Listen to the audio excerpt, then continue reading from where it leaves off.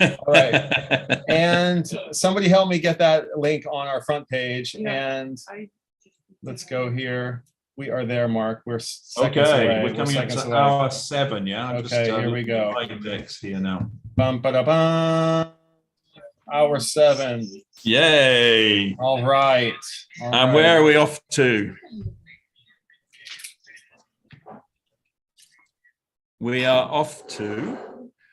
We're leaving Ulaanbaatar, and yeah, give it another.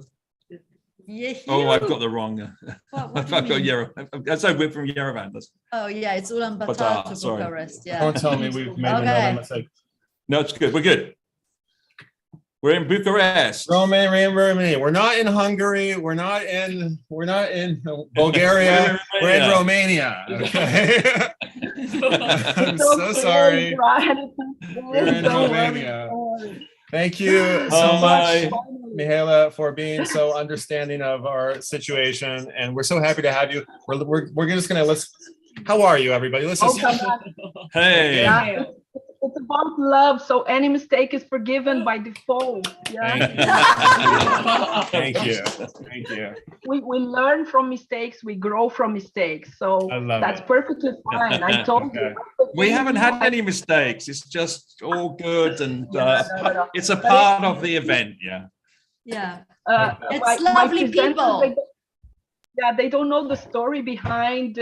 They kept getting wrong the country, you know. They associated us with Hungary, then Bulgaria, and we kind of forwarded several emails until they nailed it. And I said, that's fine, because, you know, George Clooney in a movie said the same, that he went to Bucharest, Hungary.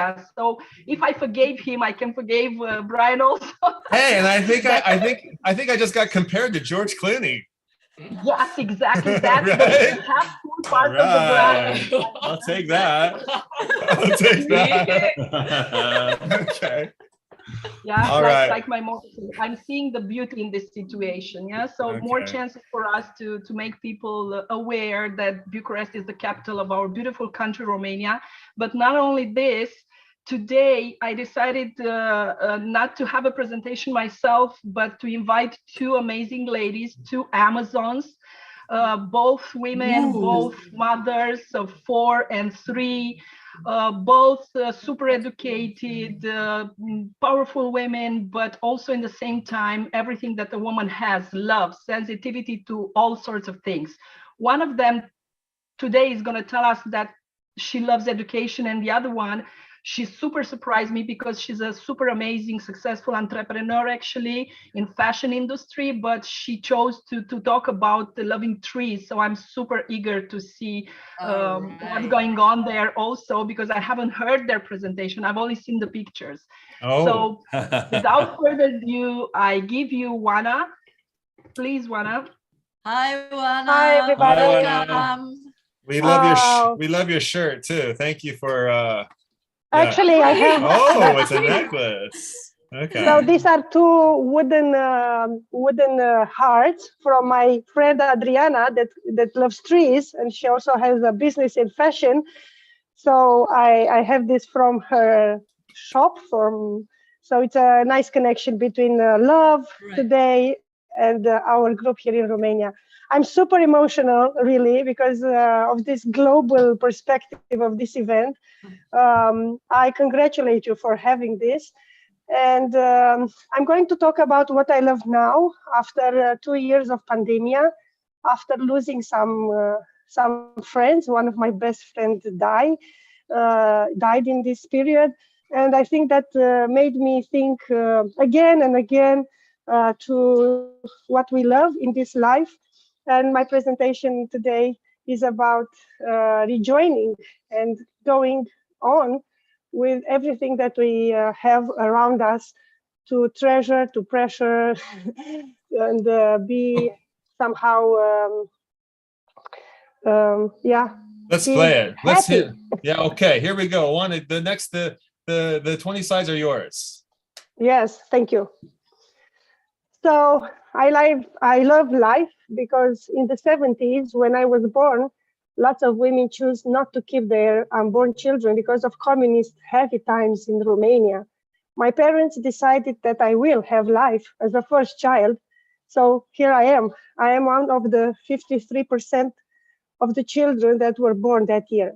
So I choose to honor life and enjoy it as much as possible. The short and intense miracle of living and sensing all around. Kids, I love kids, generally because of the innocence and their funny dialogues. Kids that are made out of love, like here. I could watch forever the kids talking about really serious stuff of life. Then I work my work, education, developing people, supporting them, becoming who they want to be. And then even further, teaching, training, coaching, I do them all. People grow and they develop. It's such a great movie, never-ending story.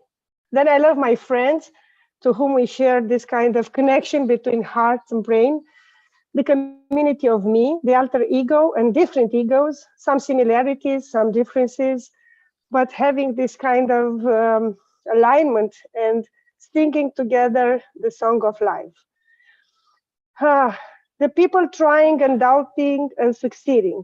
This is kind of self-explanatory. This is a Romanian saying, the clarity. And I choose to leave it in Romanian because it's quite simple. Confusion and clarity. And I think we could put a picture of each of you. Just take a look in the mirror. You made it, you made it. I love my work, education. And of course, we are somehow messy humans. My work is working with students and is also working with people, with grown-ups, and let them grow themselves to become a little bit more connected with their own nature, also with nature in a green perspective, but mostly with themselves as human beings. I love training, yes, what I do also in school, in the university, and also in the training rooms, not in how to say in a lecture mode, but in being there, being active, practicing what you're talking. This is about the 4 kids I have. This Greta is not my kid, but it's something about connecting with the childhood and the children that now have so many things to say about the things around. I think our generation was not so talkative about things in the world. I love people, teams, and organization, like this messy thing.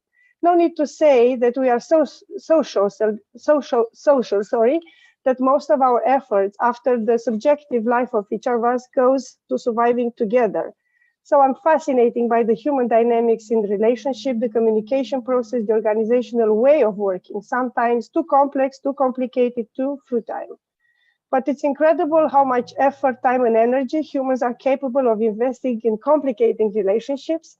And sometimes I act as a facilitator, and it's just incredible how rather simple and basic ways of our existence is transformed in wars and critical situations. World could be such a better place. Then I love music and dancing. Life deserves a good soundtrack. So I have a playlist for almost every mood and a good stereo, because every mood has a music solution. Then nature. I think nature is, no need to talk about it. It's about the air, the colors, the ground, the water, the mountains. Have a piece of it every day. Okay, every week. Okay, but please go to nature. Then it's about time, and I love time. Love and hate relationship. Always too late, not in my daily agenda, but sometimes in life. Too late I became wise, too late I discovered who I really and what I really want, struggling with culturally bound time rules, punctuality, on time, right moment, right time, you know. But I decided to care and enjoy the day. I'm late anyway. Then it's my hometown of Bacău, a little city in Romania. And it's the time and the space where I choose what to become in life, where I wanted to become also a fairy sometimes. I love also books, because you have this virtual reality produced by our own minds or other people's minds. but not on the internet. Actually, books are a kind of old landline internet. Oh. And yeah, my last book gave me that hangover. I love buildings. So I love cities and impressive architecture. It says sometimes about the human capacity to model the reality in such complex forms, from very old and amazing construction up to current approach of super busy cities and metropolis. This is a bit of the art in the University of Architecture. Sometimes I stop and I take some pictures, not very quality pictures, but I like connecting with art. So just go to an exhibition when you are down instead of shopping. Don't trust me, but try it. It is relieving. The development process. I just love seeing people throughout a learning or development process, from doubts to clarification, from foggy minds and confused decisions to setting goals and keeping the action going.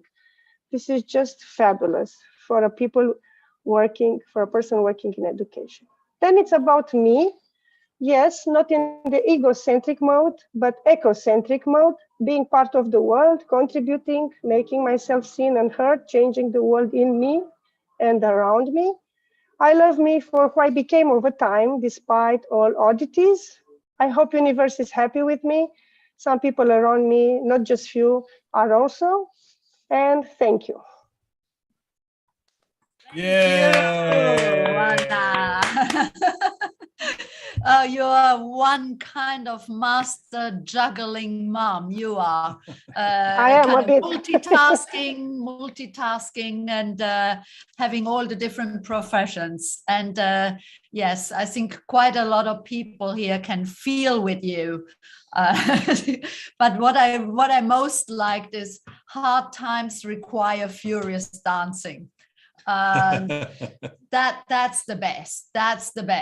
And I wish I was over there. I would love to go dancing with you. Yeah, we have Chihiro, who's here working on the chat and everything. She's a furious dancer. Yeah. So we're keen, once we can get out and dance again, that's a key thing. Yeah, I think we'll just go out and dance. We do the same in front of Zoom. Then I take my chair back and I put some music and like moving a bit in hours and hours of staying online. Thank you for hosting me, and thank you, Mihaela, as well. Yes, thank you and good luck. Good luck. Thank you for accepting the invitation. First of all, you don't know, but she's just a little superstar in Romania. She's extremely busy. She's very popular. Everybody's inviting her to stuff. So I think she being also one of my best friends, probably that's why she made also time for this event. But she really appreciated last year. She followed hours and hours of people's presentations. Thank you so much. Thank you. Yeah, she fell in love with it with PechaKucha since last years, and I'm sure I hooked her for the next years to come. Yay. She can co-host with. Well she can done, co-host well with done. you. Yeah. Okay. Thank you, Anna. Thank you a lot. Thank you, Anna. And my next guest, our next presenter, the last but not the least, a second Romanian Amazon. I would like to let her talk about herself because her story is quite interesting. All righty. Yeah, hello.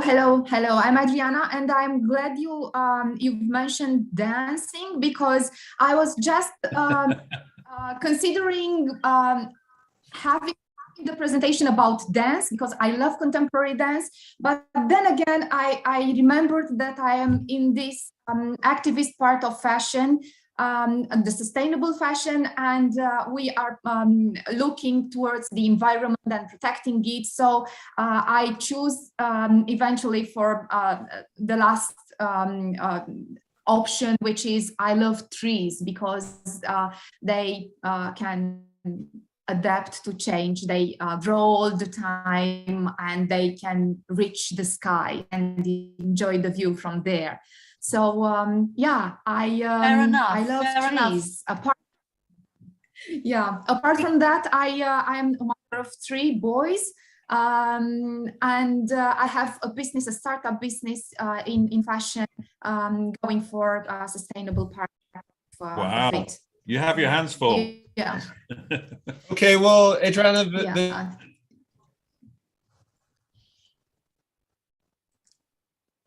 Okay, off you go. Yeah, thank you, thank you. So I love trees. Yeah, I was wondering these days that maybe we have somehow in our DNA to love trees, because starting with the Garden of Eden, trees are witnessing the mankind's evolution. And for that, maybe it's nice to have a closer look of them. For instance, at this tree that is the one Isaac Newton was looking at while an apple fell to the ground, and that leads to the discovery of the law of gravity. By the way, as kids, because we all were, we are fighting to the law of gravity every day while climbing trees. There is dopamine release, and after that, there is the calm of sitting up there while listening to the nice sound of leaves. Now, as we grow old, we stop climbing trees, but we still swing, and that makes all the worries go away. And this image for me is worries-free, because you just stay there and enjoy the time.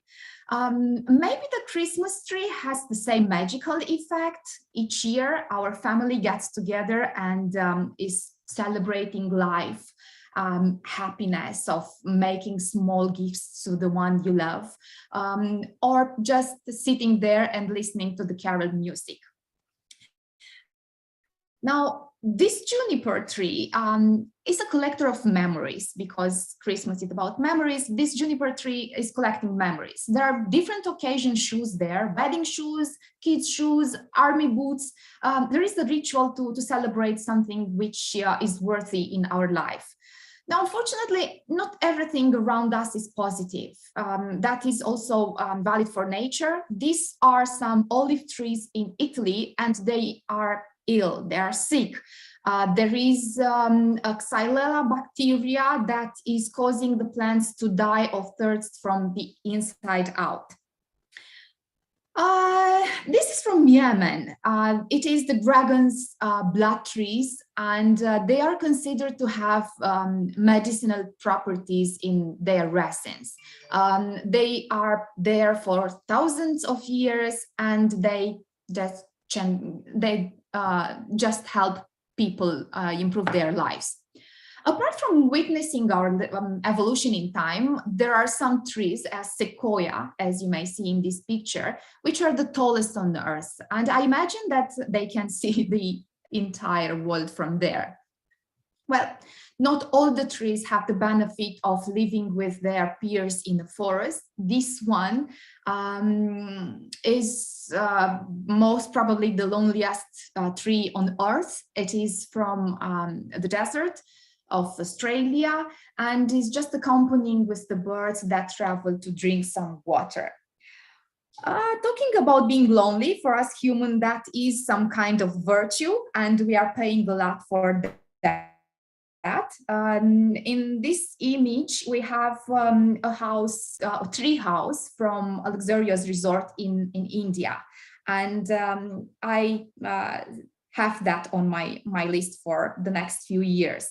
Now, if we don't have a lot of money, there's no problem, because nature can solve that too. This is a tree that somehow with his roots just build a hiding place for humans.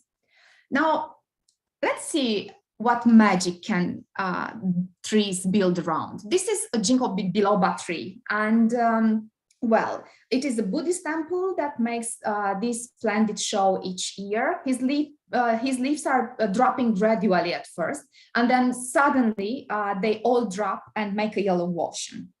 Now, speaking of colors, because I'm in fashion, from yellow to pink is just one step. As you can see here, it's the Hanami show in Japan, and it means enjoy seeing flowers while doing a picnic or just a walk.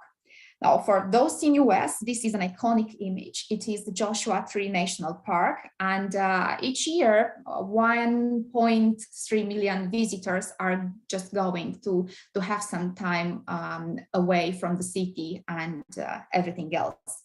Now, if sometimes we are considering ourselves that we are upside down, it's fine, because this also happens in nature. This is the baobab alley tree in Madagascar.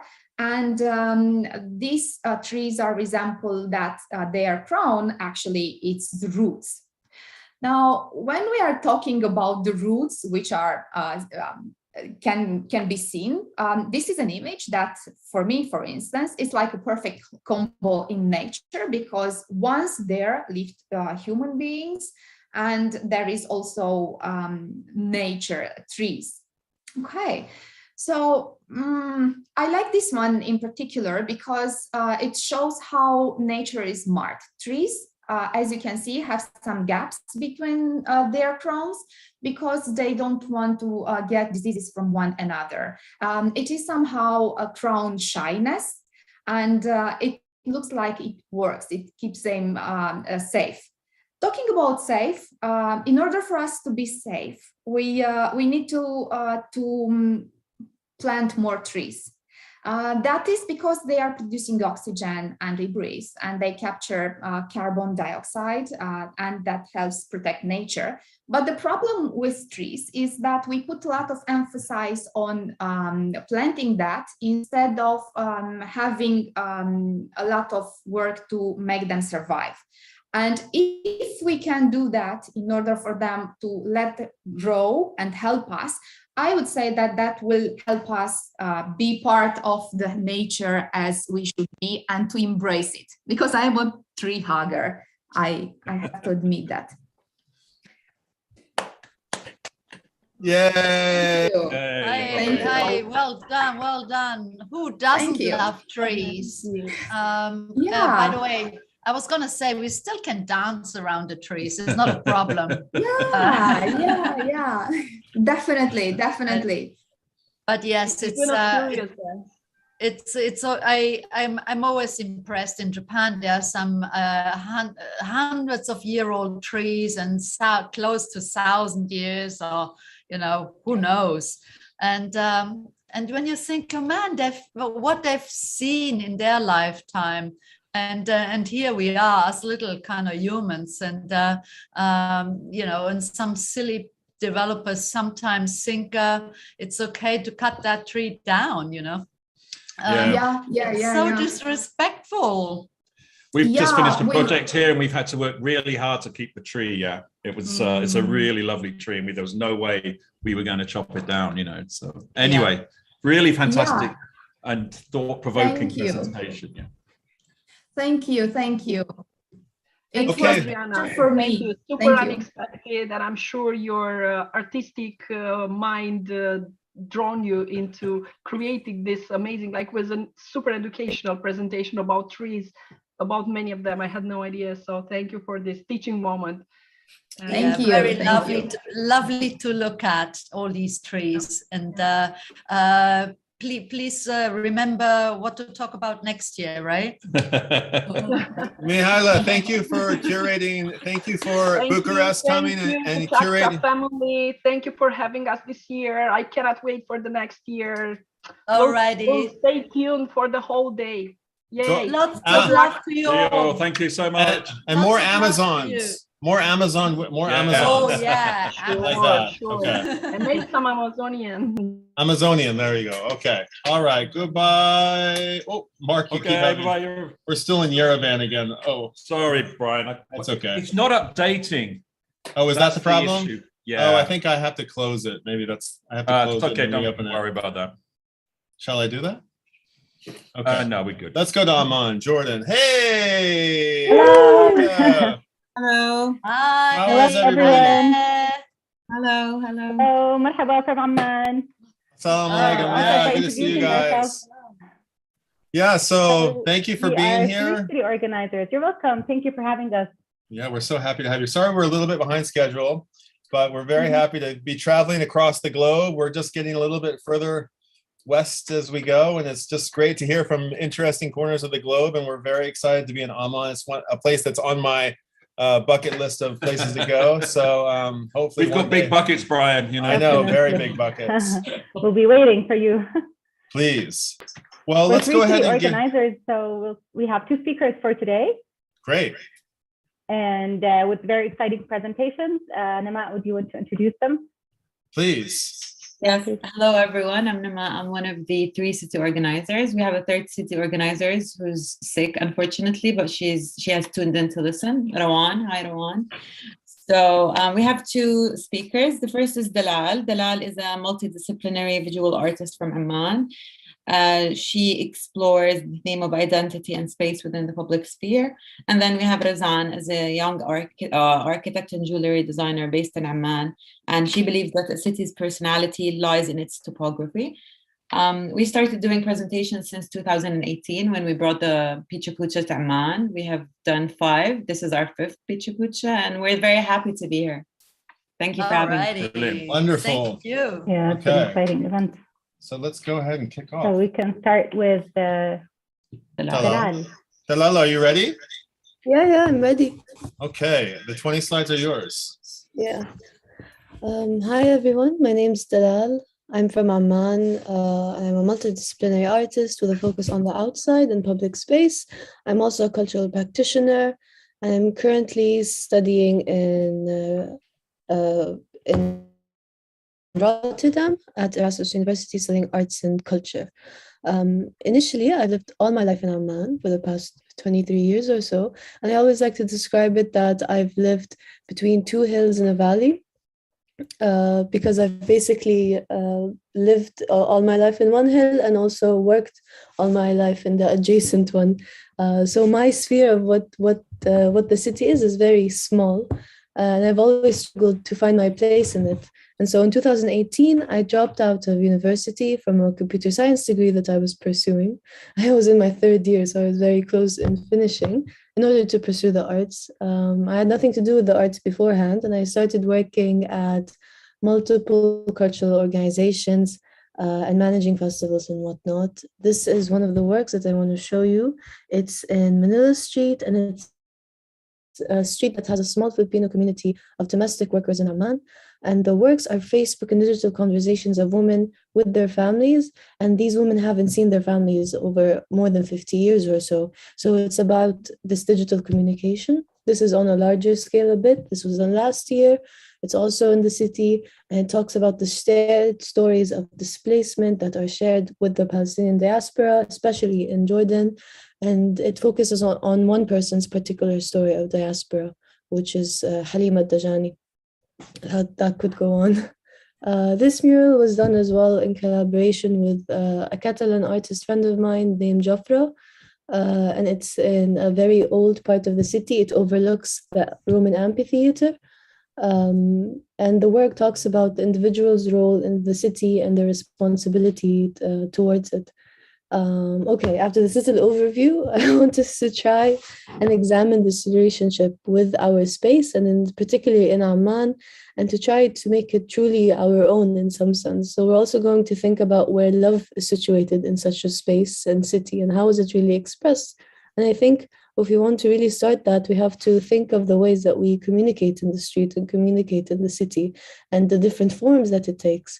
And when you think about this hilly city, this hilly landscape, you have to realize that when you're on this hillside, you are connected to people not only next to you, but above you and below you and all around you. So you have this 360 connection. One of my favorite ways of communicating about love in the city is kind of through finding these little quotes in the city, and they're basically by high school boys proclaiming their love and feelings out in the public to a girl that they like. And it makes me think, are they really proclaiming it to her, or is it a matter of telling all the city about it? And I think you can tell a lot about the city by the way that it communicates love, and it shows. And usually this public form of communication is done by these young males usually, and it's also done within a public sphere. And then suddenly this love transforms into a private sphere. This one says, I love you and I hate you at the same time. But the ruins of such a relationship that people can have seems to stick at the city way after this relationship is done. And so we imagine these love notes all around the city. And I think it reflects really well with the relationship that I have with the city as an individual, this on and off romantic relationship. And sometimes I think of Amman as this transient space for many people because they're connected to a different land. And most of us has gone through the time where we just wanted to leave it. As soon as we do, we tend to start missing it. And it's very odd, as I don't find that the city gives you much for you to stay with. But as soon as you leave, you put on these rose-colored lenses and you start romanticizing the city a lot. And maybe that's specific to cities in this area of the region, I feel. And we start to romanticize the city heavily, as if we've just lost a lover, or we started this long distance thing. And it's almost like creating a completely different city in our head, you know? You start to think of the beautiful sunsets and the food and the hospitality and the people and everything. And suddenly you really start to miss it, even though all you wanted maybe at some point was to leave. And this can be tricky because as soon as you come back, you find that you kind of remember why you left. But it shows that this relationship with Amman is very dynamic, you know, it's on and off, it's tricky, and you have to find your way around it. You have to understand how you communicate with it. And you can't really, I feel you can't really blame Amman too much for it. And for those who don't know Amman, it's a very eclectic city. It doesn't really have this one pure identity to it that you can say, oh, this is what Amman is. And in some sense, this lack of identity could really help you explore whatever which way you want with the city. So we as individuals can start to find these different means of communicating with the city that is not very proctored in a way of how we should identify with the city.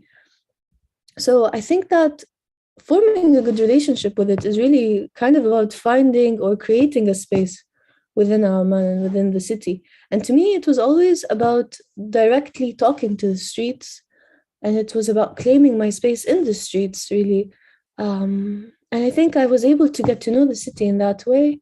And I've never seen it that way before coming within this artistic pretext of the city. So maybe next time it is good to start looking at your city and even Amman in a much more closer way and finding your tool of communication with it, I feel. I mean, it's not a perfect relationship. It could be a very beautiful, hectic one, and it's a long one. Yeah. Thank you for listening. And if you're interested to know more, we're here. And yeah, thank you. Wow, thank you so much. Thank you. The love for your city, but also the messages of love in the city. That's a nice way to look at the city, really. Kind of, it almost inspired me to kind of putting little love messages all over the place, you know, kind of on lampposts or, I don't know, gasoline stands. Yeah, rather than just that graffiti, you know, the tagged graffiti, love messages. It's certainly, there's not very much in Tokyo, or not very much that I can read anyway. But it was also lovely to see the pictures of the city as well. Yeah, it's always so fantastic to see that they.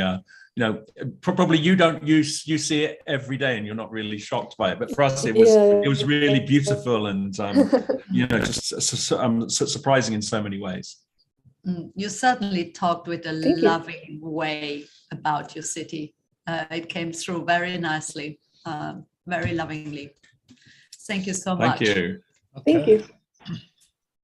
Moving right along. Let's go ahead and welcome Razan to the stage. And I'm going to spotlight Razan. Okay.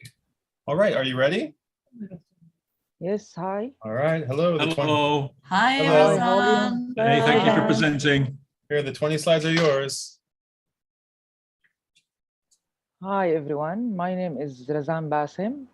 I am an architect and jewelry designer.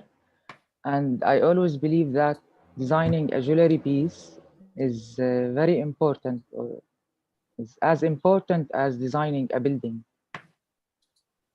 Because we live in the buildings, but jewelry believes we live in the building and jewelry lives in us.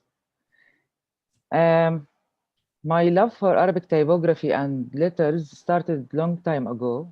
I remember I spent too much time walking in the street, watching the name of the shops. I also buy too many newspaper, of course, not to read them,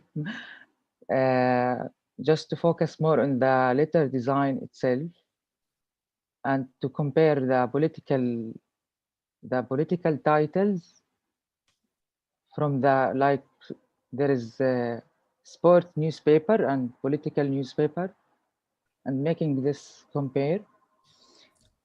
Music, I believe that everyone loves music, but for me, music is something very hidden. I wanted always to discover it more and to find a relationship between typography, music, also the body movement when we listen to music. It's very artistic, very inspiring. Yeah. And I love the concept of harmony from what I said before. So I started my own startup business, and I choose the name Harmony Jewelry by Razan Bassem, focusing on Arabic letters. At the beginning, since I am an architect, I wanted to make my first collection like geometric letters. So I started to draw geometrical or redraw the Arabic letters and give them this architectural spirit. Here is from my sketchbook, the letter Jim, which is I like the much. In English, it's J, and it's very strong letter in Arabic.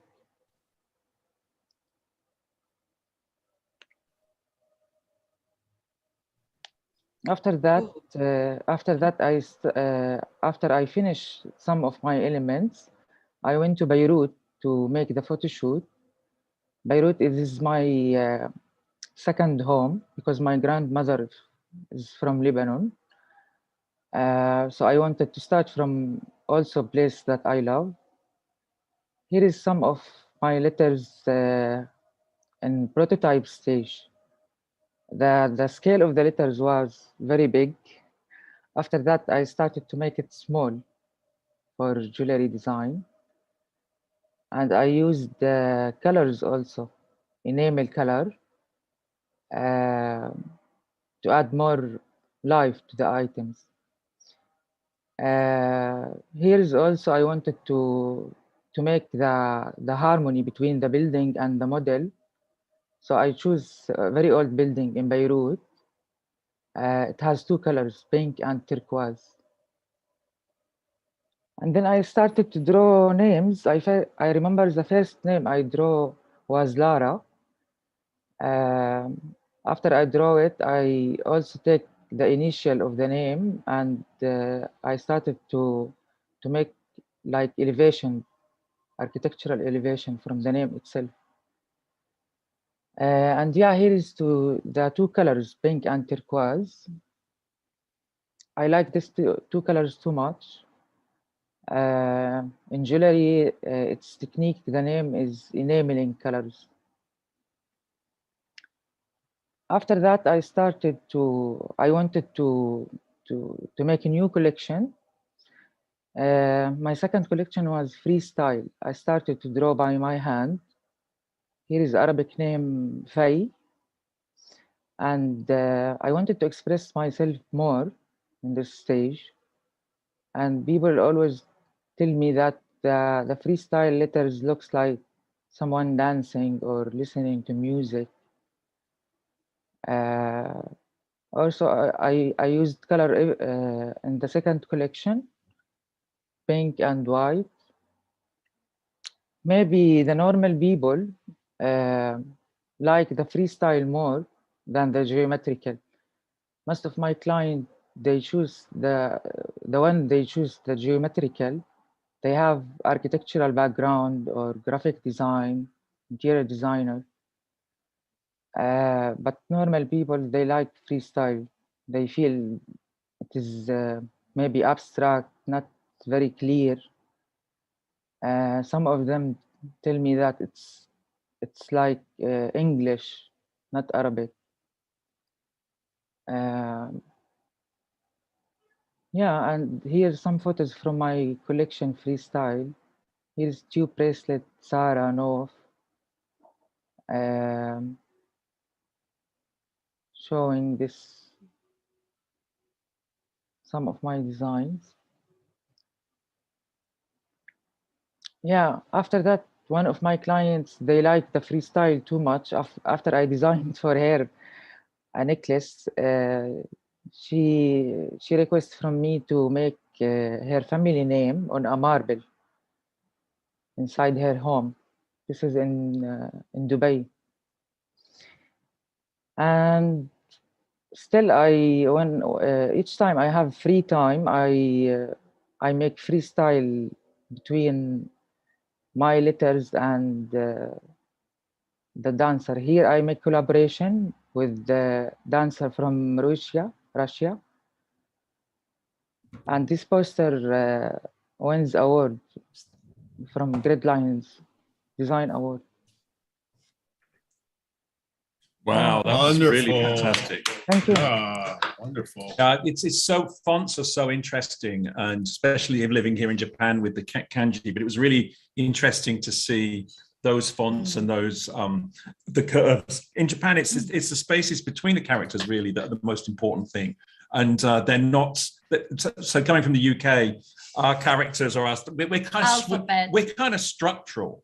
But in Japan, you do all the floaty characters first, and then you join them together. I just did hand there, but the last thing you do is the spine, and that was kind of for a logical Brit that's kind of quite strange.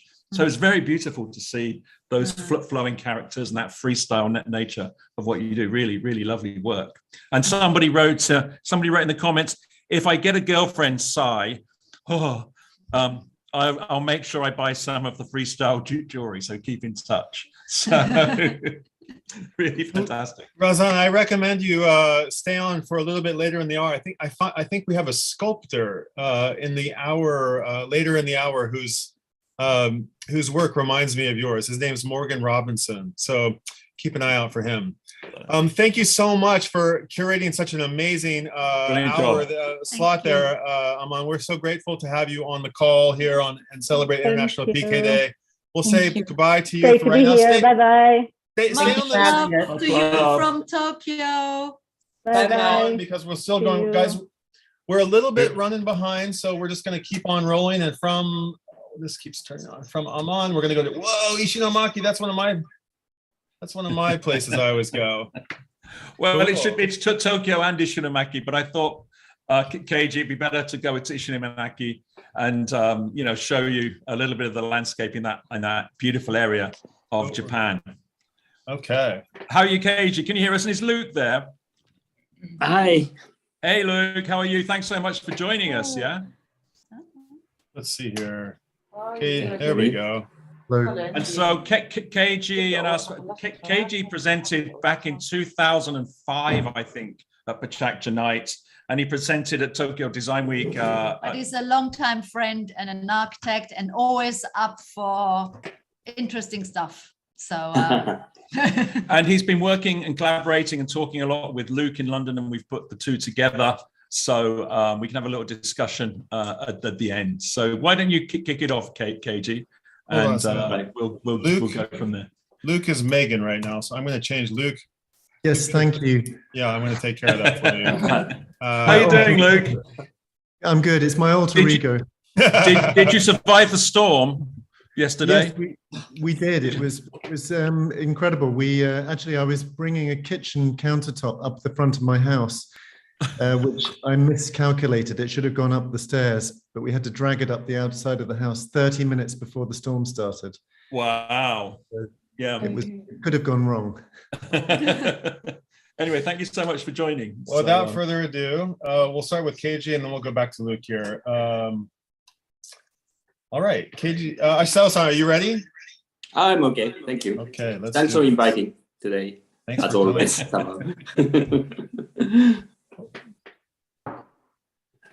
Off you go.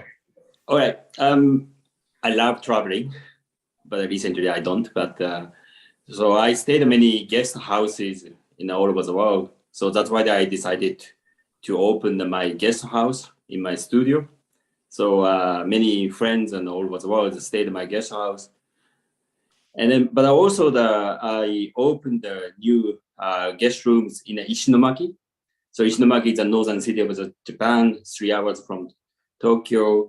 Actually, it's a quite famous city because of the big earthquake and tsunami 2011. So disaster area. And so now after 10 years, finally, we opened the guest rooms in Ishinomaki.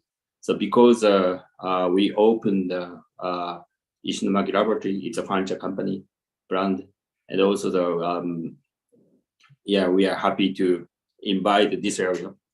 Yeah, today's topic actually is Ishinomaki Laboratory. So I will explain it more later, but it's a Ishinomaki Lab. But somehow the Ishinomaki was made by a lot of love. So that's why today's topic must be the Ishinomaki Laboratory. So this is a logo of the Ishinomaki Laboratory. So I visited Ishinomaki because my client opened a restaurant in 2010. I designed his restaurant in 2010. So after the tsunami, so we need to help him. So he invited me after the tsunami, and then I helped his restaurant. So most of the time I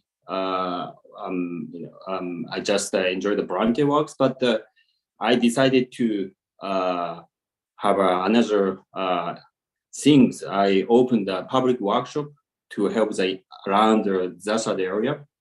So this is the first workshop to collaborate with a local high school student to make benches for the public movie theater. It's around 40 benches we made by DIY, and then by using our workshop, public workshop. And then after that, so Hammer Miller is a furniture company in the US. So they are happy to help us.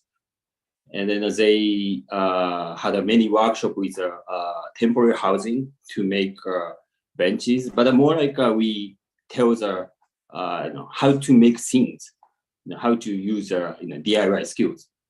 But at the same time, we decided to organize a DIY workshop by our money, not only the funding money. So then we hired the Chiba-san, so who used to sushi chef, but after the tsunami, he lost the job.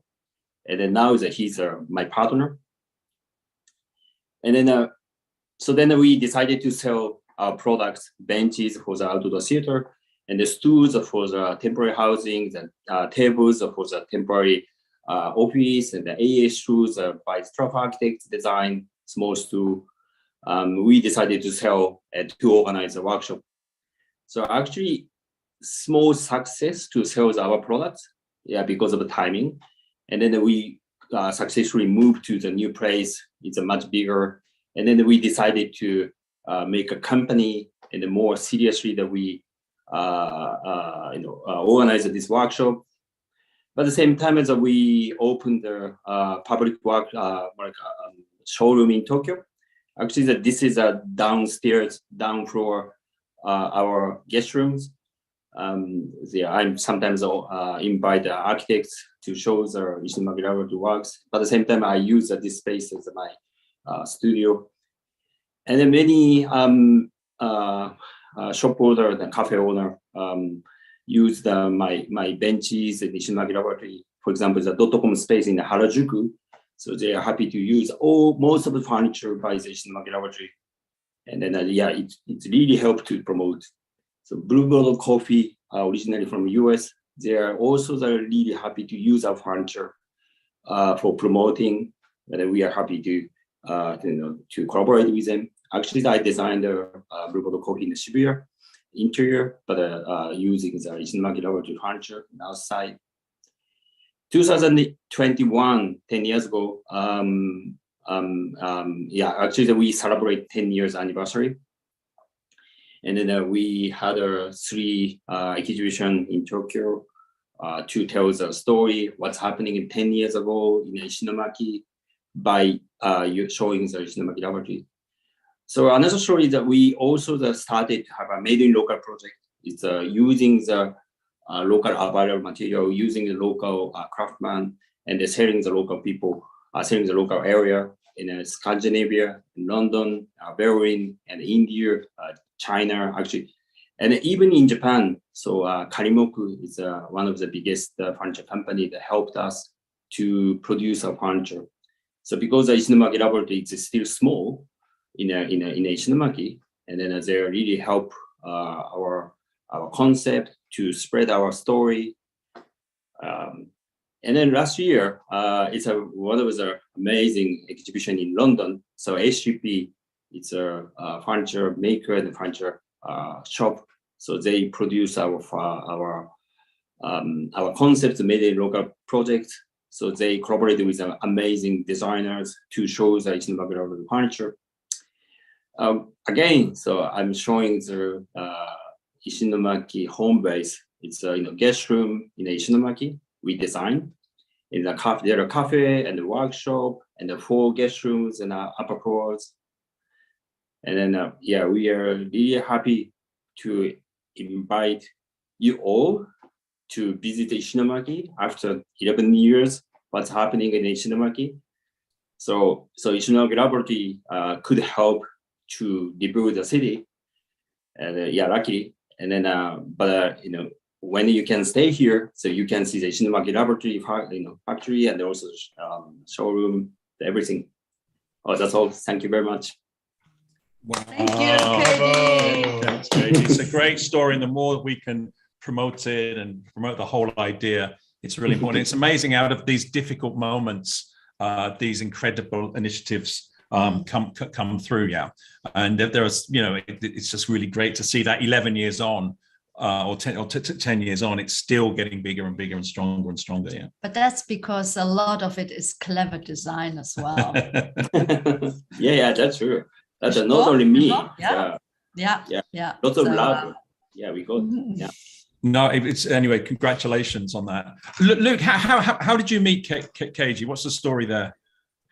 Well, we've known KG's work for a very long time, and the the Ishinomaki initiative is just astounding, because it's it's produced this body of work that it was just described there as DIY, but these are so far from DIY pieces. These are sculptural. They're indeed incredibly intelligent. They're efficient, but they're built with such simplicity that they're accessible to everybody, and that's what's so interesting. Wow. I think amazing. We've all got used to mass production and what you can do with it, but most of us have no concept of what is actually possible as a result of mass production. So we lose contact with our own hands. And for me, this initiative has brought everybody back to the object and given the object such power and accessibility. It's just an incredibly optimistic initiative. It talks about simplicity, talks about sustainability. It can be local. It's endless, really. Yeah, and I think the fact that you sort of teach a man to fish, yeah, and that's what they've really done there. I think that was really great too, that we can all put these things together. Yeah, it's as you say, way beyond do it yourself. Yeah. Yeah.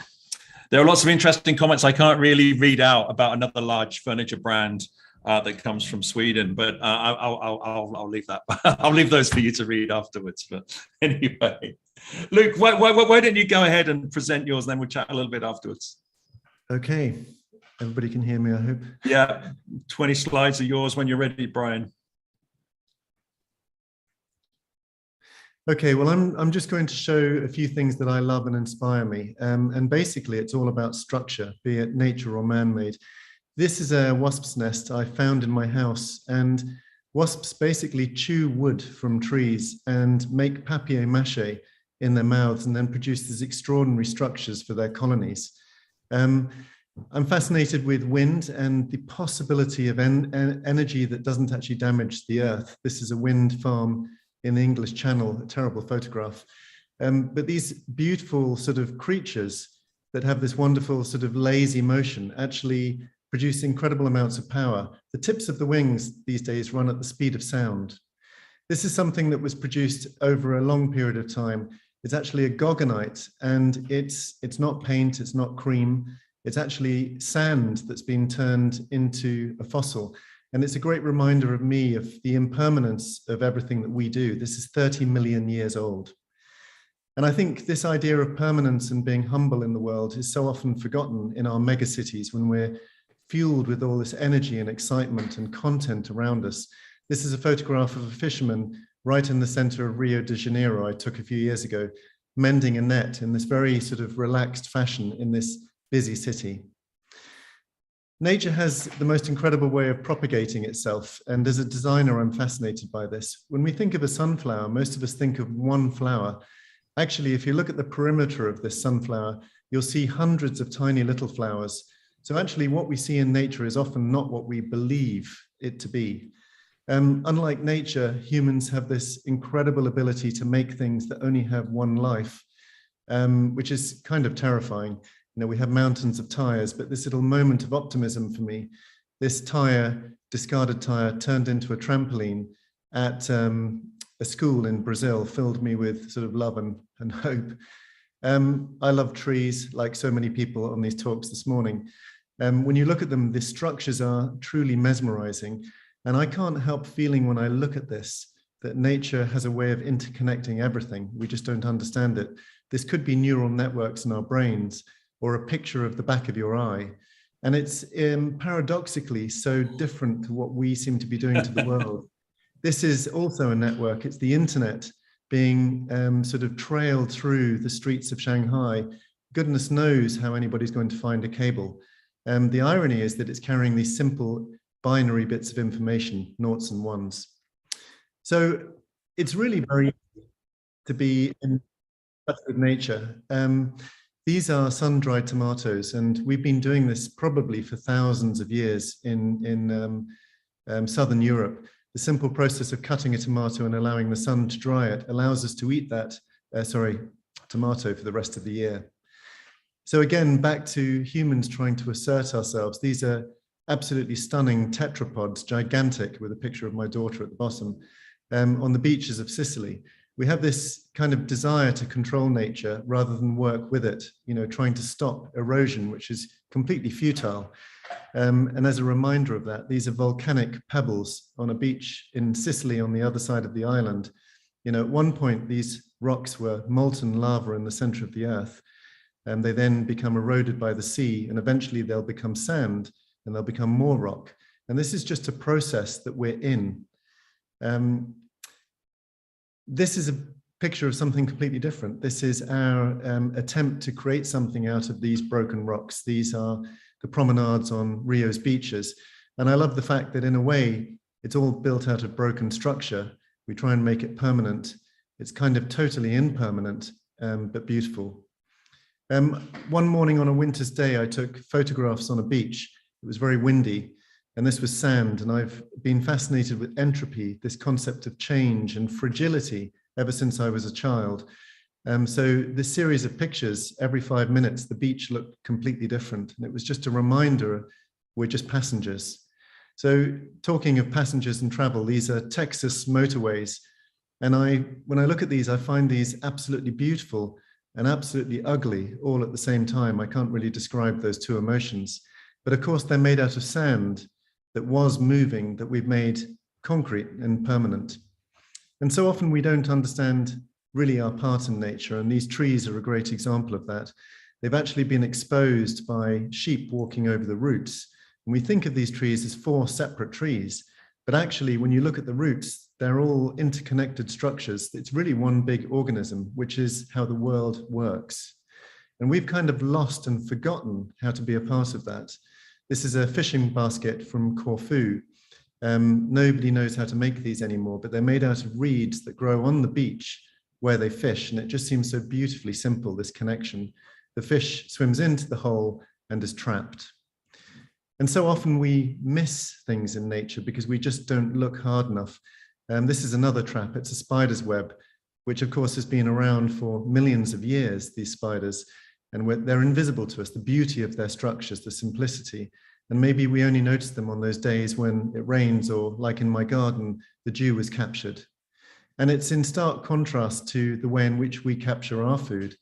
These are crazy fields in Italy, and we think of fields and sort of farming as kind of the natural world, but it's anything but. It's a kind of crazy, chaotic, illogical attempt to fit in. And so I'm kind of drawing this talk to a close, looking at human beings, because this is actually Shibuya in Tokyo. We have the most incredible ability to make the good, the bad, and the ugly. But there is incredible optimism because we are such a sophisticated organism. But I think what we've got to remember is that we're just part of somebody else's planet, you know, and those somebody else's are all the other animals and creatures that are around us. And we need to be in balance with that. We can't possibly fight against it. It would be futile. And this is a little leaf I found in my garden last summer, and some invisible insect had carved out a little heart. And I thought it was, you know, appropriate to end the talk there. Wow, thank you. Yeah, so awesome. Lovely. I mean, if you look hard enough, you'll find it. And yes, and you found that little love heart in the leaf. That's so cute. I have to get the tissues out for Astrid for those presentations. It's okay. I got them handy. No, but what was amazing with all those pictures is there was all that beauty and really no design, yeah. And you know, even as you said with the flyovers, you know, there was no design there really. They weren't designed to take that photograph that made them look awesome. But all of the things you showed, there's this beauty around us which is natural. Yeah. Yeah, there's a lot to learn still. Mm. Well, KG, what did you think to those images? They were quite striking, yeah. If you're still on, KG. KG maybe dropped off. Oh no, there he is. No, yeah. No. Yes, thanks for showing such amazing pictures and the natures. I need to remember what's happening is around me. Yeah, not only the work. It's I just now I'm happy to remember nature. Yeah, from Brooks. Great. Yeah, thanks for showing such a beautiful presentation. Luke, can I ask you the picture of the spider web? You said like when the spider web catches the dew, like it did in my garden. I thought, wow, did he make that photograph? Was that your photograph? I don't want to. They're all my photographs. Okay, sorry for. Yeah, all your photographs. Wow. Okay. Wow. So those 4 trees which had their roots exposed by sheep trampling over it. Yeah. Oh my. Yeah. Hey Luke, I just wanted to say we've got our PechaKucha night organizer Kyle in Manchester in the house, and I don't know if you can see him on screen. Can you spotlight Kyle? He got something he wanted to show you. I don't know if you can see him. I just want to show you my Christmas present. Oh. Yes, well, that's for anybody. The joke is that Luke designed that. It's one of his famous pencil tidies, I think. Yeah, is that correct? It is. They're made out of discarded food waste packaging. Fantastic! So, oh wow, always a great story to that too. Yeah. Thanks, Kyle. Kyle, thank you, Kyle. Yeah, he's like, oh, that's great. I've got one of his things, you know. So I said, well, you've got to show it, you know. That's how well coordinated. But yes, I think you can find inspiration everywhere.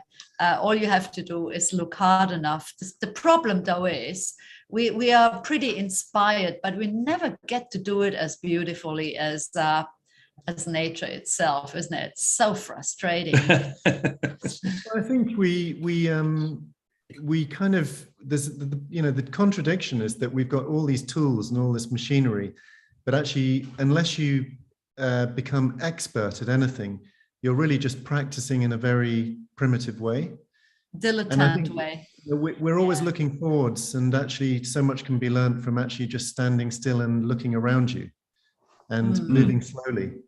And I think as we move forwards, we've actually got to move very quickly because of climate change and things. We've got to use all the intelligence we have and try to remedy, what we've been doing over the past 200 years. But, we can do it. We're an incredibly intelligent creature. We've just got to be a bit smarter and maybe a little bit less greedy. Yeah. KG is going to solve this for us, I'm sure. Well, I mean, I think it's kind of appreciating a bit more what you actually do and loving it, I think. And that's where the pandemic's been. Again, we've been talking about the positivity of the pandemic during the last 6 or 7 hours. And I think, again, just by slowing down and not traveling every month somewhere and just being in your own backyard and taking great pictures, but it just, it's allowed us to focus a little bit more. And it's been quite a good thing to slow down, And we've actually quite enjoyed it. So really even though we've slowed down, we need to speed up. Okay, well done. Good segue, Brian. You 10 out of 10 for that one. Okay. Thank you, Luke. Thank you, KG. I know you're extremely busy, guys, and thank you for taking time out of your weekend. And I hope too many trees didn't fall down with you in London. So from London, hold on a second. We go, and I think if that's the Google Earth was Luke's studio. In fact, we have a poster break first. We get hundreds of posters sent to us each year, and they're really amazing. We ask people to make the logo about half the width of the poster, put it in the top or the left, and just go for it. And we just have an amazing collection, and it'll be a book one day. Really, hundreds and hundreds of posters like this. Is in Jakarta. And there's 10 seconds on each one. Guangzhou, where we just been speaking to Tom there. And the next one is Geneva. Wow, really, really elegant. Again, but there's just it's so inspiring to see how the colors and everything they use. And how the local culture comes through. Oh my, that's a lovely one. That's from Faro. They're coming a little later. So love. Okay. How clearer? You can't be clearer than that. So we're coming up to hour 8. We're a third of the way through. So, thank you. And that's actually Luke's studio in the middle there. And we're off to Maastricht. Hello, Maastricht. Hello. Hi. Thank you for being here. We're super excited. It's our second International PechaKucha Day, and great to be part of this event again. Thank you so much. Thank you. So we have 2 speakers from Maastricht, Sarina, who is a photographer based in Maastricht, and Raymond, who is a financial journalist. Completely different topics, but they are very passionate about it, and they would like to share it with the global community. Okay. Well, let's see here. Who do we have first? I should have that. Come on. There we go. Raymond, are you ready to go? Yes, I'm ready. Can you hear me? You sound great. And let me find you. Raymond, where are you? I'm not. There you are. Okay. I'm the guy with the yellow hoodie. Okay. I'm going to put a spotlight on you for everybody so we can all see. Raymond, the 20th Maastricht, thanks so much for being here. Let's kick off hour 8. Raymond. Let's go. Yes. Okay, my name is Raymond. I'm a financial journalist. I work in Europe, but I work from Maastricht, and Maastricht is in the Netherlands. This, what you're looking at, is the very first share that the world has known. It dates back to 1606. Now, you can think this is a bit of financial history. Yes, it is, but it also is an illustration for the power of a country that is looking for inspiration and looking for money to build its ambitions in the world. Now, I'm talking to you about the power of finance museums, and also about financial health. This is Queen Maxima, a picture taken by the Dutch king a year ago. It's an official picture, and she's very passionate about financial literacy and financial health. She has a special role as a UN advocate for financial inclusion. Now, financial health is a very important issue. Of course, we all know about inflation, the cost of living. You can wonder, can I still pay for my groceries next week? What about all these rising energy prices? It causes a lot of stress. And then let's also not forget about the whole digitalization of finance, Bitcoin, cryptocurrencies, new opportunities out there to make money, but also to lose money. And those that invested in the late stage, for instance, in cryptos, I'm sure you have a few headaches when you look at your bank accounts.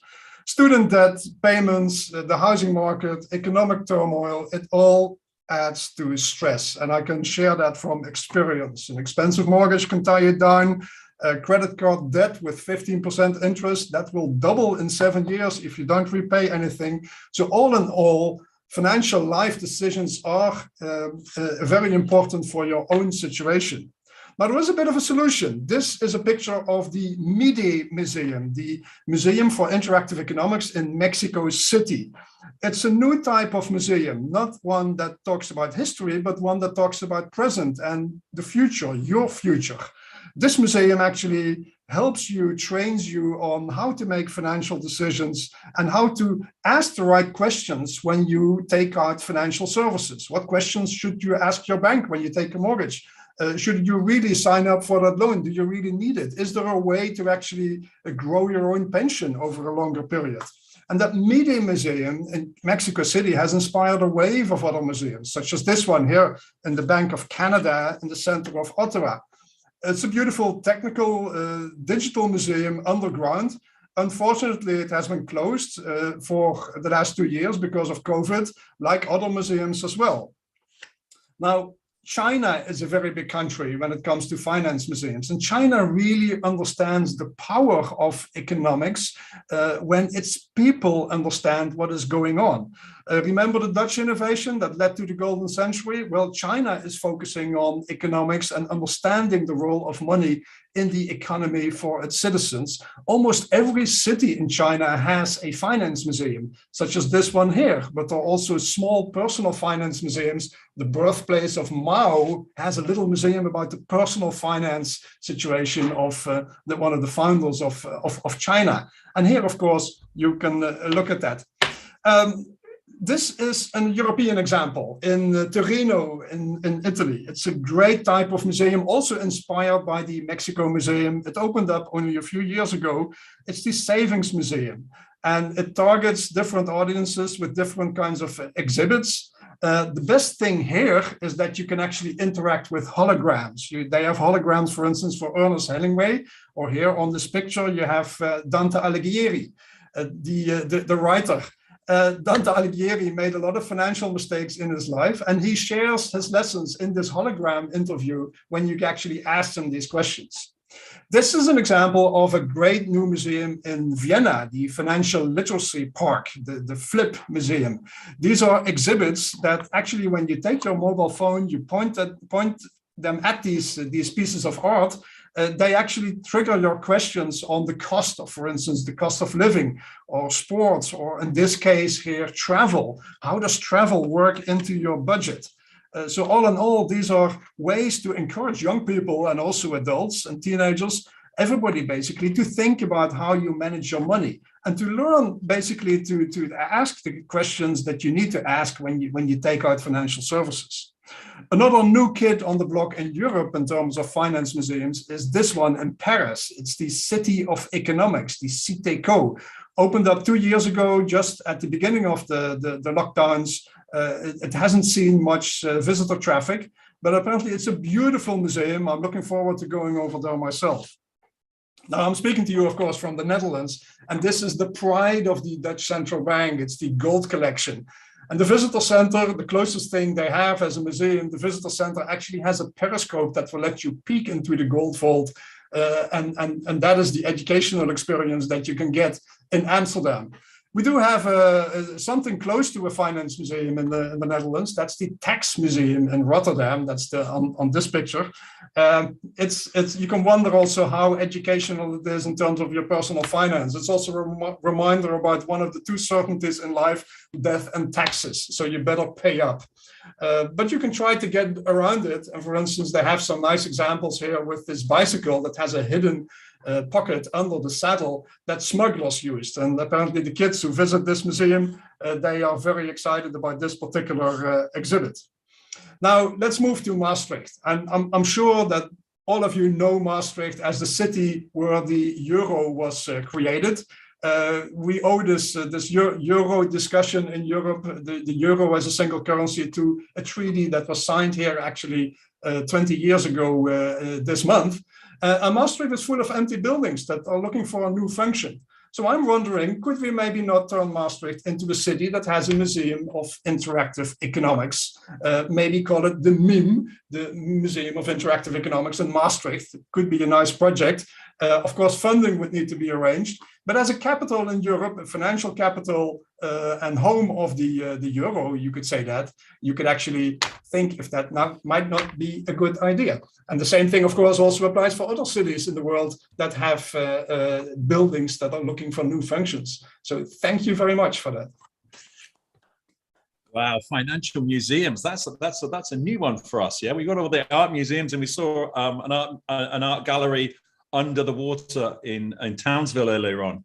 But yeah, very, very interesting. I think it's really important. Quite a few people have said in the comments about, we really need to improve our financial education of people around the world. And I loved your presentation. You were smiling all the way through that. I could hear this cheeriness in your voice. I love doing this. I love the energy here at PechaKucha. And hats off to you guys in Tokyo. It's the middle of the night over there, and we are sitting here in the morning. No, it's not quite the middle of the night yet, but it's getting there. Yeah. So anyway, thank you very much.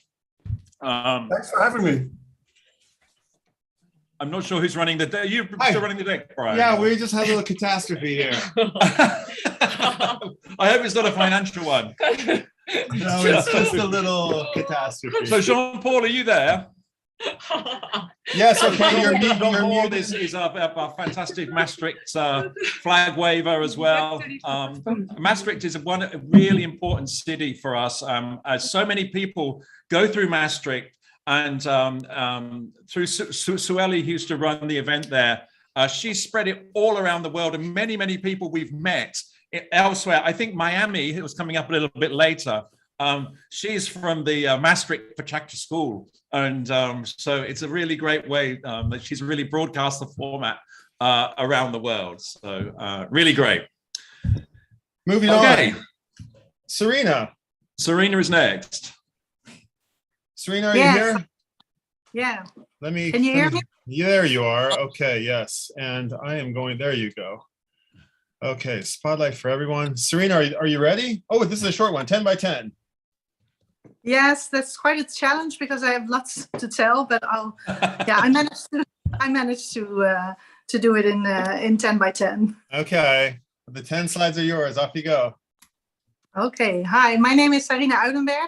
I'm a photographer based in Maastricht, and I want to give you some background for my project Hidden Nationalities.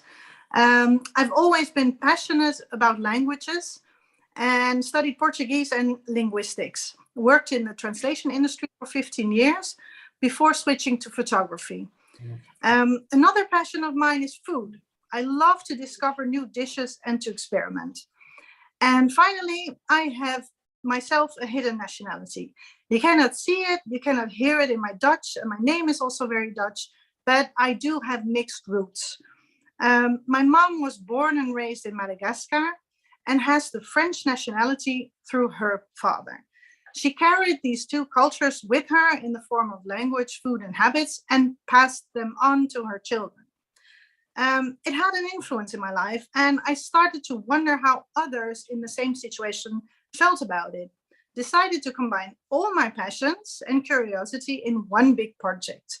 How do other people feel about growing up with two cultures? Do they speak both languages? Do they speak them with their children? Do they eat differently? And what are their favorite foods from the other country?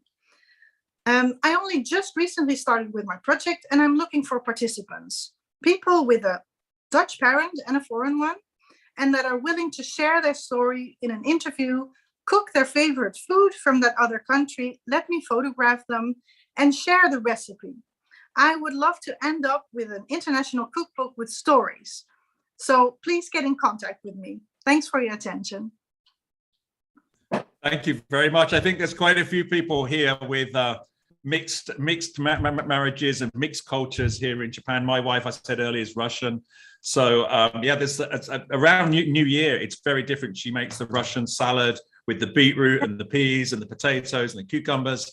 You know, it's very, very different to the British stuffing that we normally have with the turkey. So it's a very interesting thing. And Astrid's husband is Japanese. Brian's wife is Japanese, and there's lots of things going on.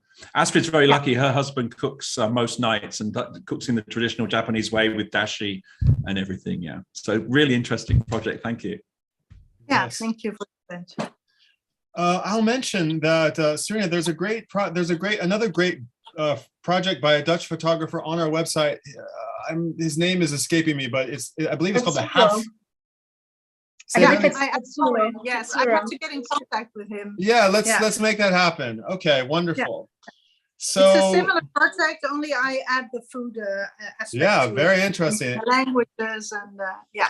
And I think your Madagascar background, how interesting is that? That's quite, don't really come across Madagascar folks from Madagascar. Except in the movies, Brian. Yeah. Seriously. Okay. Well, moving on. Is that all for Maastricht? Yes, it is. Okay. Thank you guys so much. We're going to continue on. Thank you. Good to see you all. So let's see here. Where are we going next? I'm not even sure. Dun, dun, dun, dun. Maastricht to Medan, Indonesia. Maastricht to Medan. Whoa, off we go. That's a far one. Yes. Okay. All right right. round. Oh, I need to get that thing off of there, Mark, so we can see it better. Sorry about that. I don't know how to do that. Okay, we'll try next time. All right. Hey, Medan. It's great to be over in Indonesia.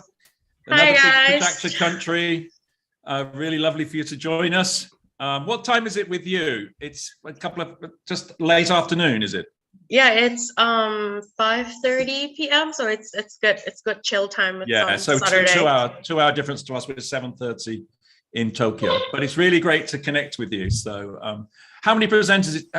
How many do you have today for us? There's only going to be 3 of us. So there's a lot of drama going on in Medan. We had a lot of spike with the COVID cases. I am recently tested positive, so I'm in quarantine right now.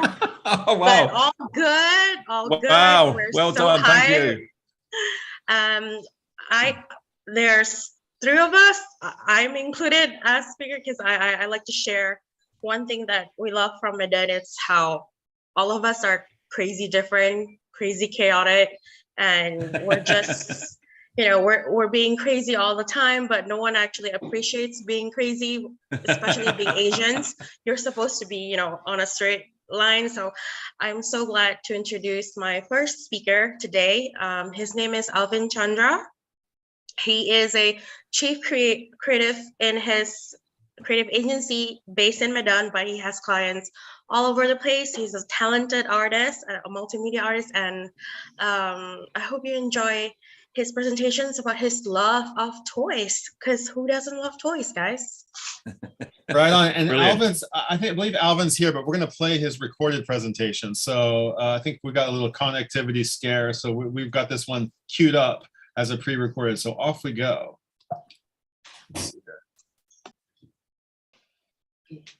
Let's see. Are we getting audio? No, not yet. Uh-oh.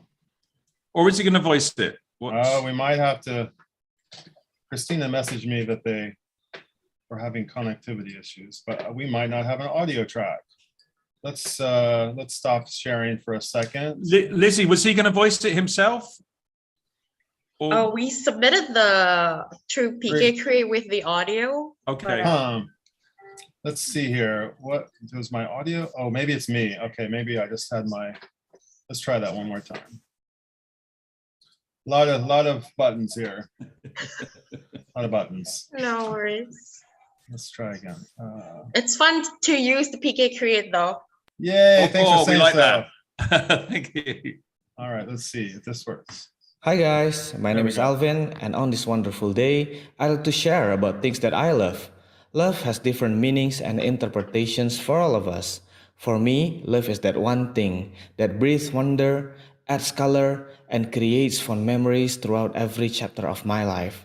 For me, it's my love of toys. Since I was a little kid, I was pretty much an introvert. With the pressure of school and never-ending tutors throughout the day till the weekend, I was stressed and exhausted.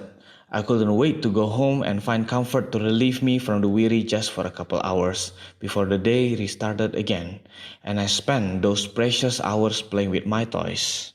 For a kid, no matter how harsh the world was out there, when I returned home, the Power Rangers, Digimons, and the others were always there cheering me up, lending me their special powers together to fight and save me from the stress monster. Yeah, all I had back then were just plastics and imaginations. And for me, it did wonders, and I love every moment of it. In a kid's imagination, while others saw the toys as plastic statues, in my mind, they were having a battle in an imaginary world. And I stayed in this imaginary world till the next morning I went to school and I had to face the reality again. When my friends grew, I never grew. Honestly, I used to be a little bit ashamed because I still love playing with toys in high school when everybody went on to sports and dating. Enjoying my time with the toys, creating imaginary adventures with colorful characters were my passion. And little did I know, I should have never been ashamed to be different. It turns out my passion naturally led my way to the next chapter of my life. In college, I entered the art world, the world of creativity and imagination. Here, I wasn't only playing in an imaginary world, I was a part of it, creating my imagination into something in the real world for people to see. While I did it, it felt the same, like I was playing with my toys every day, and it felt like home. In the art world, I finally met like-minded people who love toys as much as I do. We traveled the world to find hidden gems, aka vintage toys. Now, I have my own real adventure, finding new inspirations, collaborating with amazing people, and creating something new out of imagination every day. Now, I have started my own digital agency called Alter. I'm glad that I can make a living with my passion for creativity and imagination as the heart of what I do. It's true the saying, if you love what you do, you'll never work a day in your life. So, when I look back to the years I live in this world, I have fond memories, amazing journeys, and all I can trace back because of my passion for creativity, visual and art started from my love for toys since my childhood. These are my imaginary friends who give me strength and never left. Hopefully one day in the future, I'm looking forward to passing on my love of toys, creativity and imagination when I have a kid. The key to the imaginary wonder world where you can be yourself and live a colorful life full of memorable new adventures. And for me, that is love all about.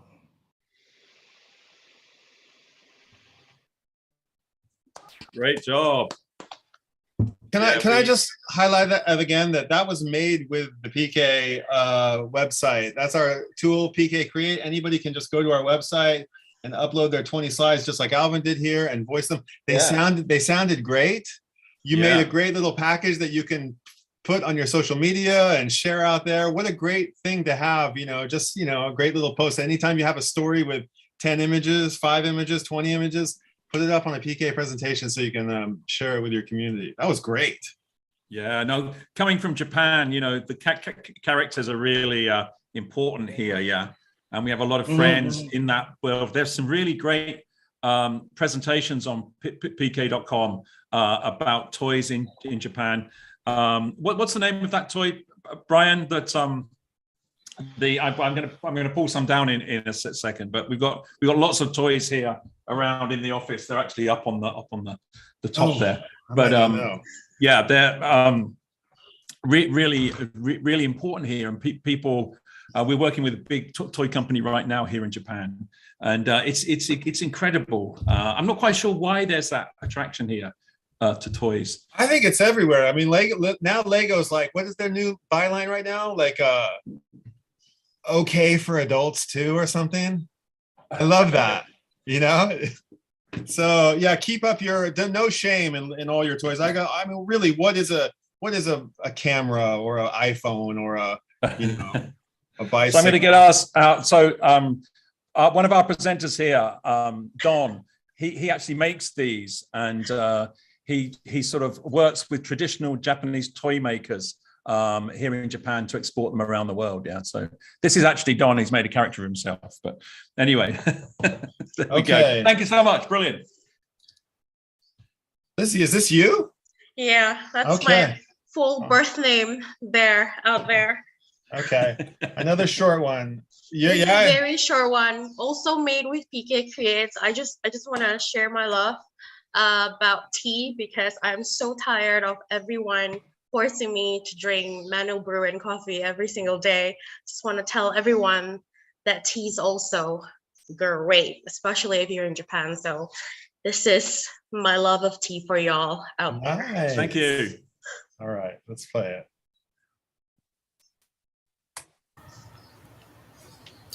If you're a coffee person, you might not want to hear this. I'm kidding, but not really. Tea is the best because tea is definitely the one thing in my life that has consistently taught me how to be compassionate. Being born in a crazy woo-woo Asian family from Indonesia, I was taught to believe in the power of God of Earth instead of our president, and to drink away our sorrow and nourish our soul through tea. Don't even think about taking painkillers in my household, okay?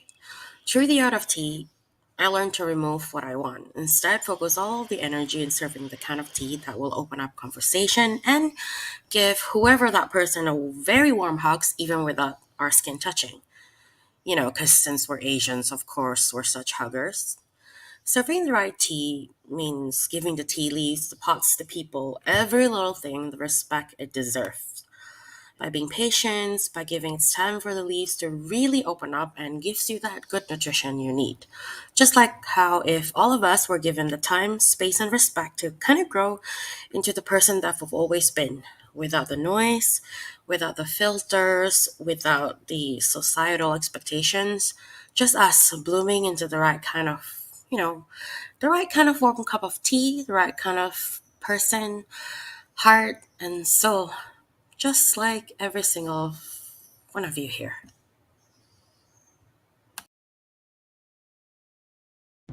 Nice, Lizzie. That's Nice. great. That's great. Oh man. Yeah, tea's our go-to. I'm being British, you see. Tea's good. Coffee only in the mornings, yeah. But it's been interesting with a lot of we go to China a lot, and some Chinese staff in the office have amazing teas, So great, really lovely presentation. Again, made with PK Create, wonderful. Oh, I know this name only by sight. How do I pronounce this name? I love this name. Lizzie, how did? Lizzie, sorry, I thought I was sharing, guys. My bad. Tell me. Good. I'm sure everybody knows this name, but I've always wondered how do I pronounce this name? Our next speaker also created her presentation through PK Create. Her name is Eunice Budiharjo. She is currently running her educational startup based in Bali. She is what we like to call in Medan our beloved grammar Nazi. So of course we asked her what her definition of love is. So here's Eunice Budiharjo from Medan. All right, Eunice, here we play your slides. The word love is one of the most commonly used words in English. But what is love? Have we ever really thought about it? The definition of love in Oxford Dictionary is an intense feeling or deep affection, a great interest and pleasure in something. Do you agree with that? We usually claim that we love someone, but in doing that, we actually suffocate them. Sounds familiar? If love is good, why is it suffocating? To me personally, I see love as more of a noun than a verb. When I have love towards somebody, I care about them, respect them, and listen to what they need. In my first relationship, I thought I was in love, but I realized that what we call love was actually selfish acts to satisfy our egos. Stepping into my next relationship, I then understood how it feels to be loved. He wanted the best for me. He brought out the best in me. Now I know that love is a quality that one has, and when we have love, we will want what the best for the others and will be happy for whatever makes other people happy. Today, I can proudly say that I have experienced love, and more importantly, I have love in me. It changed my perspective about life and everything I do. And because of the love for my people, I founded the company that focuses on teaching Indonesian students English to open doors for opportunities. Hi, I'm Eunice. I'm an educator that runs my company with love and compassion for the betterment of people in my country to achieve their brighter future, starting with English. Eunice, thank you. That was another lovely presentation. It's amazing how much you can get in a 10 by 10. And no grammatical mistakes. Perfect. Oh, okay. I didn't know that was The voice might be gentle, but the love is felt all over. Yeah. Thank you. Hold on, Thank you for this opportunity.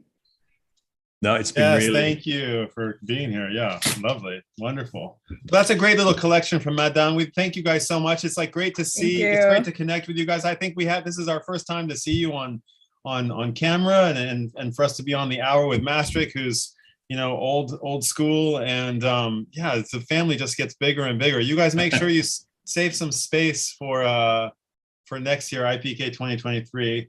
But we're still on hour. What are we on? Hour 8, I think, and we're gonna end off this.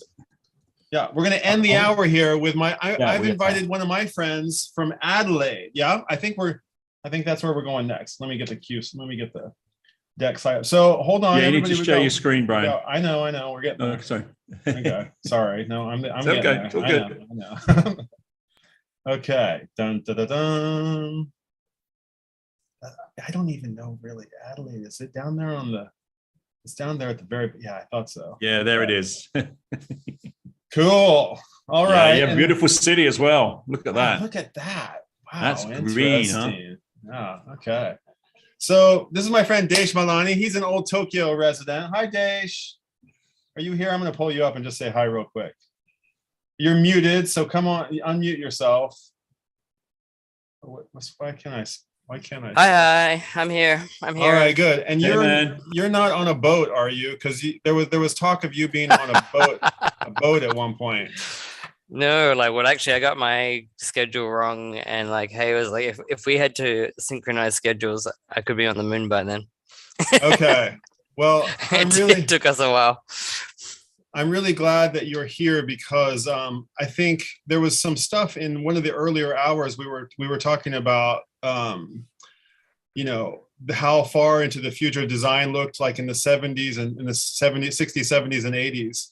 And I thought it was I know that Dace used to be a Tokyo resident. We're old snowboard and club friends in our circle. Actually, Emily McGlone from Peace Boat, who's become a PechaKucha friend, is one. I think maybe one of the people who is either from our circle or connected us. But at any rate, after Dace left Japan, you got into the virtual space, the virtual reality space.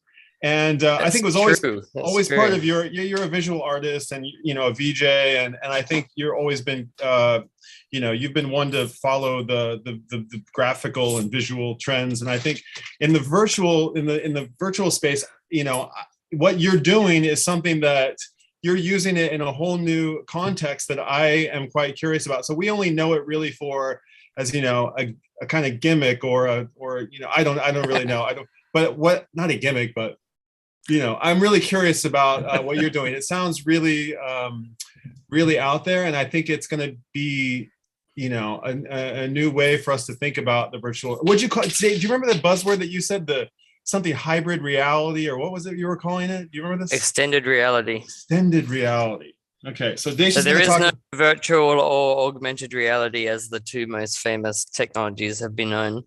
They've been merged. Thank God. I'll thank whatever digital gods you've got. But the beauty of it is that actually these technologies will merge together for the greater good of humanity. Really, my talk is going to be about how data itself is our conduit for love and optimism. Oh, wow. Okay. Well, I really commend you for all you're doing, and I hope we get to hear a little bit about some of what we just talked about, but I'm gonna stop talking and hand this 20 slides to you, Desh. Off you go. All right.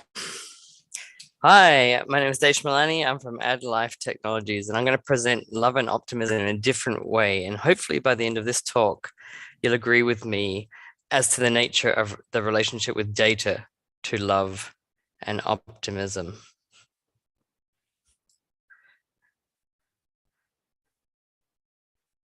So most people have a data fear these days, and a fear that an algorithm somewhere is out there keeping track of their every move.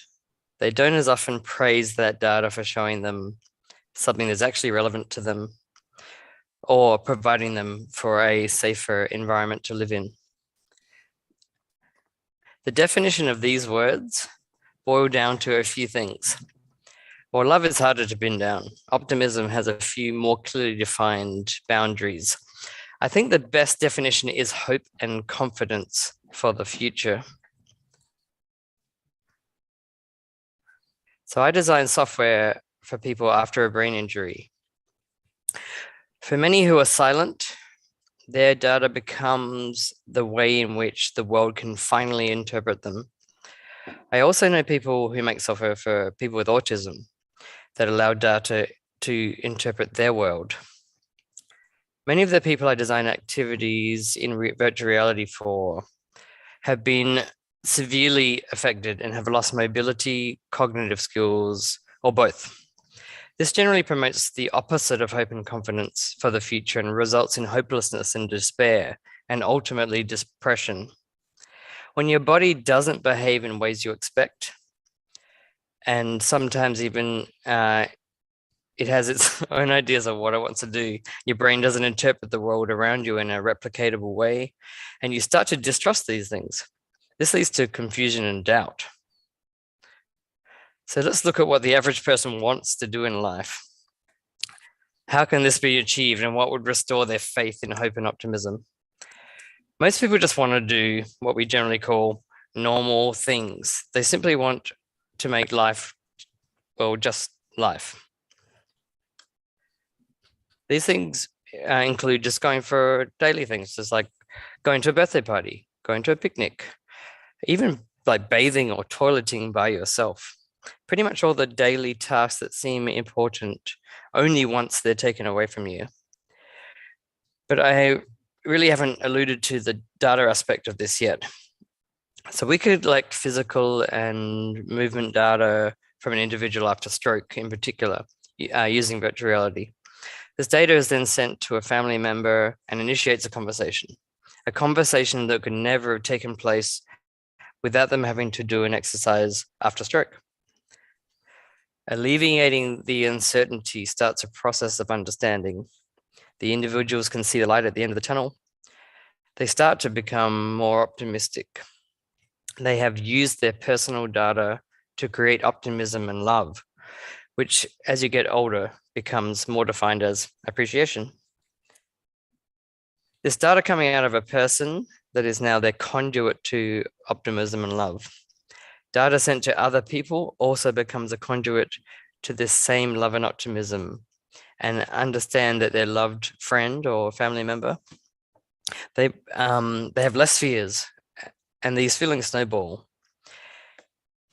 In an opposite situation, you have an individual that has autism. You know what they want? The exact same stuff. They want to be invited to the same birthday parties, they want to have fun, and they want people to understand them, and they want to be their true selves. By using facial recognition, you can actually they've got glasses that actually show the emotion of the person that you're talking to, and then understanding the emotion that they're talking to has increased the engagement exponentially. As many people with autism remain quiet as they can't understand the emotion of the people that they're talking to.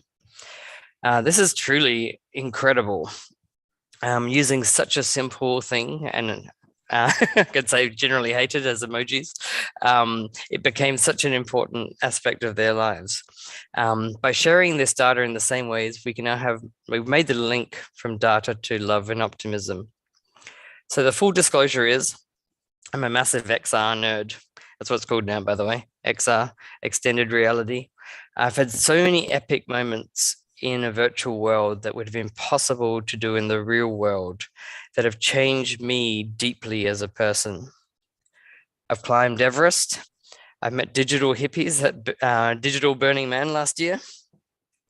I even went to an event last week in VR with my animation teacher from the year 2000, who's thousands of kilometers away from me. the guy who arguably can be credited for starting my VR career. In the past, we had audio recordings, we had photos, then we had video. But in the future, there's a possibility of meeting a digital recreation of ourselves from the past. And understanding ourselves in a different way is a very important part of our evolution. I encourage and promote this sense of wonder in the universe, digitally created right in front of you, right now and into the future. So basically, I just want to ask you guys a question. Does my data bring me hope and excitement? Do I interpret my data in the same way as someone that can't talk or can't walk or has a different appreciation of who I am and who I'm going to be into the future? This little cute robot is our virtual assistant that uses people's data to interact with them. And it's just one way that we can turn data into beauty and love and optimism. So thank you for listening to my talk. Wow, that was way thank you. Stepped way further back than I imagined. Wow, Desh, very out there, man. Very, very cool. I'm kind of blown away. I'm a little speechless. That was really amazing. How does it fit with the notion of the metaverse going forward? That's something that suddenly sprung up last year, really. Of course. So we use the same device, the Oculus Quest 2, which is finally has the capabilities of the extended reality universe that we expected about 10 years ago, actually. One of the biggest aspects of communication is representing yourself authentically, and facial expression, even just these subtle nuances of who you are as a person give away almost everything of you. If you have autism, for example, they can't pick up on that. If you have stroke, you can't give it out. So actually there's two groups in society that either can't absorb information and can't give it out. And using extended realities, we actually give both of those groups a glimpse into how they can interact with the world in a less fearful way. For the silent people, the people that can't talk, their data is literally everything they've got. And they want everyone to know, because there's actually much more physical decline than there is cognitive decline after a stroke or a brain injury. There are smart people trapped in dumb bodies. Sure. And people often interpret that in the opposite, but that's not true at all. And so, like, the beauty of seeing how these technologies allow people to be who the people they actually are is what really drives me. And actually, like, the beauty of how you guys explain everything through, I like to call it PechaKucha. You guys say it much faster than I do. That's okay. PechaKucha. My first 4 years in Tokyo, I worked in an interior architecture company doing 3D artwork. Okay.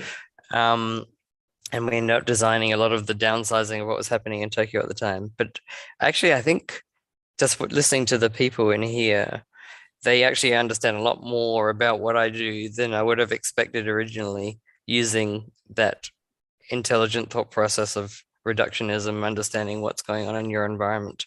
So I got to say thank you for pushing me back so I got to listen to more of them. No, thank you. Brilliant. Yeah, Dave. Yeah, thank you so much for sharing. How can we learn more about your work? Where can we would you drop your links in the chat, and so we can I'm following, you're on your social, and I see these images that just leave me inspired every time I see one. And I encourage anybody who wants to know. I saw some great comments. Extraordinary work, Dej. Thanks so much. Please go and check out his work and learn more about it. I'm very encouraged by the work you're doing, Dej, and I salute you. Keep at it. You're an inspiration. Thank you. And you can check out the website. I just dropped into the link, ad-lifetech.com. Actually, people are just finally starting to realize the value of this. and the technology is becoming transparent enough. But I know you guys have got a strict time schedule, so yeah, we're going to move on. Top of the hour again. Thank you. All right, Desh. And okay. So I think that ends our so long hour 8. So long the first third of PK International PK Day. I'm going to welcome our CEO and our other half of HQ in Chicago, Sean Smith. Sean was on at the beginning, and he's just like waking up. What time's it with you, Sean? We're at 5 a.m. In the morning. Okay. Here. Yep. Okay, so I think I'm gonna take a nap for a little bit until for a couple of hours, and then Sean's gonna take over hosting for a little bit. Why don't you move on, Brian? Where are we off to next before I? Sean, are you sharing the screen, or am I gonna keep going? Yeah, let me go for it. This is like, you know, for me, brave new world, but I embrace it. Let's see. Hopefully, then you all see my screen.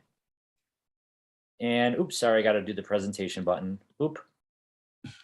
There we go. Hour 9. Yeah, and you got to move those things off your screen. I think they're your keynote things. Is that right, Brian?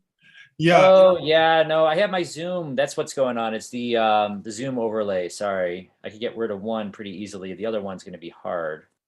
Sean, are you playing to window or playing to full screen? Playing to window, right? I was playing to window. Yeah, that's perfect. If you can just scoot those things off the window, maybe, and reduce the size of when you press play, reduce the size of the player, and it should work fine. Thank you, sir. See, these are the tricks that I don't know. If anybody wants to have Zoom webinar tutorials, it's a side business here. We'll get there. And I'm so sorry. So how about the top one? Do you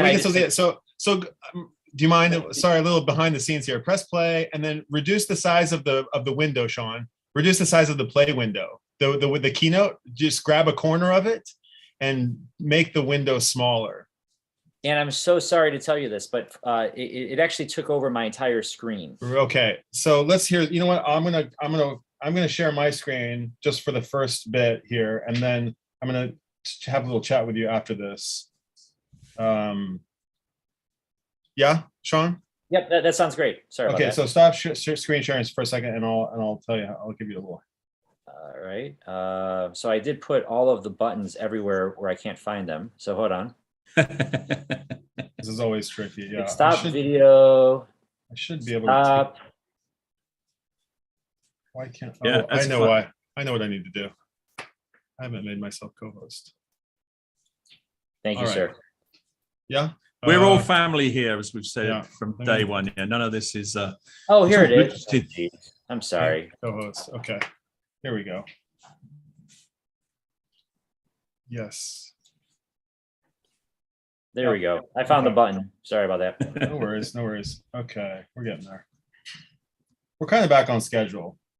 Well, we are. You did quite well. Okay, and sorry for Pharaoh. They're the ones up next. We're cutting into your time a little bit, but I think we're good on time. We're now. just doing a minute of posters, so I'll do finish this. So again, we have these incredible posters. This is Knoxville. They knock it out the park every time they have an event. They have really, really beautiful posters. And what's interesting is that's a long 10 seconds. Maybe I didn't put the timer on these, Brian. Maybe just go for there we go. There we go. Knoxville. Yeah, just super professional posters with awesome colors, and they somehow all hang together because we asked people the PechaKucha Night logo should be no more than should be two-thirds of the width, and they always look good but completely different. Yeah, so that's our poster minute. So we're back on track and we're into hour 9. Over to you, Sean and Brian and Ryan. Where are we going? We're going to Portugal. So we're going to Faro in Portugal. We have Andre and Stephanie who are queued up here for us. And yeah, Brian, thanks for sharing your screen. And I'll quickly just, so it's great. Thank you very much for joining us in Portugal. Can we go ahead and find Andre and Stephanie? And if we could spotlight them. Let's do it. Where are you guys? There's Andre. Hello, hi, Andre. Hello. How are you doing? And who else do we have? Who else are we looking for? Stephanie. There she is. Hi, Stephanie. So, what time is it there in Far? Are you guys in the morning? Is it what time is it there? Yeah, morning time? Yeah, it's 11 in the morning. Okay, thank you. You'll still have your whole entire Saturday ahead of you. I can tell you it was a nice day. Yes. Thank you so much for the invitation, guys. How's PK and go ahead. Hopefully it's going to be live. Yes. Which is great. Will. And Andre, you're queued up first. And sorry, Brian, yes, please share the screen and I'm going to jump off. Okay. Andre, are you ready? Yes, I am. The 20 slides are yours. Well, I'm Andre. I'm Brazilian. I'm living here in Faro for 6 years. I'm a communication manager at Contextos here, cooperative, and I'm also a musician. So I would like to talk with you about what I love about being a musician. So once I was with my fiance in this guided hike in Chapada dos Guimarães, the savannah, let's say in Brazil, and we were in a cave, and then the guide asked us if we would like to know the sound of silence, and he said, of course we want to. And then he said that we'll go through this narrow passage, we'll find this natural dome, there will be no light, there will be no sound. And it was amazing. It was outstanding, unique experience. But I remember that suddenly I start to think, oh my God, how to live life without sounds, without music, a birthday party without happy birthday, a movie without soundtrack. So Nietzsche once said that without music, life would be a mistake. I completely agree. And I'll try to explain you why. This is me when I started to sing and play with 11 or 12 years old. And one of my most vivid memories of this time of my childhood is being in the car with my father. He's singing out loud, rock and roll on full blast. And I remember that whenever I sing with him, I would get goosebumps all over. And I didn't know exactly what that was, but I knew that was something special, something that other things in life didn't have. So I kept that feeling. That's my father in his 20s. I kept that feeling and I started to play because of that feeling, because I want people to feel exactly what I felt with my father. And until today, I have always ended my concerts with Hey Jude, because in the na, na, na, I ask people to sing it out loud, but sing it from their hearts, sing it to feel the power of music. Because when they do it, I get goosebumps again. And that's the kind of feeling that I want to have for the rest of my life. But why do I get goosebumps? What happens? Today we know exactly what it is. Neuroscience has made wonderful discoveries about music. It alleviates pain, it awakens memories. Two neuroscientists of UCF discovered that music basically affects all parts of the brain. And this is not the most shocking discoveries for me. If we take a look in the field of history, for example, if we imagine that music has been part of every civilization has produced and consumed music, it leads to me that music is a universal language. It's something that is inherent to our human condition. So I like to know all of these things. I like to study it, to read about music, but I also like to live a bit for my imagination, for my experience. And from my experience, what do I have to tell you? Why do I love to be a musician? Well, first of all, music can bring people together. And that's powerful because I love people. I love to be with them. I love to talk to them, to interact. And music has been this great conduit. I don't know any other thing in life that could do that for me as music can. Sometimes all it takes is a riff and you see people coming, and that's really nice. And so I love to be a musician because then I can serve these people as if I had a responsibility. I need to play my part. I need to make their days better. And for a guy with a Christian background that I had, this is really important because servitude is like the biggest of all arts. It's the supreme art. So that's when I feel alive. That's when I serve the world. So that's why I love music so much. And I also love to be a musician, because then serving these people, I can create strong bonds with them, and with, I mean, every kind of people. Just to give you an example, Lady Isabel, she was a homeless woman, and she was in her last months of life, and she had struggles even to stand up. But when we started to play, she would come and she would lean on the benches, and she would stand, she would sing, and she would shout, and she would tell us that her life was never the same after our concerts. We made her life. This is Lady Isabel, our queen. She's not here with us anymore, but that's why I love music. That's what music can do for me, can do for people. So I could spend all the day here talking about music because I really love it, but I only have this 6 and 46 minutes and 40 seconds. So I would like to end my presentation here, just asking you guys to listen to music. And I know everybody does it, but I want you to listen more. Do not forget to listen to music. Listen to it with your heart, with your stomach, with your head, not only with your ears. Use your hands, use your feet, dance if you can. Teach your kids how to play an instrument, learn to play an instrument, because there's no bad sides about music. It's like the best natural medicine in the world, and it's there available for all of us. It's always been there. So let's please listen to music. And that's it, guys. Thank you so much. Oh, that's great. Thank you so much. I love the lasting image with yeah, totally, right? Na na na na na na na na. Hey, Jude. That's it. I love that presentation. I mean, so big music fan, both Brian and I. Also just the like not to say I'm a most religious man, but my confirmation, whatever that was, the saint was Jude. For me, so like that song was always like when you started like talking about Hey Jude, man, I get excited, which I think is what the passion is that you're looking for us to have. Yeah, I think it's not about religion, because I can see that everyone accepts that if we sing as a prayer, even though we don't have a religion, but we choose music to be our religion, and when we do that together, it's powerful. I don't know exactly what it is. I can't explain everything, but I know something happens, and that's why I ask people to do it, because we feel better. I know that for sure.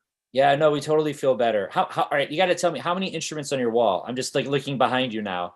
3. It's a guitar, acoustic guitar, and ukulele. Oh, that's amazing.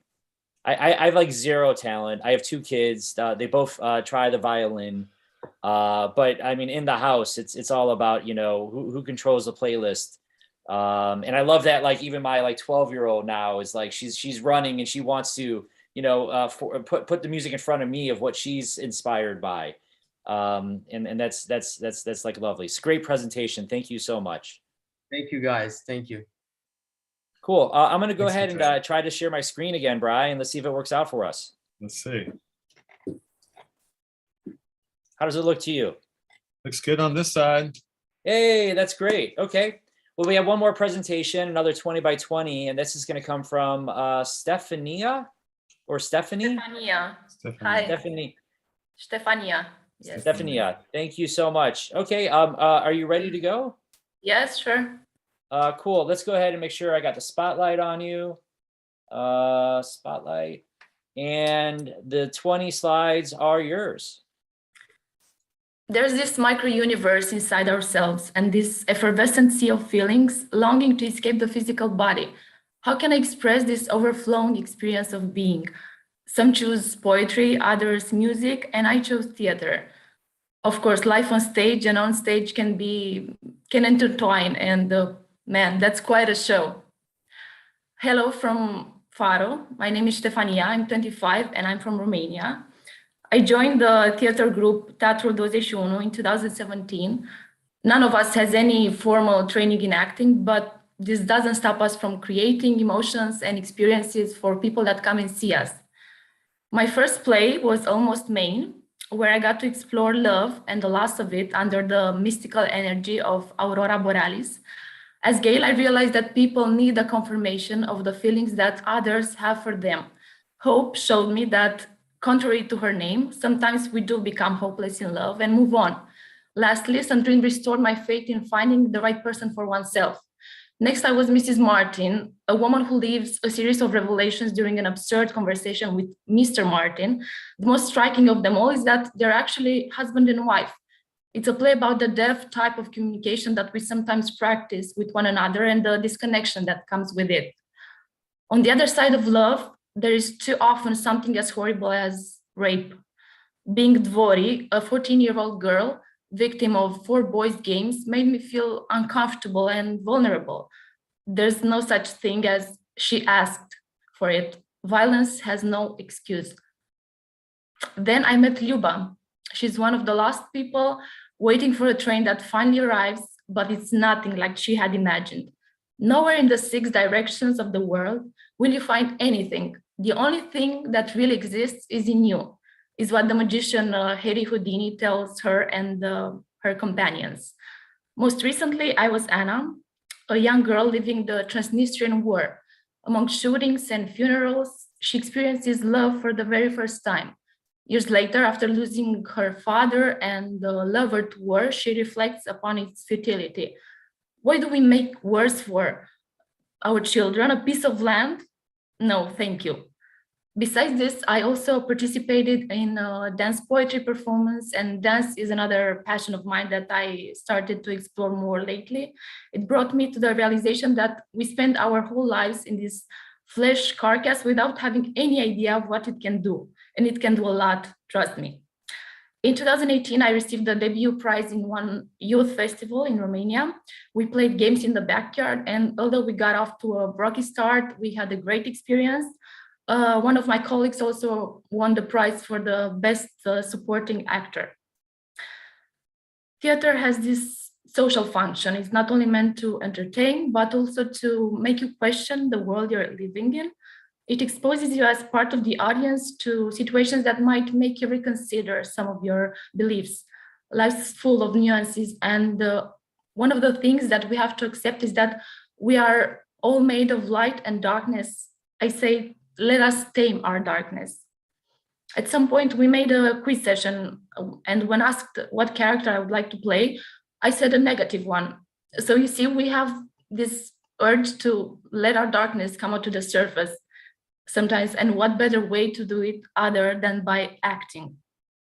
There are several things that motivate me on stage. On one hand, there's a desire to explore a spectrum of emotions, to increase the audience's consciousness of their own inner life, and to raise awareness of significant matters, either psychological, social, emotional, or even political. On the other hand, memorization lowers the risk of developing Alzheimer's disease. Okay, this is important too, but what I wanted to say is that being on the stage gets me out of my comfort zone every single time. It gives me courage, it empowers me, it makes me vulnerable at times, and this is so freaking liberating. Off stage, I'm doing quite a lot of things. I worked as a translator, an English teacher, and I'm currently still doing translations and media management, content writing.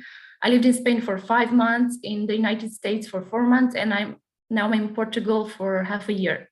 I love traveling, and it's so refreshing to meet people that can make you step out of your bubble. As for my colleagues, we're very good friends off stage, and we spend a lot of time together.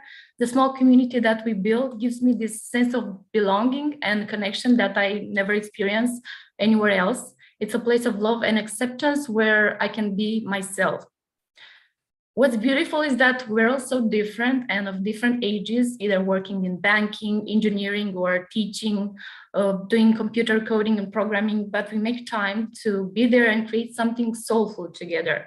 Some even bring their kids, and since they take part in the rehearsals, you can hear them reproducing our lines. Some will say that I joined this group for the hot-looking boys.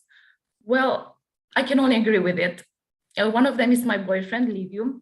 I saw him in a play before joining the group, and I didn't think twice. I believe this makes a good how did you meet story, right? What I know for sure is that great things happen beyond fear, this liminal space between who we are and what we can become. When you choose to challenge yourself, you discover that you can be more and do more, and you will want to do it again. And that's when life works its magic. Another lesson that I learned is that laughter and playfulness should be ever present in our lives. People have been trying for ages to answer the big questions of life that we ask ourselves, so we can as well just live it. Of course, in a conscious and responsible way, and by acknowledging the sacred dimension of life. I'm going to finish with a quote from Dune, the last movie that I saw at the cinema, which I absolutely loved. The mystery of life is not a problem to solve, but a reality to experience. Thank you very much. That was it. Thank you. Oh, that's great. That's great. Well done. I mean, there's so many like different, like every slide, there was like some like, you know, good life lesson. And then you just go into like the next one. You're talking about like meeting your boyfriend, you know, and then you're like, okay, I'm going to back up again and just talk about being on stage, off stage. Actually, while preparing the presentation, I thought to myself, is it too much like philosophical talk, or I don't know.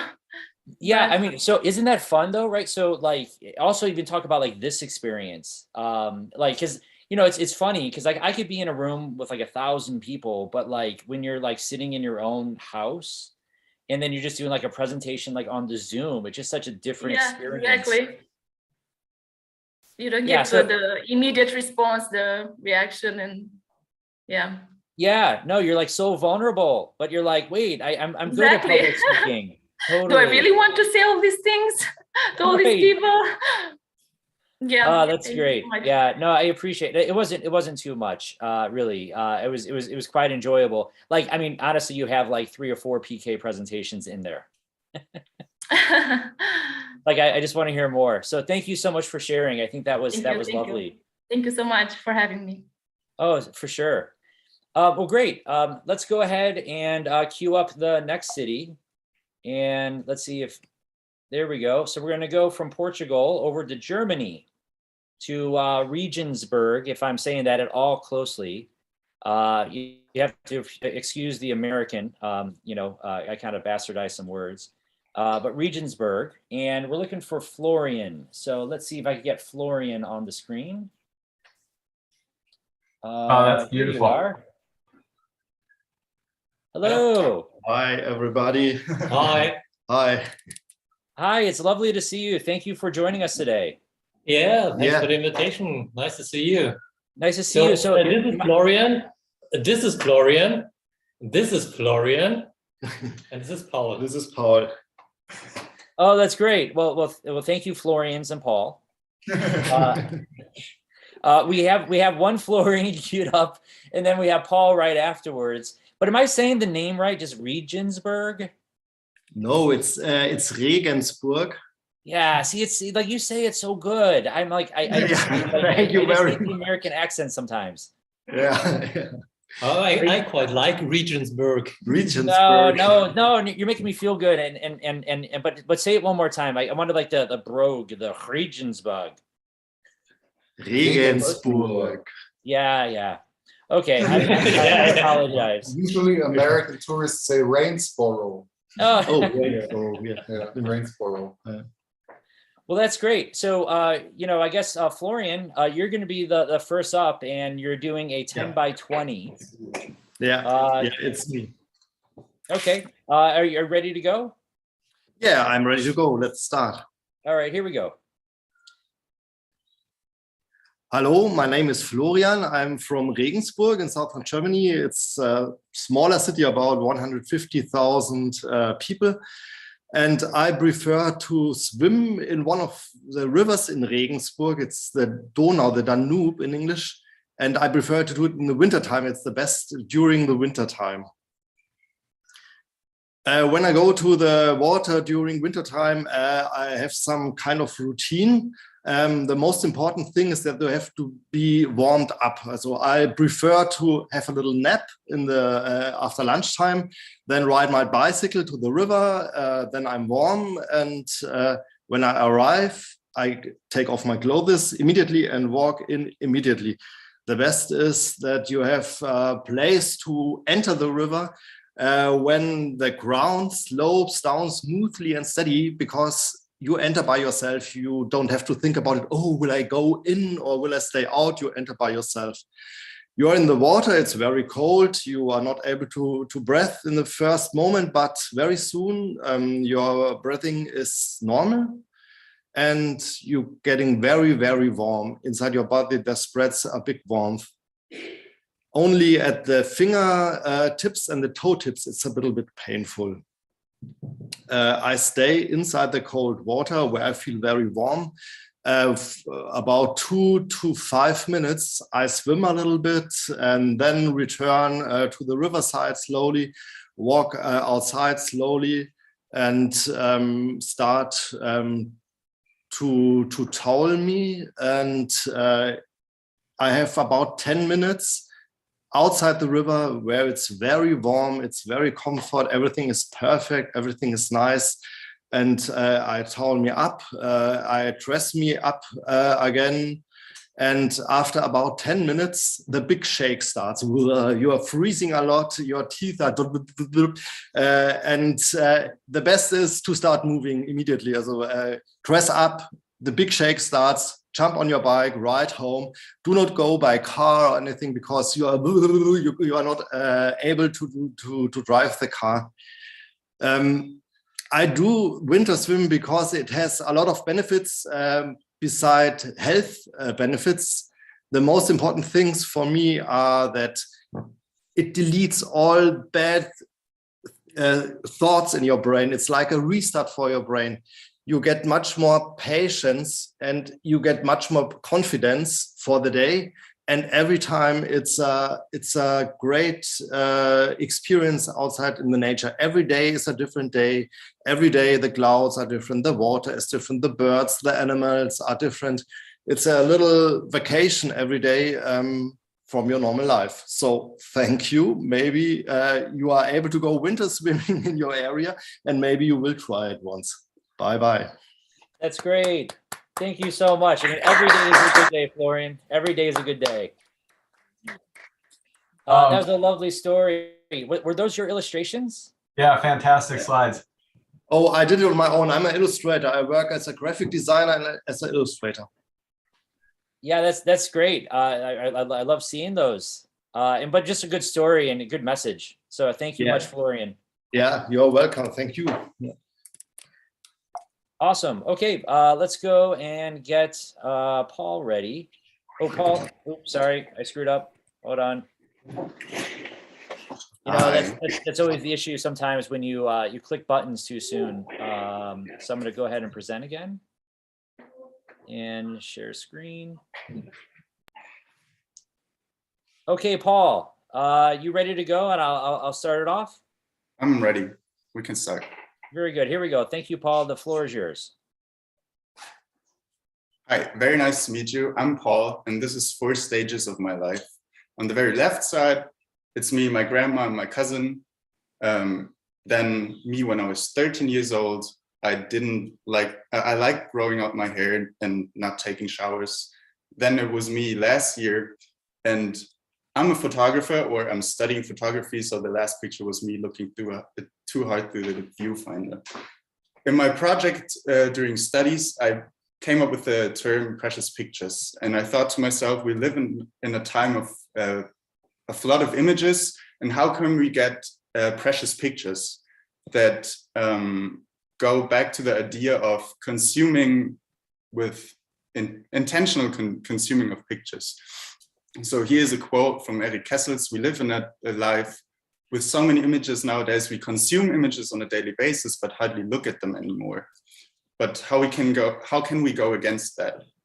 I thought to myself. So do we need to take more images as artists, or can we just take the images that already exist and use them in a new context to get more value out of them? Because in my phone, there's about 5,000 to 10,000 images by itself.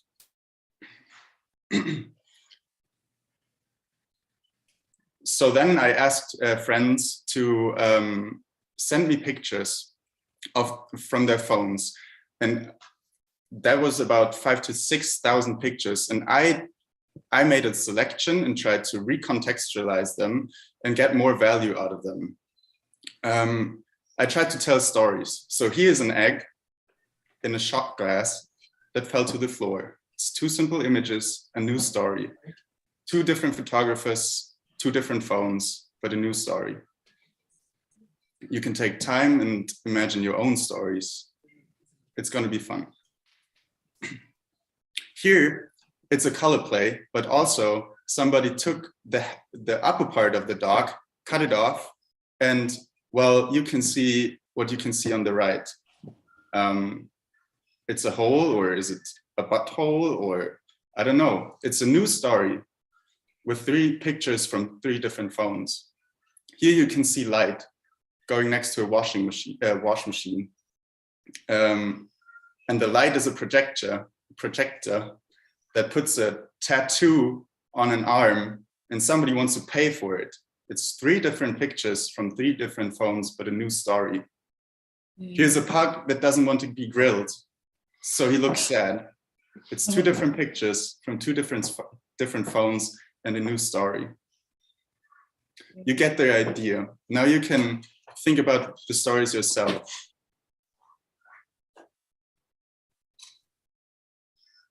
So here somebody's taking a poop, goes out of toilet paper. He has matching socks with his bathing mat. I don't know the exact term, but what is he gonna do? Or what does he even look like?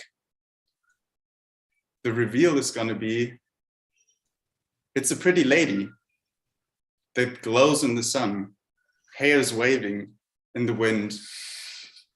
And I don't know how she got rid of the poop, but I guess she went to the beach, went for a swim, and everything took care of itself. Here you can see a confused bird. It hangs out with friends, which are lighters with funny faces on them. The lighters were used to roll a blunt or light a blunt, and it's 420 somewhere. So we can, that's a new story, a confused bird smoking weed with his friends. Here's a color play again. On the left side, a cold drink for summertime, and the dog kind of wants the drink, doesn't it? The color combination kind of gets the pictures together, but actually the dog doesn't want, it does want something else. You'll see that on the next slide. Does he want eggs? Does he want balls? I'm not quite sure. He does want to lick something.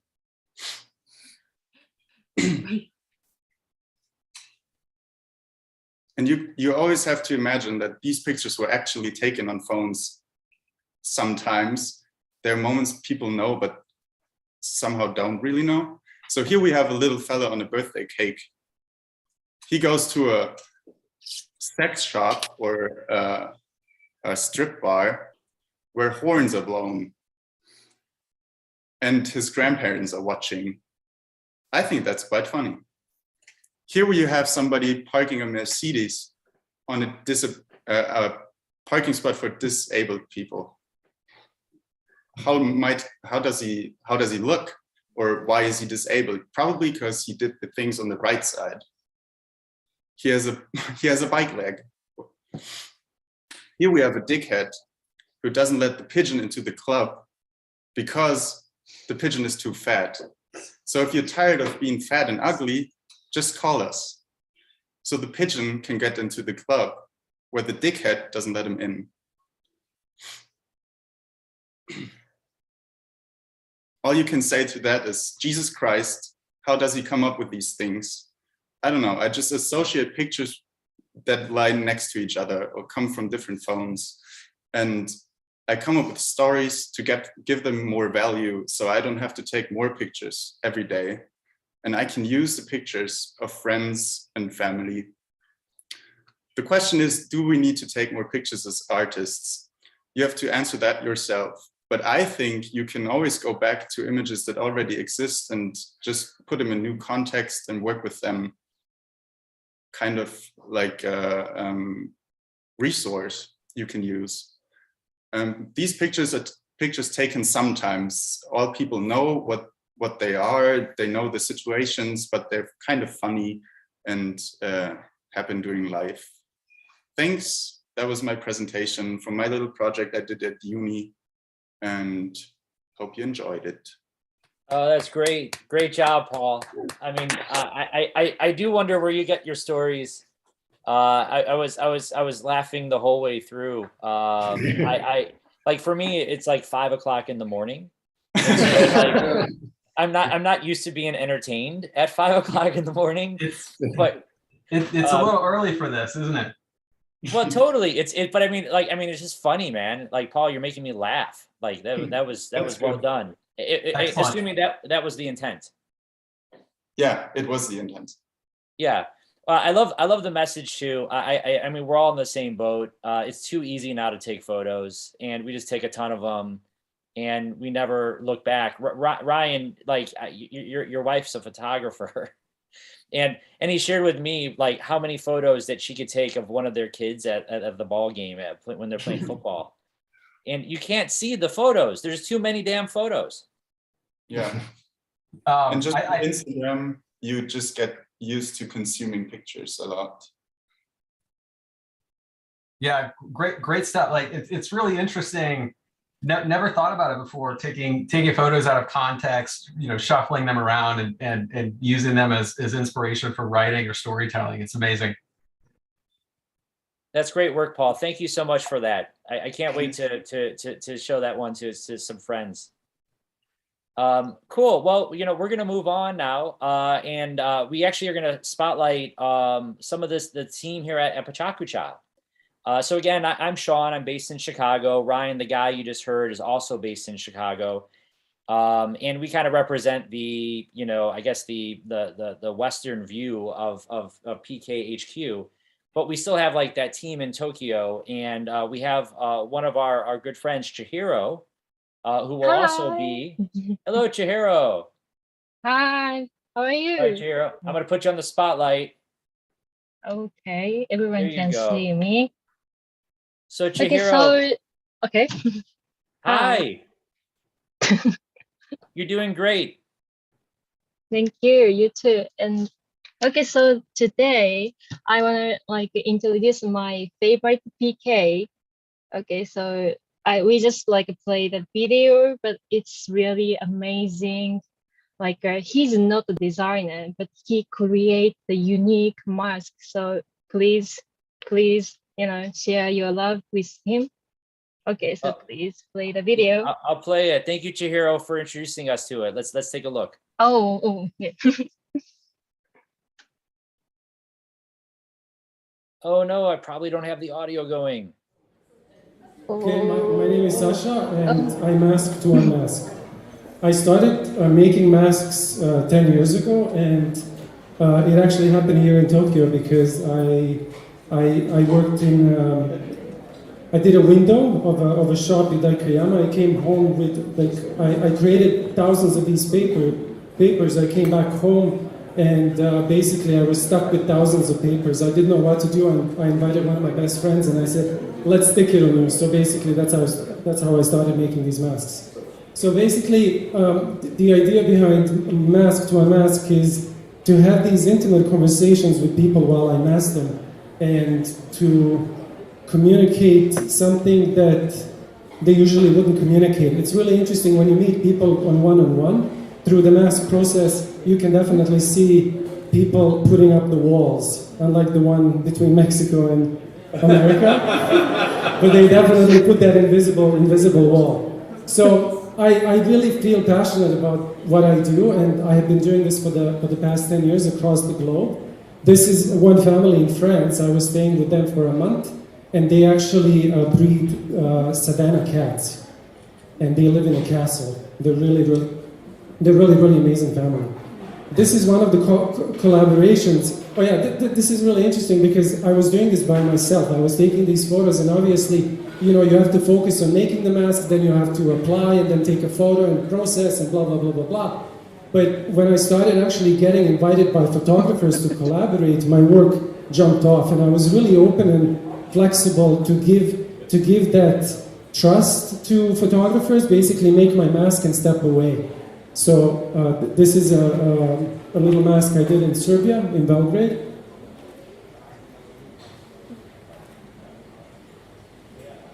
Yeah, he definitely took on the role of a Batman. I was like, think Batman. This was in Zagreb 2 years ago in Croatia. We did this above the city and it was so humid. This was so crazy because I kept putting the mask on. He's about to take a photo, the papers start coming off. So I was like, put it on, step away, comes off, put it on. It was crazy. I stepped into laser cutting because all of this that you see, I have cut thousands and thousands of papers, hundreds of masks. And this was the first time that I was like, laser? Let's do laser. This photographer is actually now in London, but he was in Serbia at the time, and we did a collaboration together. Really amazing photographer. 16 years old was when I was collaborating with him, and he was like, take milk and do this. So I was like, once, twice. He's like, no, like this, and that's what we got. I went back to Canada to visit my friends, and so many of them had kids in the meantime. And I collaborated with Roth and Remberg duo photographers in Canada, and these photographs won Graphis third prize in the United States 2015, I think. This is another collaboration that I did. Yeah, all of a sudden I'm getting invited by people, and he's a musician from Serbia now in London as well. And I collaborated with him on the two music videos and his CD packages. This is a DJ from Brazil. We collaborated on also his cover. We did some other photos, but this is the one that actually he chose, and we went with. Yeah, he's in Brazil. This was in Istanbul. I was invited by Asu Aksu. She's a designer. I think now she's in Holland. Really incredible. I've been to Turkey a couple of times, and this time was incredible. We did this collaboration. It took us from 9 a.m. to 12 p.m. at night, and it was just mind blowing. All the masks are actually animals. This is a book festival in Croatia. I was invited to a festival, and they wanted me to cut the kids' books and basically create the masks out of that. So that's what we did. Wow. This is my street project because I also consider myself to be a street artist. I'm not somebody who's stepping into the corporate idea. I think there is too much of that, and there's too much art for the sake of corporate identity. So basically, I travel around the globe and I mask the statues. So I've done it everywhere from Sweden to Paris to whatever. I also believe in workshopping, so I do a lot of crazy workshops with kids, and I tend to really be inspired by the kids. That's something that you can't pass on, that you can't pass out on. Like, you really have to engage. So I really believe in that, and I keep doing that. This is a collaboration I did a couple of months ago in Thailand. I actually had to leave Japan because of the visa. So I was like, okay, I'm just going to go to Thailand. So I got a hold of this photographer and we collaborated. We were actually in the middle of the Bangkok streets, and it was insanity. This is a duo here in Japan. They're actually B91, it's something, I can't remember the name, but they're actually modern dance, and we collaborated 5-6 months ago. There's also video coming out. This is Miko Junichi. She's actually Japanese jazz singer, and we did a collaboration a couple of months ago, and the idea was Billie Holiday, because she loves Billie Holiday, and it was basically obsession, no, I wouldn't say obsession, but the theme was the drugs. So I had a mask with little pills in it, yeah. This is the latest thing. It was actually published on the magazine in the United States, and it was nominated for the best magazine in the States, and Time Magazine and the rest of them. This was the second place, so yeah, that was kind of amazing. This is like a big first magazine I did. Thank you. Sasha, thank you so much. Oh, those are great. Chihiro, I could totally see why you picked those. I mean, that's like nuts. That's crazy, right? Yeah, I know. That's why I pick up this word. Yeah, I love this one. And when it comes to the mask, everyone think about not like, oh, I have this one. more, yes. No, this word. More, obtain things. So Yeah. I think, yeah. Great. I love that presentation. That was great. That was a great pick. Thank you so much, Chihiro. And you're doing great today. Yeah, love you back too. to you. Totally. 頑張ってね。頑張ってね。 Awesome. Well, Cheer okay. up, cheer I'm going to up. go on to one of my picks. Mine, let's see. I'm going to get it queued up here. Sorry, going back to this. Somebody in the chat just said origami on the face. Totally. Which That's is exactly awesome. what that was. It was. Okay, cool. I'm going to feature Shannon, a PK presentation that she put together when she and another a bunch of other people work at this company called Table XI here in Chicago. And what they do is have a monthly share where they use PechaKucha and they just tell stories. This one kind of speaks a little bit to some pop culture that I enjoy. And because of that, I wanted to share with everybody. So I'm going to let it roll.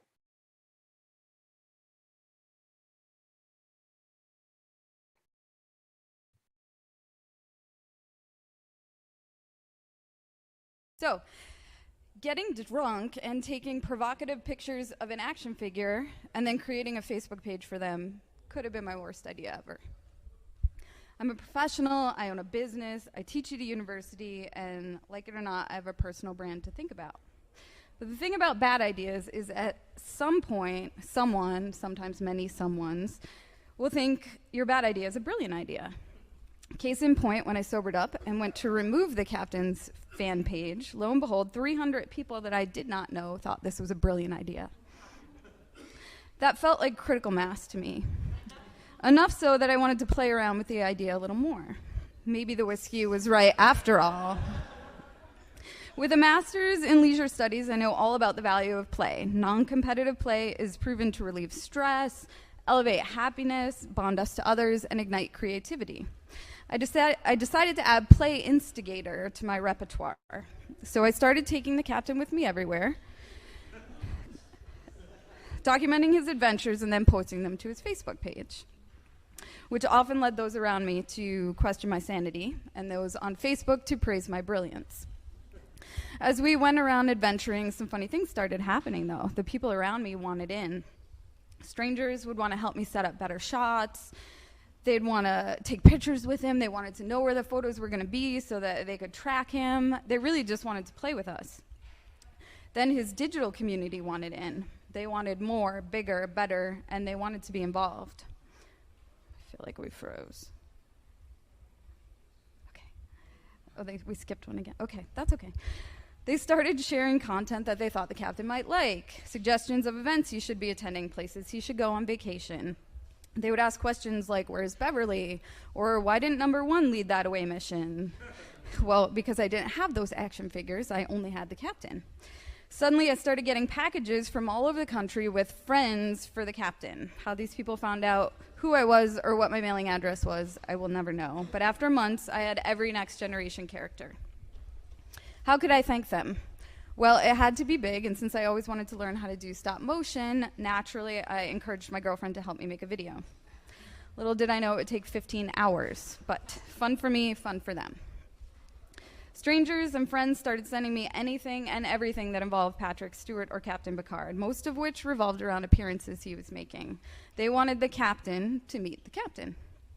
So I set our first goal, meet Patrick Stewart.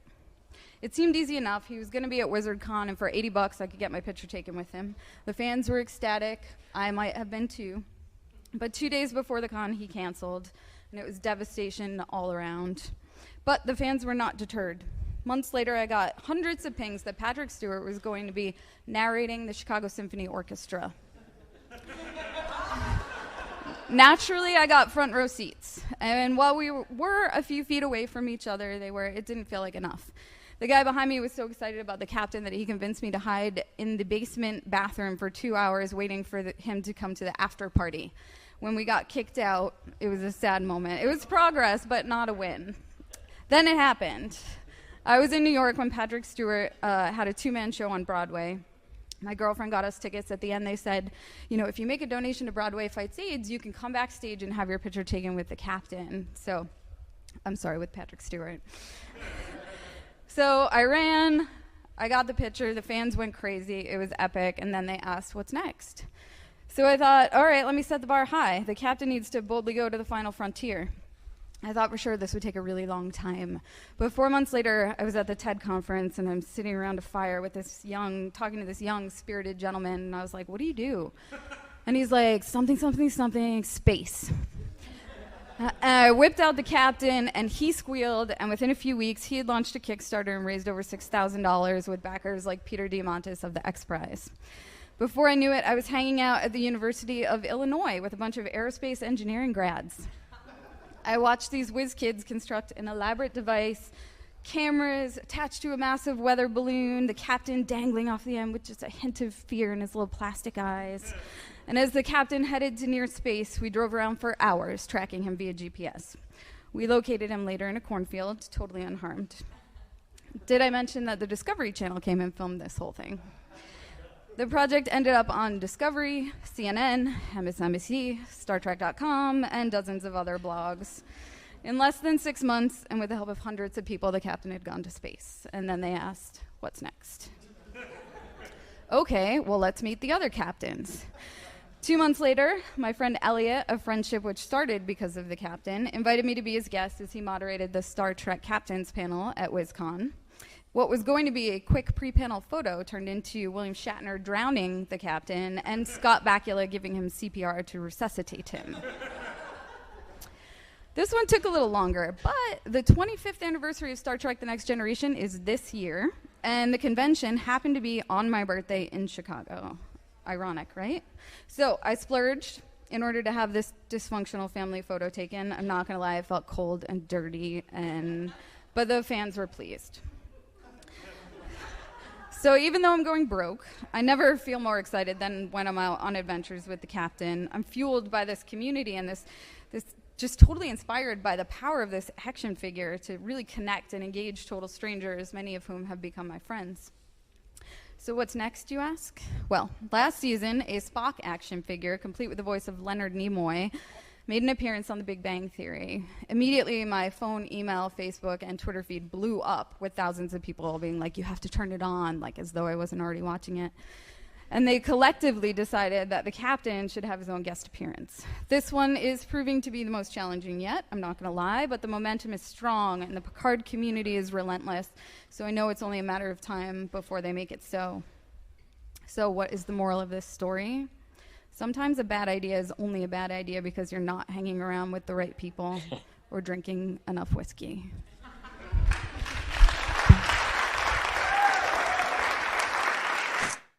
I hope you appreciated that one.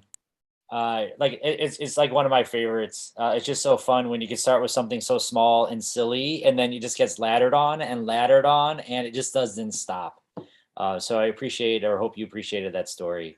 The cast of Next Generation, they're still really tight. Like if you follow them on Twitter, it's really cool to watch. And is not one of the greatest memes the make it so meme, like not one of the greatest memes ever? Yeah. Or also the frustration. Right. That one. I've sent that out in a few emails before. So I'm sure all the Trekkies appreciated that one. We got one more, and then we're going to kick off the next hour. Ryan, this is your pick. I'm just going to go ahead and let it roll.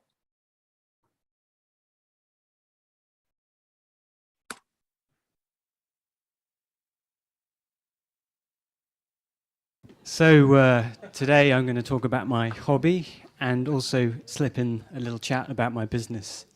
今日僕の逆立ちの趣味についてと会社について話していますね。Can anyone identify where this picture is? Yep, it's the spider. Okay, 僕は自然なところが好き。これは御嶽山で、くつろいでいます。Here I am relaxing on a mountain called PechaKucha, which is actually in the Tokyo area. Very nice. これも赤岳山、結構高い山ですね。This is a bit higher, this mountain, 3,000 meters. Very tricky picture because I was on my own. It was windy, and there was actually a sheer drop just behind me there. I had to do it all on a timer. これは渋谷ですね。This is Shibuya, which we all know. I had my photographer friend Arman help out and do some nice lighting. 写真家の友達アルマンっていう写真撮ってくれました。This is me and my brother. 弟も頭ちょっと赤しいね。So it runs in the family. And actually, we often like going on holiday together. We're enjoying the views of the delights of Yokohama. And here we are enjoying the delights of Berlin, actually arguing over directions, as you do when you're on holiday. 弟と一緒ベルリンにいるで、ちょっと道間違えてるで喧嘩中ですね。Okay, so yes, my business is art. So here I am in the Tate Modern in London, enjoying a Liechtenstein photo. ロンドンのTate Modern っていう美術館にいますね。結構有名な絵の前に逆立ちしています。山が好きで海も超好きですね。これはブライトンっていう海岸がある町、イギリスの結構有名な町。This is Brighton in England, where I actually used to live, and I'm just enjoying a nice summer's day. Who knows Harry Potter? Harry Potter ご存知でしょうか? This is one of the colleges in Oxford where a lot of Harry Potter was actually filmed. If you remember Hogwarts, the lunch hall, Balliol College, I think it is. Okay, yes, another landmark is the Petronas Twin Towers in Kuala Lumpur, Malaysia. 僕もマレーシアが好きですね。暖かいし、飯うまいとか。なんか。This is also a hot tourist spot in Berlin. It's actually a disused listening station from the Cold War. なんていう冷戦時代のドイツ軍の建物です。And yeah, actually there was loads of tourists running around. Okay, don't try this at home. ちょっと危険ですね。本当は首ちょっと痛くなった最近でちょっと休憩しています。So I've actually, my neck hurts a bit, and so I'm having a year off doing headstands. But it might actually be yoga. I do a lot of yoga as well. Okay, here is my work, artweb.com. 私たちは世界中のアーティストのプロモーションや彼らのアートワークを売る、手伝っている。We help artists all over the world to promote and sell their artwork. They use our website builder to make their own independent website. アーティストがアートウェブのシステムで自分のウェブサイト簡単に作ることができます。And of course, for my own personal artwork, I eat my own dog food and use ArtWeb to build my own website. You might recognize this picture here.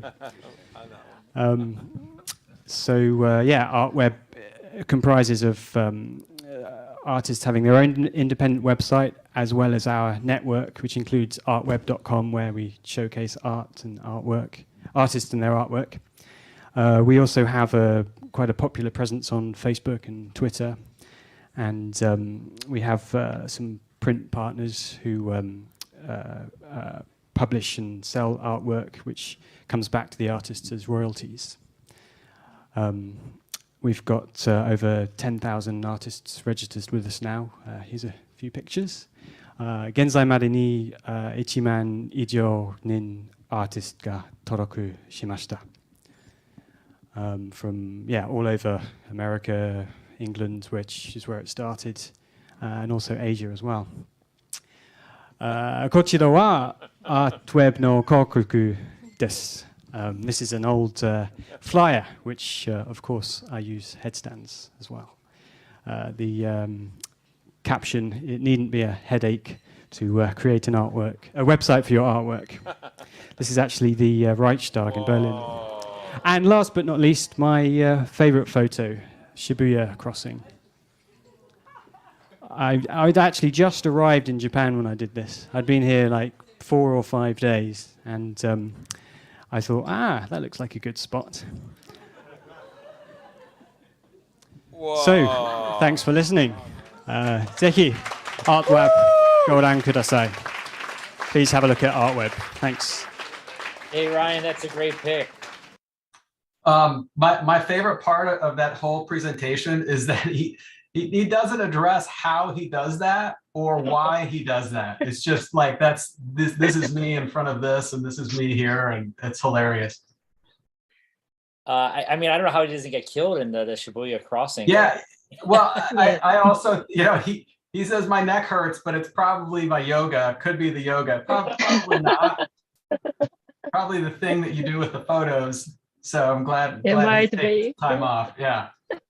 And then I totally want to Photoshop him now and just put him everywhere, Or we could just correct him in Photoshop, turn him right side up, and then just send the collection back to him like we fixed your photos. Right. Great idea. We saw some errors and now they're good. No, I think one of the things, like a lot of creative people like me, like we experience these things, these creative callings that we don't always understand, but we have to act on them. And so like great example of just like a funny creative thing that like somebody was just compelled to do, and I love stories about that. Yeah, that's great. Thank you so much for sharing, Ryan. I really appreciate it. That was a good one. Cool. All right. Well, hey, listen, what just happened there is, we just got through another hour. So we're going to take like a 1-minute break or less and just show some posters. So from PechaKucha night events around the globe, it's really out of the love of PechaKucha that people put together these posters. So we just wanted to go ahead and spotlight them a little bit and put them out there. If you'd like to see more of these posters, we have thousands of them published on our Tumblr feed. You could check them out at any time. They're really just amazing artwork. And, I really don't think anyone's making any money off of this. It's really just one of those things they love to do, which is, probably more important for the world than anything. So, wow. Just appreciate the art. Great. Well, let's go ahead and move forward to the next hour. And hopefully we're going to get there now. As Brian would do, it's hour 10. Can you believe it that there's a Zoom call going for 10 hours and we're still here?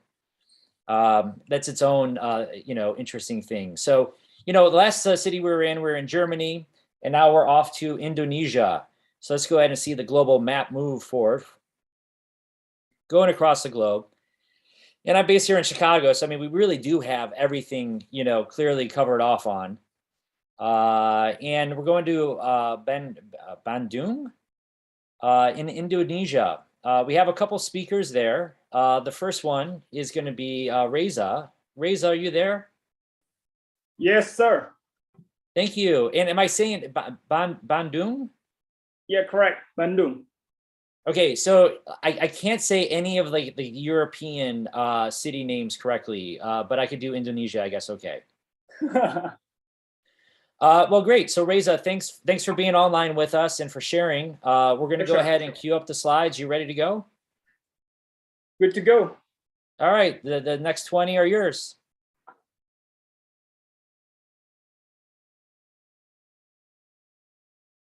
All right. Sampurasun. Warm welcome to Bandung. In next minutes, we're gonna talk about a story of us who runs Culinary Collective as a movement in Bandung, West Java, Indonesia. So first thing first, who loves to enjoy their food with companion? Having dinner, lunch, and breakfast together, it's a blast. But you cannot talk about what happened at the office, school, or even gossiping. But have you ever enjoying to talk about the food itself over your food? And that's our big why to build Culinary Collective, our party gastronomy. But what is party gastronomy? Party gastronomy is a cross-discipline group of people that has a concern about food diversity in Indonesia. Similar like a band, but we sing a song about food and everything in between. Those three gentlemen right there will be nothing without our most earthy element, our own business manager, Dina. And for the member itself, there is Ipin, the one who mastering to make delicious food. And there's our own celebrity, Seto, the most fluid element. And there is me, the one who keeps the group on fire. And that's us, Party Gastronomy. Anyone knows this? Anyone likes tempeh or anyone doesn't like tempeh? As any other band, we play specific genre. Our genre is the genre of fermentation. The ancient techniques that holds a lot of histories from our ancestors. Our homage to fermentation starts when we conduct our first gastronomy tour in 2019, inspired by Michael Pollan epiphany called Cook. We travel around 8 cities in Indonesia, documenting 8 fermentation products, and we named the tour as Delicious Road Tour. Since then, that's become our trademark on how we run party gastronomy, collecting data, information, stories from the primary sources at the ground level, and then we tell the stories with the way that we love. For example, an exhibition. We have experience to conduct 3 gastronomy exhibitions at least. We're showcasing artifacts and retelling the stories to wider audiences through a delicious road exhibition, Kurasi Rasa exhibition, and lastly, the participatory exhibition called Rasanya Aku Kenal during Bandung Design Biennale. We also love to compile all the information into words. We succeeded to launch our first DIY book entitled Delicious Road. Same like the tour name. We still have several drafts in our hard disk, and we promise to launch the second book shortly. Not stopping there, but the knowledge about the food, culture, ingredients is also tasted in our kitchen studio, Party Lab, in Bandung. And what we have tasted and we have experimented it in our Party Lab, we serve the best of it into thematic dinner service. And of course, as we all love to talk, or in Bahasa Sunda, we call it ngacapruk. Last year, we have succeeded to launch our collaboration work with Moon Media Network, a Masak Akhir Pekan Radio, a culinary podcast that serves you a popular discussion around food culture. You can check in Spotify. And in a nutshell, this is our value that we believe. We believe that food is a form of art that can be enjoyed with all of our 5 senses, that makes food as a unique art form that needs good attention, limitless patience, and of course, love. Phew, that's what we have been through in the last 3 years. Now, Party Gastronomy wants to keep the fire alive, or fire in Bahasa, it's called API. API stands for Akademi Pangan Lestari Indonesia. That's gonna be our umbrella of what we're gonna do in 2022. Okay, in the 3 slides from now, you're gonna hear a commercial break from Party Gastronomy, so please stick with us. Okay, in 2022, we will concentrate our outputs in 3 main products: Taste of Preanger, Kelapa, and lastly, Bandung Gastro Fest. The Taste of Preanger itself is originally prototyped in 2019, and the 2.0 version will be launched as a program that provides a proper stage for Preanger finest flavors. It's gonna be our homage to our motherland, West Java. And the next one is kelapa or coconut in Bahasa, is a new output that will be crafted and served this year. Kelapa stands for Kelompok Belajar Pangan Lestari. It's a boot camp, and we prepare to convey that as an interactive materials to support youth in the food and agriculture sectors. And lastly, we have Bandung Gastrofest. It's interesting because it's a new output that will help us to create a hub for Bandung food scene actors. It will be happen in July 2022, and it's a conjunction event with Ubud Food Festival. Okay, the commercial break is finished. It's over. Now, anyway, what we have done and planned is to reach our dream to be an enabler for Bandung food scene, reach national or even global level, as we believe that Bandung provides talents, ideas, communities for food that not only good, but great. It's a huge dream, and we're 100% sure that will be possible only if we run towards the dream together as a community. Therefore, your support will more than welcome. Contact us on our IG at party_gastronomy for more information. Okay. Now, quoting from our very own inspiration, Michael Pollan. This is what he said. It is correct or not, let's figuring out with Party Gastronomy. Okay, my name is Reza. On behalf of Party Gastronomy, ciao. Oh, that's great, Reza. I totally dig the infomercial, but more than that, I love your passion for food. Thank you. We'd love to here at PechaKucha amplify your event. That's going to be, you know, I think was it June? Did you say June? June. Yeah. So we'd love to amplify it. So, you know, after this, you know, certainly like let's reach out again and figure out ways for us to help promote and give you like a global stage, frankly. Because I think that's awesome of what you're doing locally, but your ambition to go global. Thanks for that. Awesome. All right, we're going to move on to our next presenter. Let's see if I'm clicking the right buttons. And Ardo. Ardo, you're there? Yes. That's great. I'm go ahead. I'm just going to spotlight you, sir. Yeah, thank you. And I'm going to let it roll. You ready to go? Yep. Thank you, Ardo. The slides are yours. Okay, hi everyone. So I am Ardo Ardana, co-founder of Norm, an alternative media platform based in Bandung, Indonesia. I'm glad to be here with you today at PechaKucha Night, Volume 26, and happy International PechaKucha Day. Allow me to share a bit of my experience with PechaKucha actually. So last November, we got a chance to organize 4 volumes of PechaKucha, but unfortunately we have to doing it online during the COVID-19 situation. So yeah, let's get started. So Norm is a group of a broadcaster and publisher that collaborates with friends, families, and you. So this is our team. Currently, our team is getting bigger now. There's the interns and the radio show teams. We exist to explore, curate, communicate, and define our contemporary alternative culture and identity. So yeah, this is our studio / shop. So basically we run this Norm Radio online on www.radio.norm.com. And this is our 5th year. This is our first event with Buro Destruct, a legendary graphic studio from Switzerland. We invite them to fly over to Bandung at 2013. And then this is our series of events called Home Session. We already held it like 3 times in 2013, 2016, and 2020.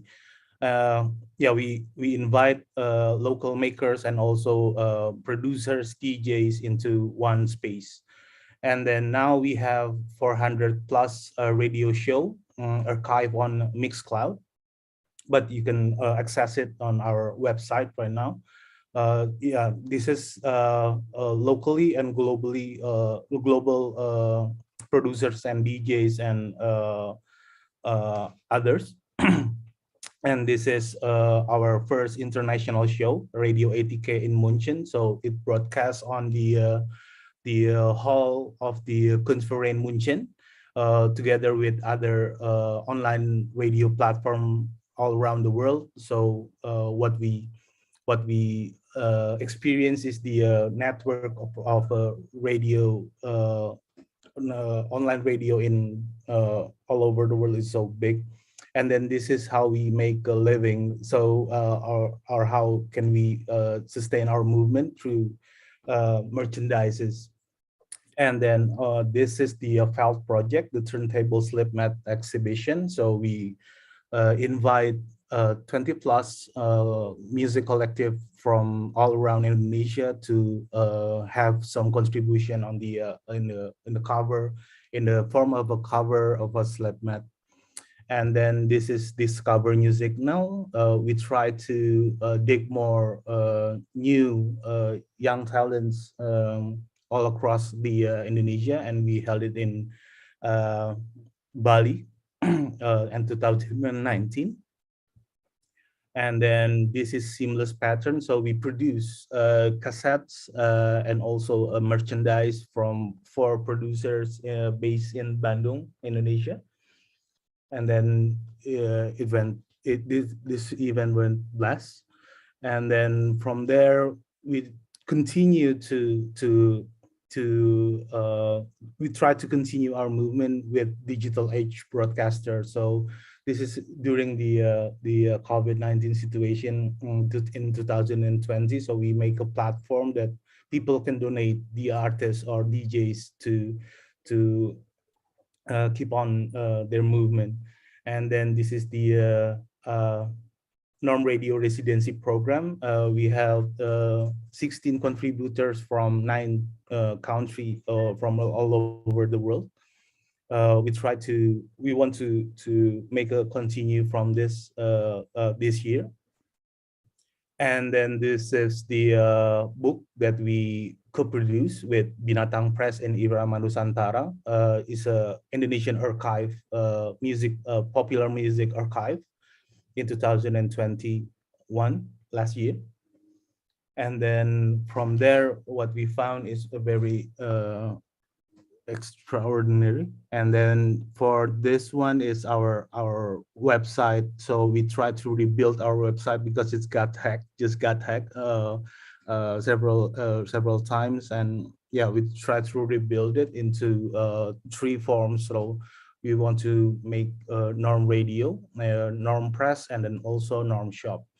So yeah, this year we got a chance to partner up with Mixcloud, a platform that facilitates young DJs or producers into their website. So yeah, this is our next collection for merchandises. And then that's about it. So yeah, thank you for listening. This is our merchandise to support our movement. So there's poster, there's teas, car freshener, caps, and other stuff, miscellaneous stuff. Yeah, Ardo, that's great. Yeah, thank you. I love the designs. First off, I mean, they're just kind of fun to look at. What's really missing is the music. Like, I'd love to have the music going on in the background. Yeah, it took too long. No, it's not too long. It's all good. That's just the format. What is there a particular genre? No, we facilitate all genre actually. So from electronic noises, and then Indonesian music, all of kind of music, but we have this some kind of like curation. Yeah. Mm-hmm. Yeah. No, I love noise. I love that as a genre. Thanks. No, but we'll check it out. If you don't mind, can you just drop a couple of links maybe in the chat? Because if other people want to go ahead and take a listen, maybe. Yeah, feel free to poke us on November Oscar Radio Mama.com or in Instagram it's the same, November Oscar Radio Mama. Oh, that's great. All right. Well, thank you so much for the presentation. I mean, good on you, man. You're hustling. Thank you. I appreciate it. Bye. Okay. Thank you so much. Okay, we're going to keep moving forward, and now we're going to go to Kazakhstan. So let's go ahead and show the animation here as we go from Indonesia to Kazakhstan. And just to cue it up, we're going to have a couple speakers, Laura and Emin or Eamon. I don't know if I'm getting the pronunciation correct. I'm sorry. I'm American. I just kind of, screw things up.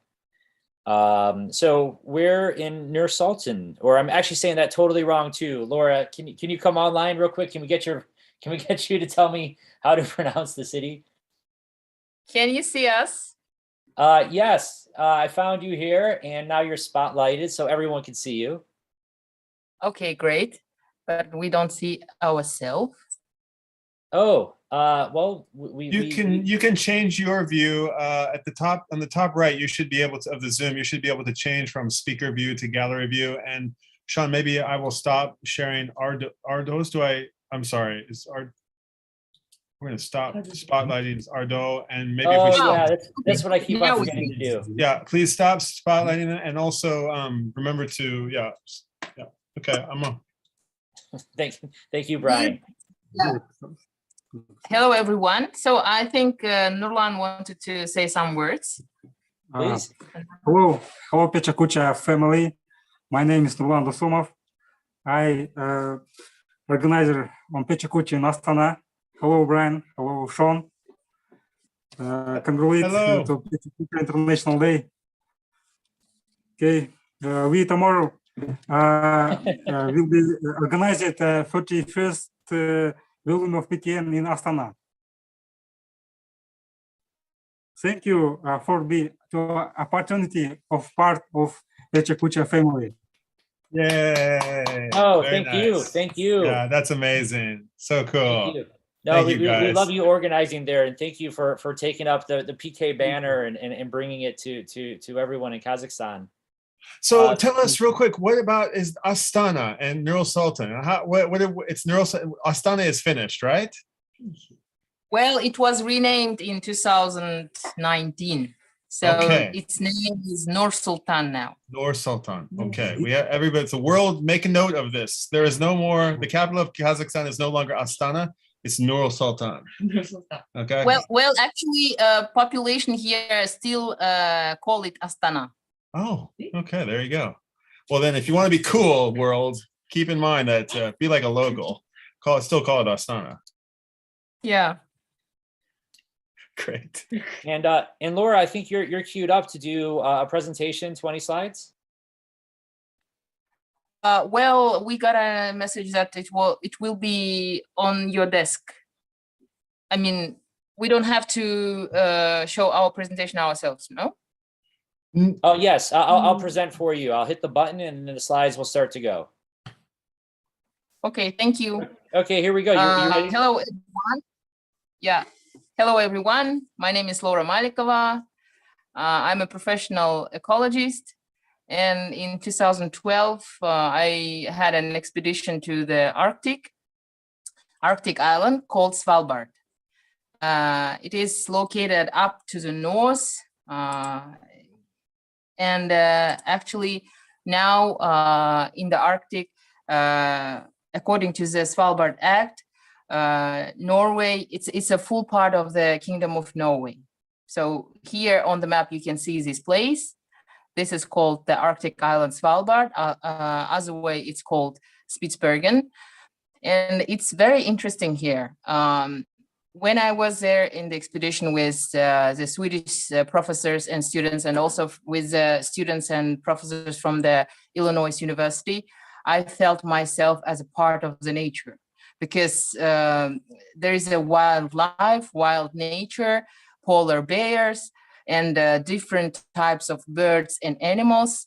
and you can just become kind of a tasty lunch for some of them. It's like really interesting and really different from the world that we used to see. This is a city. This is a photo taken in Longyearbyen. This is a capital of the Svalbard, and it is owned by the Norway. Here they have a civilization. They have a university. Here you can see my picture. This university, students come here and they are studying glaciers, they are studying animals, biodiversity. Also, some of them are coming to this university to study coal. So here, during our trip, we stopped here and started mapping the territory, like how it looks, what kind of interesting place it is, and then we moved on. So in Svalbard, there are many glaciers. Around 60% of the land is covered by ice. So even during the summertime, there are some parts that can be used for skiing. And during this trip, we had one risky situation when we had to cross this part. And since it's covered by snow, with snow, it's not, no one can know what is the depth of this place. And that's why it was risky, but fortunately, we were all safe and we continued our journey. There are in the Svalbard 4 settlements. One is Longyearbyen, the other is, Longyearbyen is governed by the Norway, and the second is Barentsburg. Historically, it was a settlement of Russia, Russian people, and we took a boat and traveled to Barentsburg, and there we see this stone Yermak, where this sailor was marking the sea level. It was in the 19th century. And when it comes to the economy, in the Svalbard, they have a reserves of coal compared with the coal that is mined in other parts of the world. The content of the ash in this coal is very low. That's why it is of high interest for countries who uses coal. So this is a kind of equipment that was used to transport coal, and it is still there. They left it in order to show to the tourists. And this is a picture taken in Barentsburg. You can see that they are burning coal, and you can see this white snow and the sheep that is also using the coal. And this all air pollution is leading to the melting of ice, sea ice. And also there is an interest of oil companies like Shell. And according to the statistical information, like around 25% of oil reserves are located in this area. And not only Shell, but also Russian companies were saying that we will drill oil in this region. And this is a picture of the ship. There are some touristic companies that offer tickets to the tourists, and we met one German couple and we talked to them, and they said that they were in the waiting list for 2 years. They said that they got an advertisement saying the last minute of the Arctic.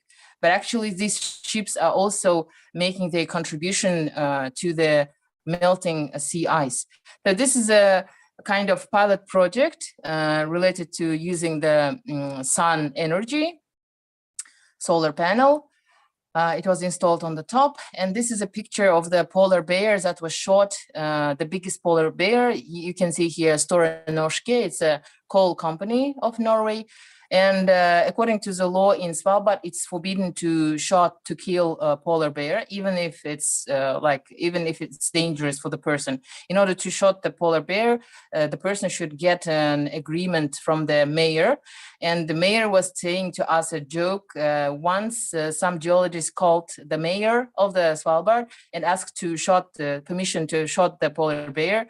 And the mayor answered to these geologists that there are many geologists in the world, but not many polar bears.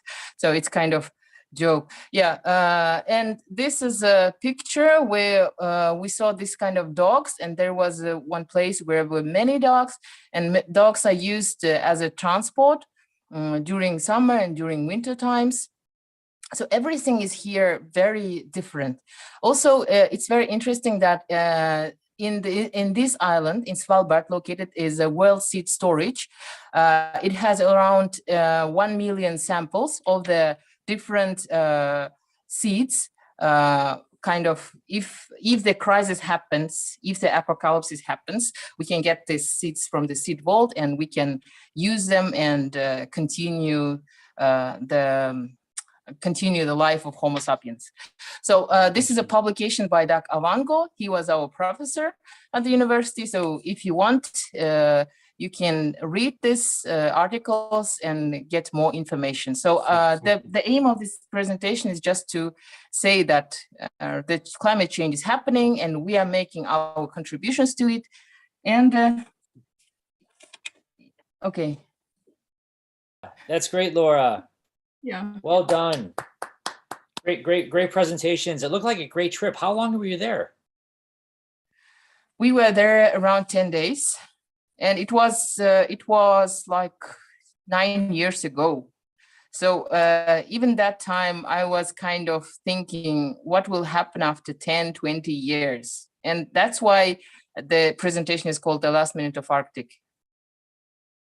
No, I hear you. And I mean, I saw the seed vault. There's some movie that came out like last year, and they were like, "Is the end of the world?" And that's where everyone had to go to try to like survive. I mean, it's scary that exists, and there's a reason for it to exist, and a need for it to exist. Yeah. Actually, there are many, like 1,700 seed vaults all over the world. But they are located in those kind of places that are exposed to these natural disasters.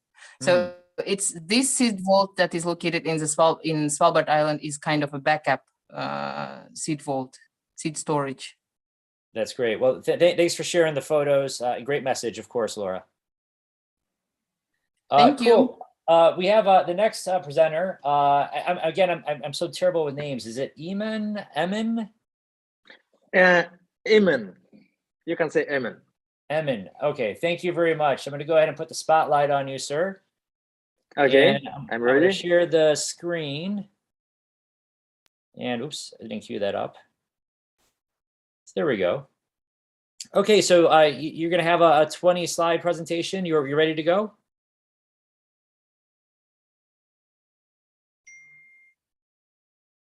And did I lose you? Emin, are you there? Did I lose everybody? I think Emin's on. Emin looks like he's on mute. Oh.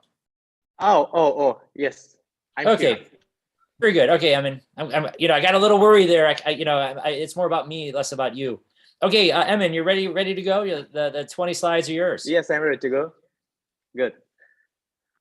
So my name is Emin Askirov. I'm so happy to participate at the international conference PechaKucha Night, and my topic is mission to create a change.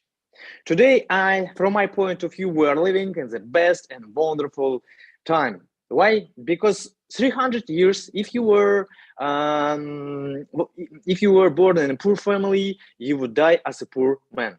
Today, we are living in an era with many opportunities. And to get success, you need hard desire. And one main question is to find your mission. In 2015, I completely changed my life. I used to work in the best university in Kazakhstan. I had everything that I dreamed, but I was unhappy because I understood the life is too short to waste it on a job that you don't like. And one day I heard about social entrepreneurship. For Kazakhstan is new trend. This is a business with a huge value.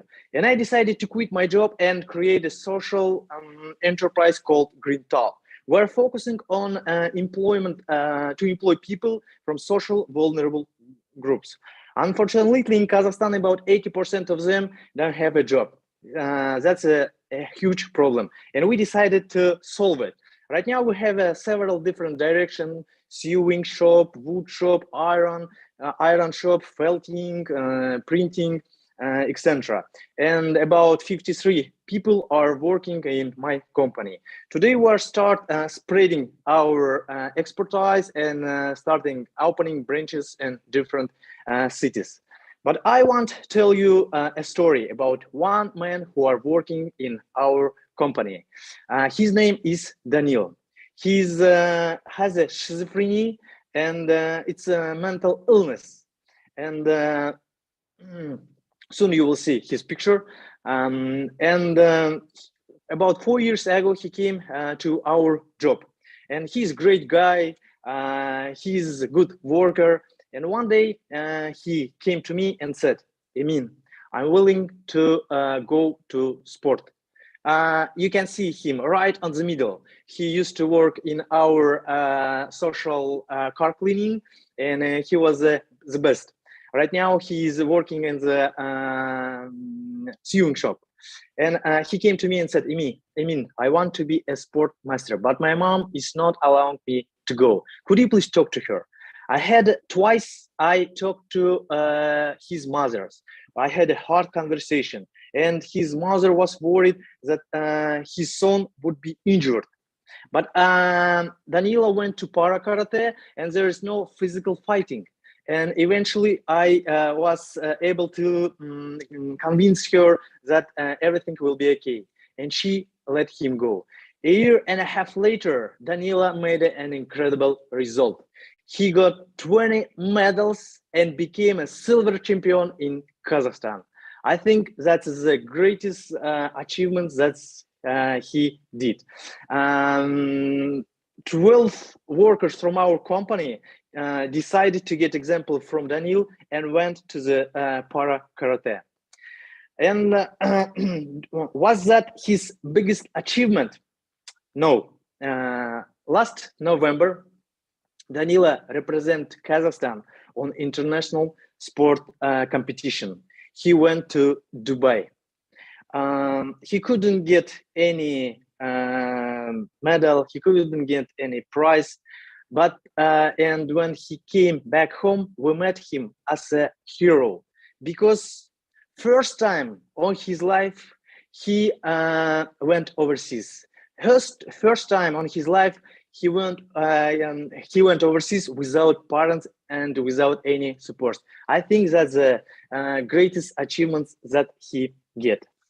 Today we have about 60 workers with different disabilities, and I think thanks for them we are became #1 social entrepreneur enterprise in Kazakhstan. And many people right now are interested about social entrepreneurship. I know in overseas this subject is well developed. In Kazakhstan, about 5 or 6 years, we start talking about social entrepreneurship. In conclusion, I want to make a couple points.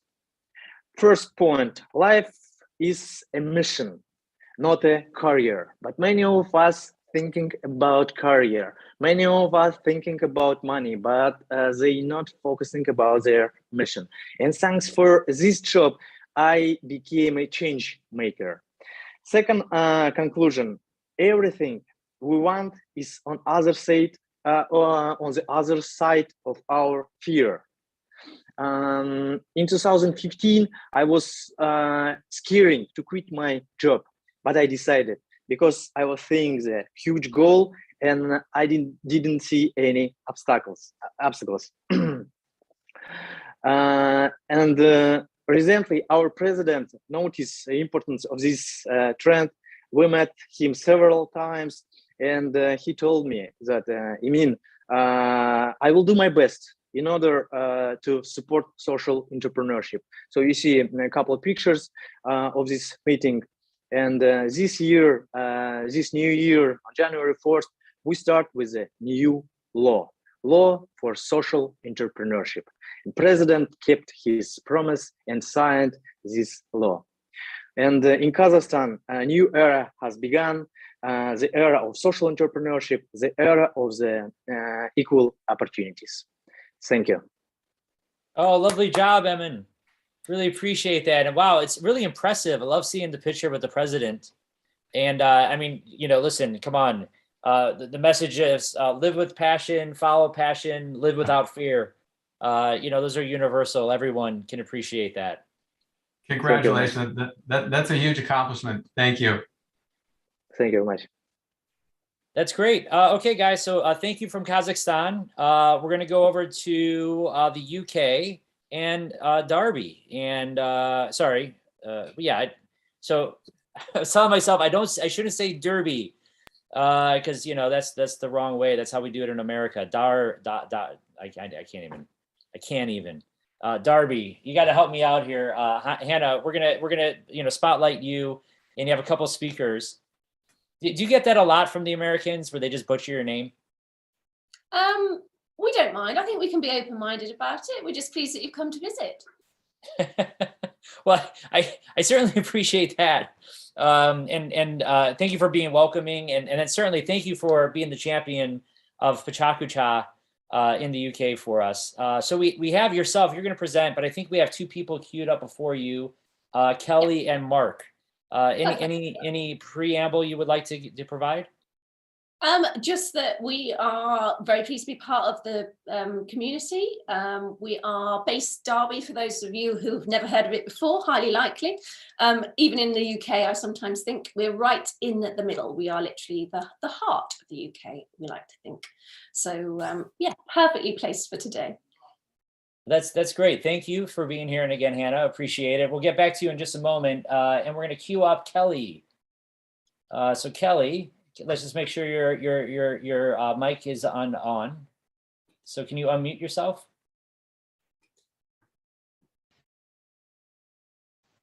Yes. Okay. Yeah, there you are. There's test done. Hello. PechaKucha, I love that. I've been pronouncing it wrong for my whole life. Well, PechaKucha is okay too. Like, trust me. PechaKucha duck. That's what we'd say in Derby. PechaKucha duck. PechaKucha duck. I love that. Yeah. PK is also a good way to get around that. So let's see. You're going to do a presentation, a 20 by 20. Yep. Kelly, you ready to go? Yeah, sure. Cool. Here we go. The slides are yours. Thank you.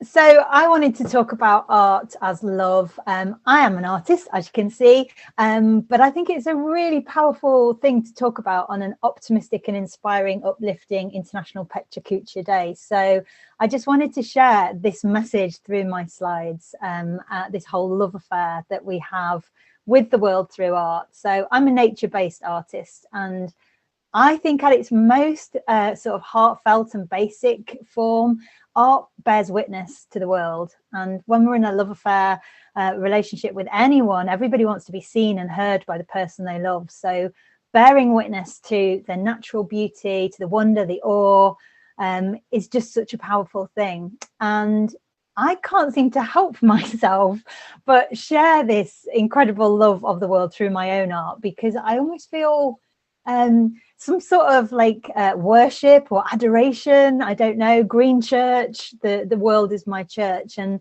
what I really love about it is my love of nature and the world, coupled with my joyful and optimistic art, is kind of marrying two concepts and emotions together, but it actually prompts action. So we get this connection to the world, and therefore we want to look after it better and take care of it. And my purpose here, and I love how Emin was talking about purpose, is to shift people into a more inspired and optimistic state about themselves and the world. It's very easy to come from a place of fear and scarcity. I don't doubt we're in a huge climate emergency, but if we can feel optimistic and creative about it, we can have this huge act of service and benefit in the world and for all of us together. Coming from this place of compassion and open-mindedness and connection to nature is kind of lifeblood for positive, optimistic change. And it's an incredibly powerful thing. So when we come out of feelings of scarcity and fear, we're kind of exploring the world in a really minimized way, but when we come from a place of love and compassion and tolerance and kindness, we're exploring in a really expansive way. So it's really powerful. And we're predisposed to it. So it's actually not that hard. Even if we're grumpy or cynical or having a bad day, we are predisposed to love beauty and nature, like puppy dogs or rainbows and snowflakes. We are made and kind of hardwired in to appreciate this stuff and express it creatively. But it does take time. And what I fear for people and what I love to encourage for people is to take time in this modern, crazy world that we live in to experience this love affair with art in all of its forms, whatever you enjoy, whether you make it or participate in it. It's like a relationship. It needs time and energy and effort. And when we put in that time and energy and effort, we get this amazing elevation. So we feel joyful, we feel happy, we feel, you know, we get in our groove with our beats, or, you know, we go and see a fantastic play, or we mess around with paint. And there's nothing guilty about enjoyment. We can all create something, you know, we've totally got this. And whatever your love and passion is where your creativity will flow from. I get told all the time by people, I'm not creative. That is absolute rubbish. We are all creative, and finding your flow in creativity will come from your passion. It's kind of like this doorway into ourselves. It's it's like a magic portal into our purpose, our fulfillment, our contentment, our whole reason why we're here on the planet, which makes us feel great. And when we feel great, we do really good things. And it's just, for me, art and creative expression is this inner adventure of getting to know yourself. There's nothing that's more exciting and more exploratory than this deep conversation. What do I think about the world? What is my point of view? What am I here to say and do? And we can do that however we want, because we can have this one foot in the real world and one foot in the imaginary world all at the same time. So we don't have to go with exactly how things are. We can create these unique to us versions of the world that are really specific to what we want to create. Like Da Vinci here, you know, if we are curious enough and we imagine it enough, we can create amazing new and powerful things for ourselves, for the planet, for science, for our wellness. It kind of expands beyond the realm of art. And who cares what's real anyway? You know, I know there are times to be bothered about what is real, but the whole sort of convergence at the moment of art and science and wellness and spirituality, there are just really outlandish scientific principles that we don't believe are real, but they are. So we have to embrace that, whether you believe in the whole sort of law of attraction or not, that we get what we focus on. And in a lot of indigenous populations, they have people who dream better dreams for the world. That is an actual job. So we can get what we focus on, and we can get more positive, optimistic things. And it's really important to know that art is an act of participation and letting go of perfection, obviously, because I've misspelled my slide, but it's more than the maker, it's all of us. So it really gives us a wider view on the world. It really connects us all and gives us all a tolerance of seeing people's different views and points of views. And that is really the role we can all play in this love affair with art. We can make it, but we can also celebrate it and step into it and forge connections with ourselves like we are today around the world through a love of art in all of its forms. So let me leave you with this lovely and comforting thought that art has been here since the year dot. We've always made art, and art will be here for as long as we're all here, which I believe is just a passionate, comforting and magical way to look at the world. So thanks, and have a fantastic rest of PechaKucha Day. Oh, Kelly, you did so good. This is exactly what this day is about. Thank you so much. It's all about creativity and passion, and you brought that in spades. Oh, thank you so much. It's just lovely to share.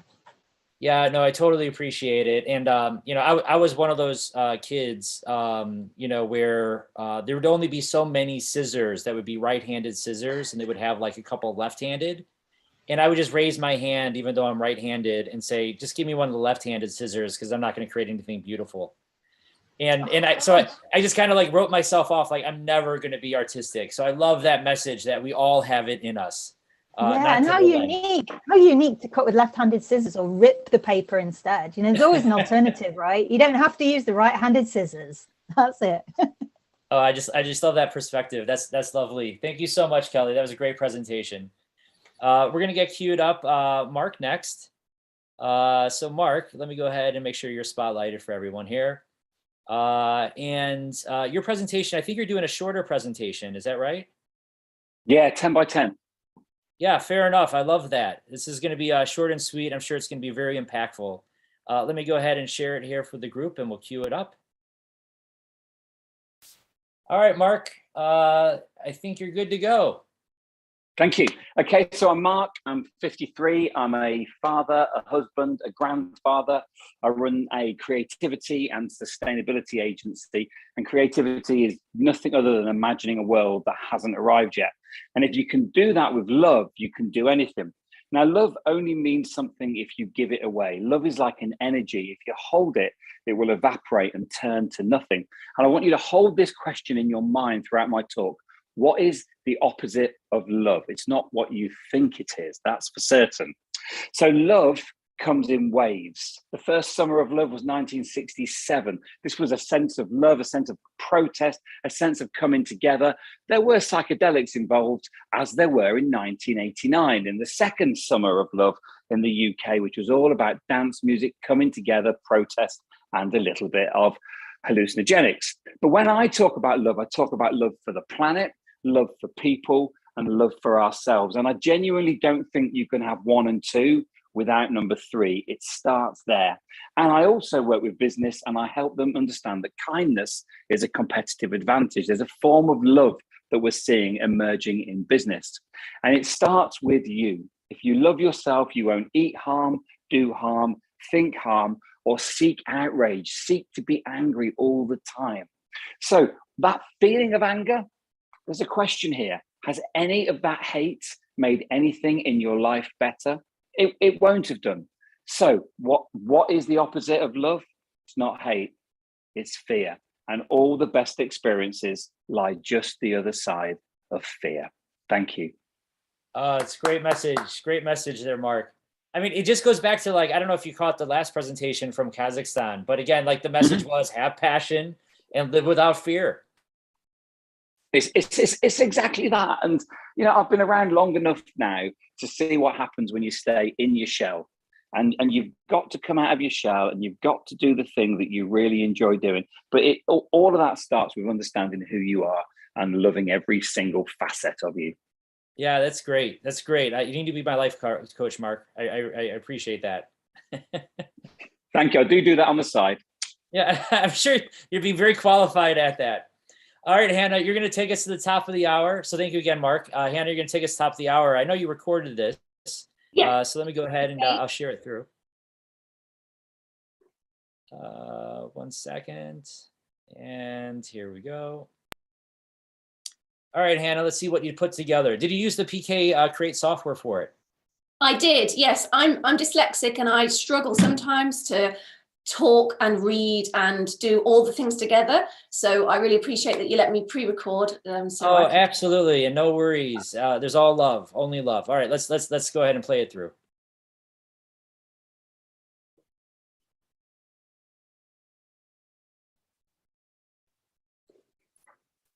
And usually the audio happens, but it's late. I can read it if you'd like. Just our head that sends feedback, telling our bodies that we are in love. Butterflies, stammering, sweaty palms. Our hearts have been shown to play a key role too. Scientists suggest that most people will fall in love approximately 7 times before marriage. Falling in love is much like taking a dose of cocaine, as both experiences affect the brain similarly and trigger a similar sensation of euphoria. Did you know that couples have been shown to have a tendency to synchronize both heartbeats and breathing? Oxytocin, the so-called love or cuddle hormone, is produced during an embrace or cuddle. The act of falling in love is known to have a calming effect on a person's body and mind, which in turn will raise levels of nerve growth for about a year. Romantic love is biochemically indistinguishable from having a severe compulsive disorder. Research has shown that traumatizing events can cause real physical pains in the area of one's heart. This condition is called the broken heart syndrome. Some individuals who claim never to have felt romantic love suffer from a rare disease that does not allow a person to feel the rapture of love. Men who kiss their wives in the morning are thought to live up to 5 years longer.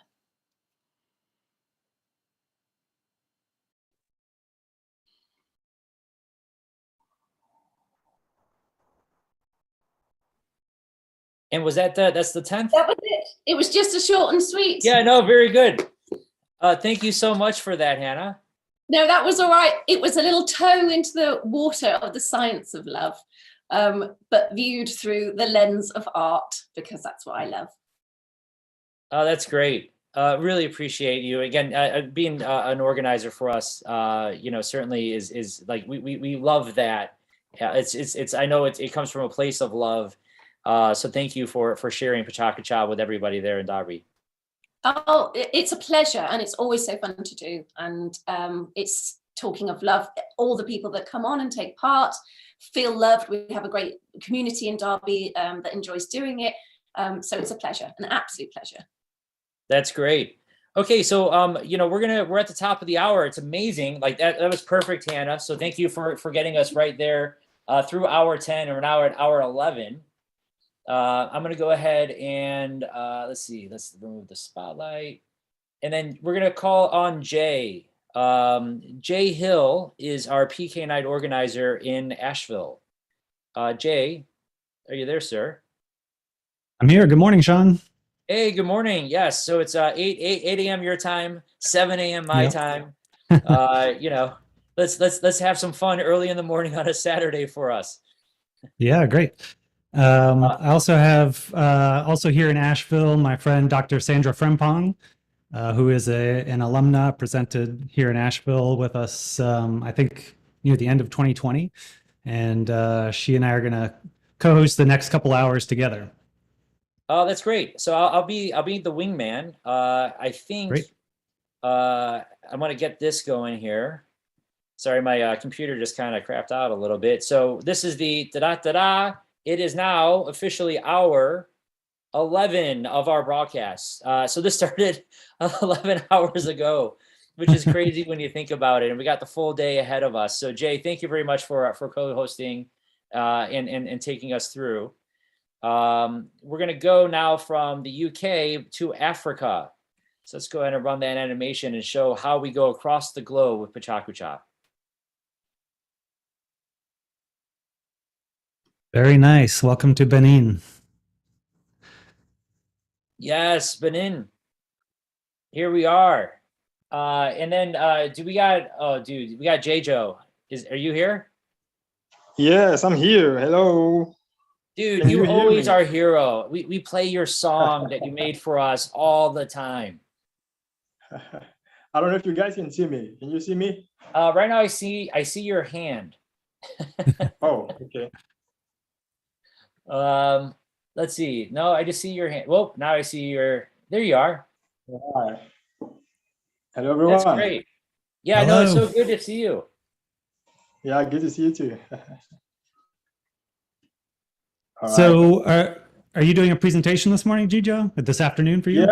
Yeah, I'll be doing a presentation. Yeah. Okay. We have your song too, if we want to play that at some point. All right. Thank Do you. you want to do that later? Yeah, let's do that later. Okay. Let's do that later. Yeah. Well, let's do this. Let's go ahead and do the presentation, and then we'll come back and do the chat. Okay, good. Okay. Here you go. All right. Everyone likes dolls, or at least find them useful. They are a cool toy, right? And they can even literally actually save the day as you're trying to finish your Zoom meeting, get your children busy, right? But not all those are cool, especially this one, which brings like bad ideas to your mind. But it's not your fault. Friends, we have been fed and fed and fed over movies and movies and movies, a wrong narrative about voodoo. Creepy movies, and even some dictionaries, don't get the right meaning of what voodoo is. Actually, on the flip side of what they have said, voodoo is rooted in love, peace, and forgiveness. Yes, you've heard me well. Love, peace, and forgiveness. More beyond a spiritual practice, it's a bright, vivid culture. But why are we even talking about this? Because I'm optimistic that at the end of this presentation, misconceptions are cleared up. Now, friend, let's imagine that we are all sitting in the grass around some warm wood fire. And this is how we tell stories in my country, Benin Republic, in West Africa. So in the ancient times, our forefathers believed or conceived the world, nature, as spiritual, and humans included. That's a fundamental mindset of voodoo. Voodoo is actually about connection to nature, to the invisible. And the right pronoun in voodoo is written V-O-D-O-U-N.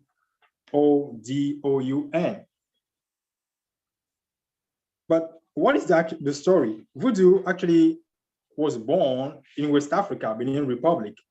And when in the history, people from other continents came to Africa and took, African people away, it spread to other parts of the world, including Haiti, Brazil, even Louisiana and Cuba. This picture you see is not right. Again, let me tell you that voodoo is not actually about black magic, torturing, haunting innocent, turning people into zombies. A lot of things were taken out of context.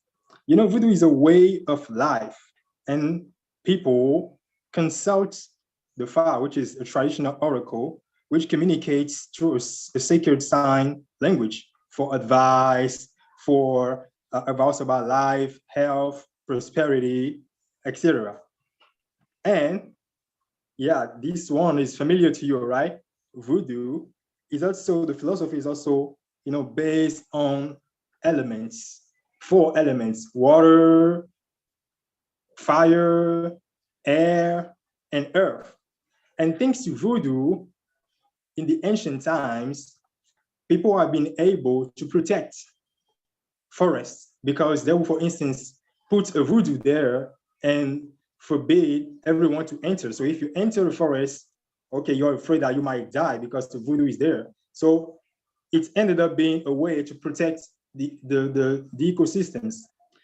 Do you know that in Benin Republic, the cradle of voodoo, there is a festival for voodoo? It's every January 10. And then you can see a lot of things. So meet my grandmother and her twin brother. It's a culture. She's dead, obviously, but twins here actually are sacred, right? So when they die, we actually have a representation of them, and then they choose who they want to stay with. So my mother was chosen to keep them. This is also part of a voodoo culture, as you can see, bright and vivid. These are called gelede masks. And it's a culture where women lead. Women are the leader in that community. And these ones are literally the dead coming to life. No one can tell you actually what is under this costume. It looks human-like, but I'm telling you, don't try and figure it out. This one is called Zangbeto, and it's also used, for various aims, entertaining people, protecting communities, etc., etc. All this culture. And as you can see, voodoo is also about music. It's a source of culture, of art, music, dance. As you can see, children are dancing, they are singing, they are traditional musical instruments. So voodoo is actually a whole culture, as I've been telling you guys so far. And of course, there is a lot of art related to voodoo. These are artifacts that were actually given back, to Benin, to my country. They were taken away in the colonial times, and 100 years later, they have come back. So is voodoo actually a bad thing? Anything can be used for evil, right? So let's say voodoo is like a baseball bat. You can use a baseball bat to actually play, the ball, or you can use it to harm somebody, to beat somebody. So is the bat evil? Not the bat, maybe the person using the bat. So, dear friends, as you can see, voodoo is positive. Make sure you come, who knows, next year on January 10 in Benin to discover how wonderful this culture is. Thank you. Well done. Excellent. Very nice. Like, so tell me, you gotta laugh about like the world's perceptions of voodoo, right? Like, don't you see it in movies and it's just like, come on, like it's more than just like, what is portrayed. Exactly. It's there is no such thing that dolls that are stuck with pins or needles. There's no such thing, in voodoo. That's all Hollywood. I mean, that's just the way it is, though. That how people try to portray and just get to something and then move on. There's so much culture that's behind, all of that. Exactly. So, I mean, it was important to me, to share that and help, clear up some misconceptions. Yeah, so I appreciate that. I appreciate everything you do also in Benin. But like the thing that cracks me up is like, again, like perceptions. Like I love that PK really is this platform to have people introduce and just talk to other humans. And Exactly. and quickly it's like the commonality is there. Like we were talking about like last hour, just living with passion and living without fear, universal. And perceptions of Africa, it could be like, oh, what is it like, safaris, or whatever. Like it's just like, no, like everybody is the same really. And I love this platform kind of just making it very simple where we can relate to each other. Exactly. Thank you guys for having me. Thank you for your, I just want, thank you for that presentation. And I love the fact that you explained how anything can be used for good or for evil. And one of your comrade or someone from your place who's promoted voodoo very much is Angelique Kojo. Yeah, Angelique Kojo, 4-time Grammy Awards winner. Proud of that lady. So a lot of her songs always have, like a Golo voodoo child, and it's really helpful. I was hoping to see some of that in Jima Hansu as well, but you're helping by explaining and educating the world about it, because whenever we hear about about voodoo, it's always something associated with bad. Exactly. Very good presentation. Thank you for weighing in. That's great. So, and then before you leave, so again, tell us what's the latest in the music career? What's going on? All right. Thank you for asking. I recently released a single, music video with a Japanese friend, Morichisa, and the title is Same Family. The goal is actually to promote, let's say, happiness. Friendship, and love all over the world. So it's on YouTube and every platform out there. Just type same family Gijo, and you can see it. Cool. Well, like keep us up to date. Like we like, again, we man, every time we get an email from you, like we're excited, frankly. So whatever we can do to help you out and be that platform for you, we're for it. Thank you so much. Thank you so much. I appreciate it. Yeah, no, for sure. Jay, listen, like, this is where, I've just kind of queued up some other presentations that I was going to kind of flow through. We basically made this hour, our quote unquote Africa hour. And even though there's a presentation that I queued up from a woman, in Maastricht, it's really talking about Africa. And so that's why I wanted to kind of like throw her presentation. And then we have some other people from, other parts of Africa that I queued up. But Jay, if you don't mind, I'll just like roll it and then maybe we just have a chat after. We could do that. I wondered if we wanted to play Gijo's song. So do you have that queued? Because I don't. I do. Yeah. Oh, then go for it. All right. I'm going to stop the share. You go ahead and get that out there. Thank you, guys. Let's do it. All right. All right, you'll see me here for a moment, and then I think we can just back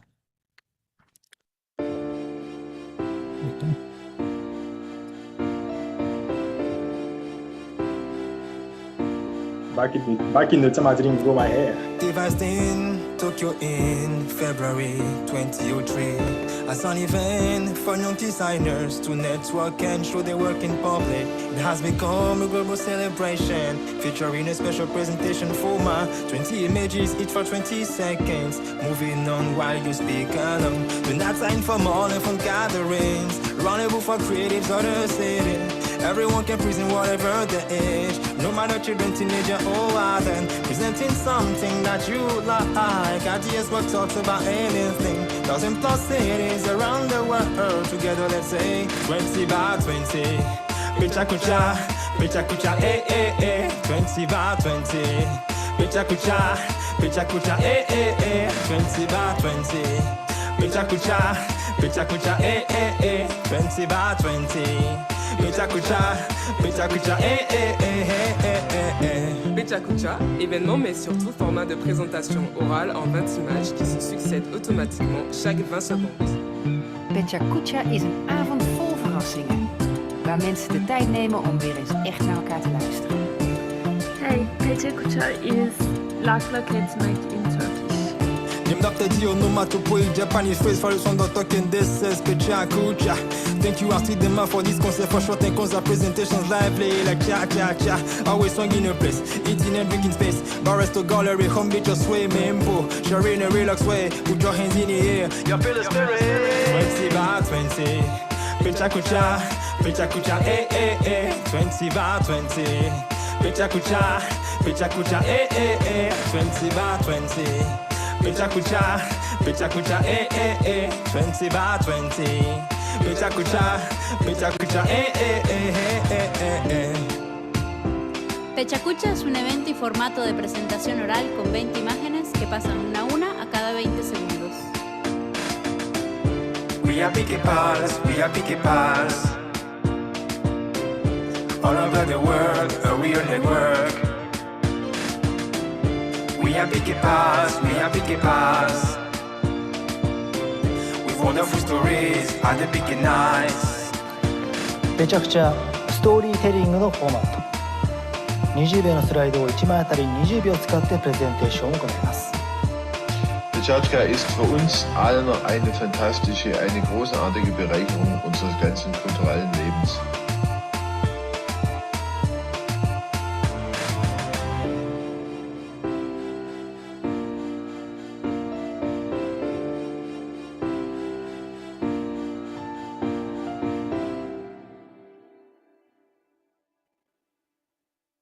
Hey. That's great. So I get good. excited whenever I hear that. I mean, the voices of the other folks from PechaKucha around the globe, I'm like, yes, I start calling them out. Yeah.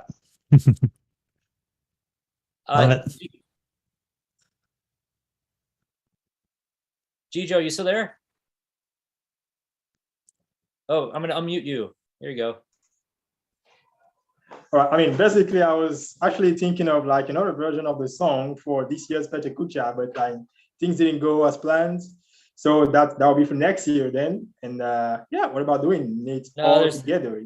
We think about ways to do that all together so it can be collaborative and involve more people. So it's always next year. I love to get together. If that would be amazing to actually meet you one day. Let's think about that. Yeah. Someone did ask if you could, if you have a link to the new song, if you could drop a link maybe in the Zoom chat. Okay. Yeah. Christina put it in. Link, it's there. Oh, great. Okay. Yeah, Christina put it there. The link of the new song is the YouTube one. Yeah, Christina, drop it in the comments, and the PechaKucha song as well. She put in the comments.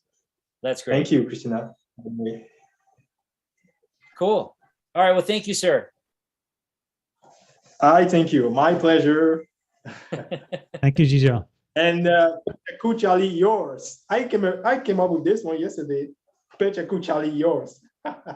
Okay. That sounds great. Cool. Let me go ahead and play that presentation that I was mentioning before. I'm going to let this thing roll, and then we'll pick it up from there, guys.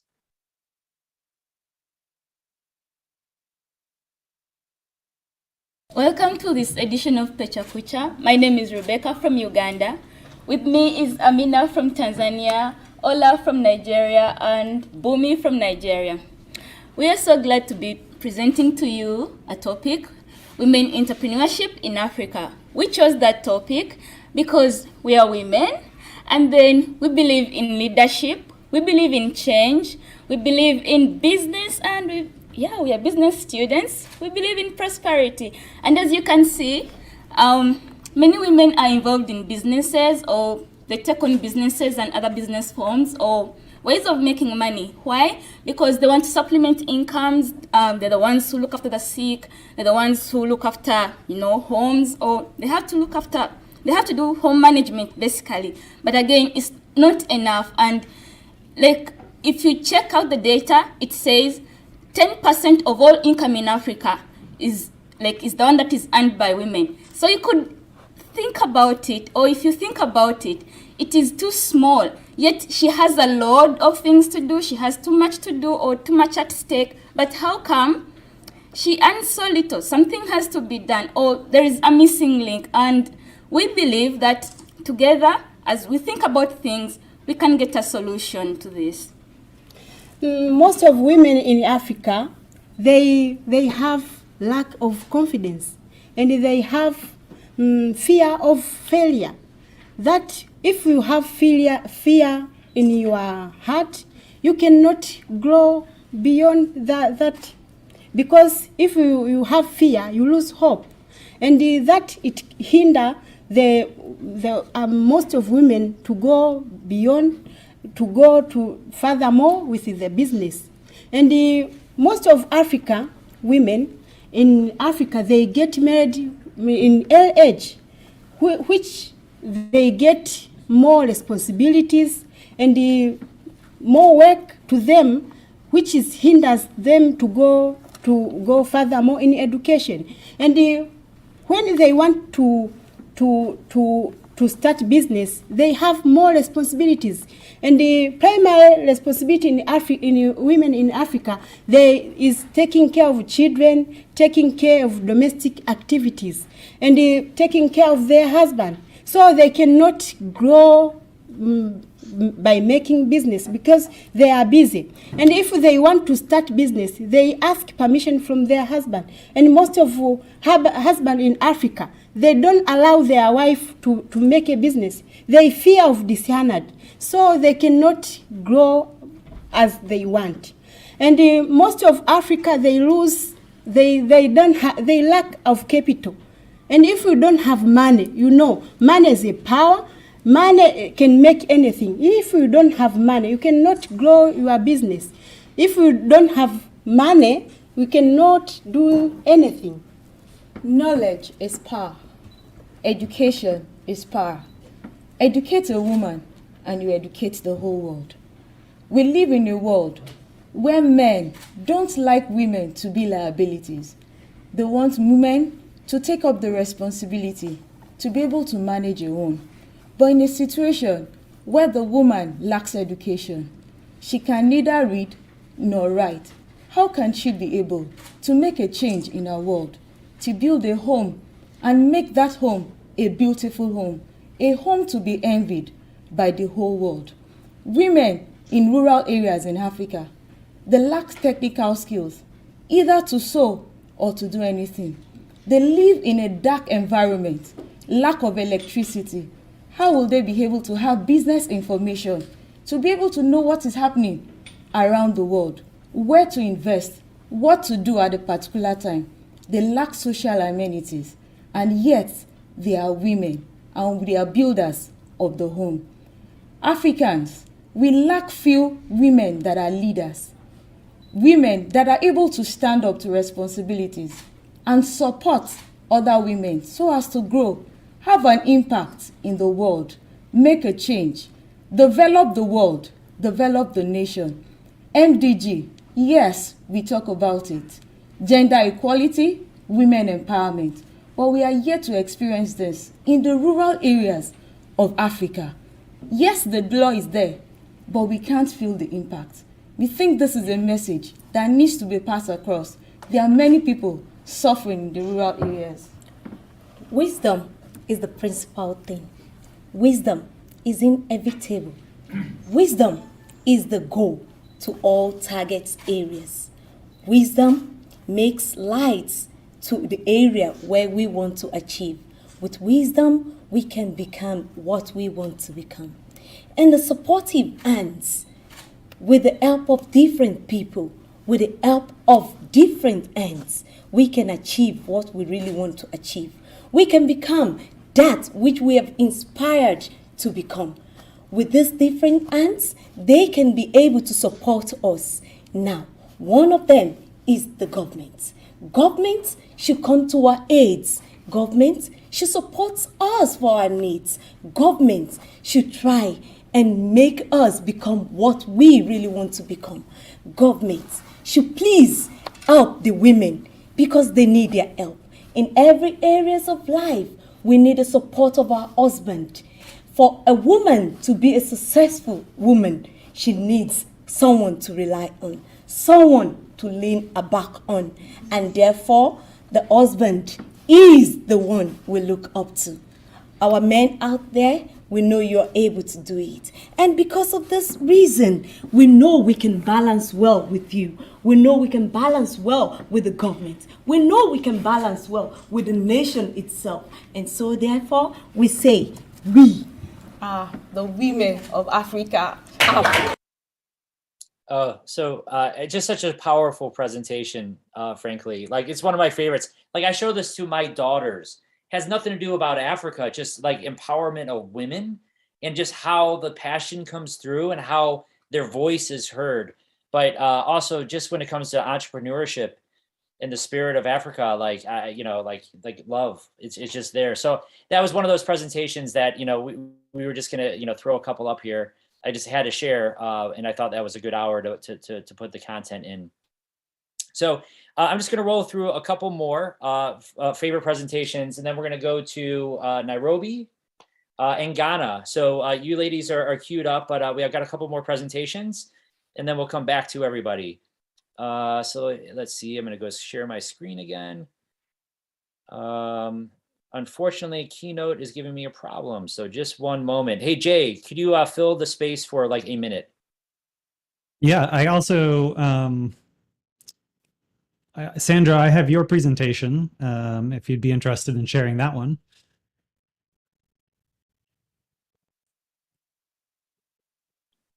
What do you think, Sandra?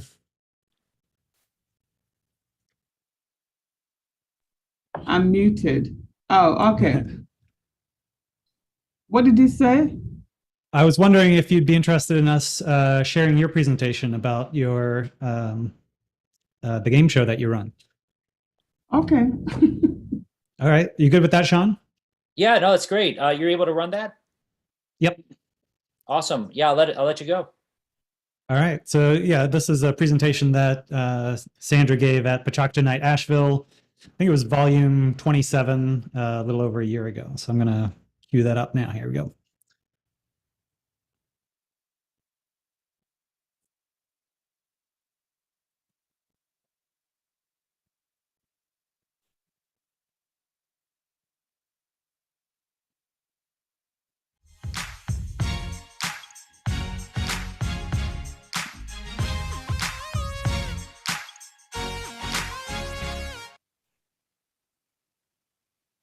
Hi, everyone. My name is Sandra Frimpong. I'm the creator and host of the quiz show, Let's Explore Africa.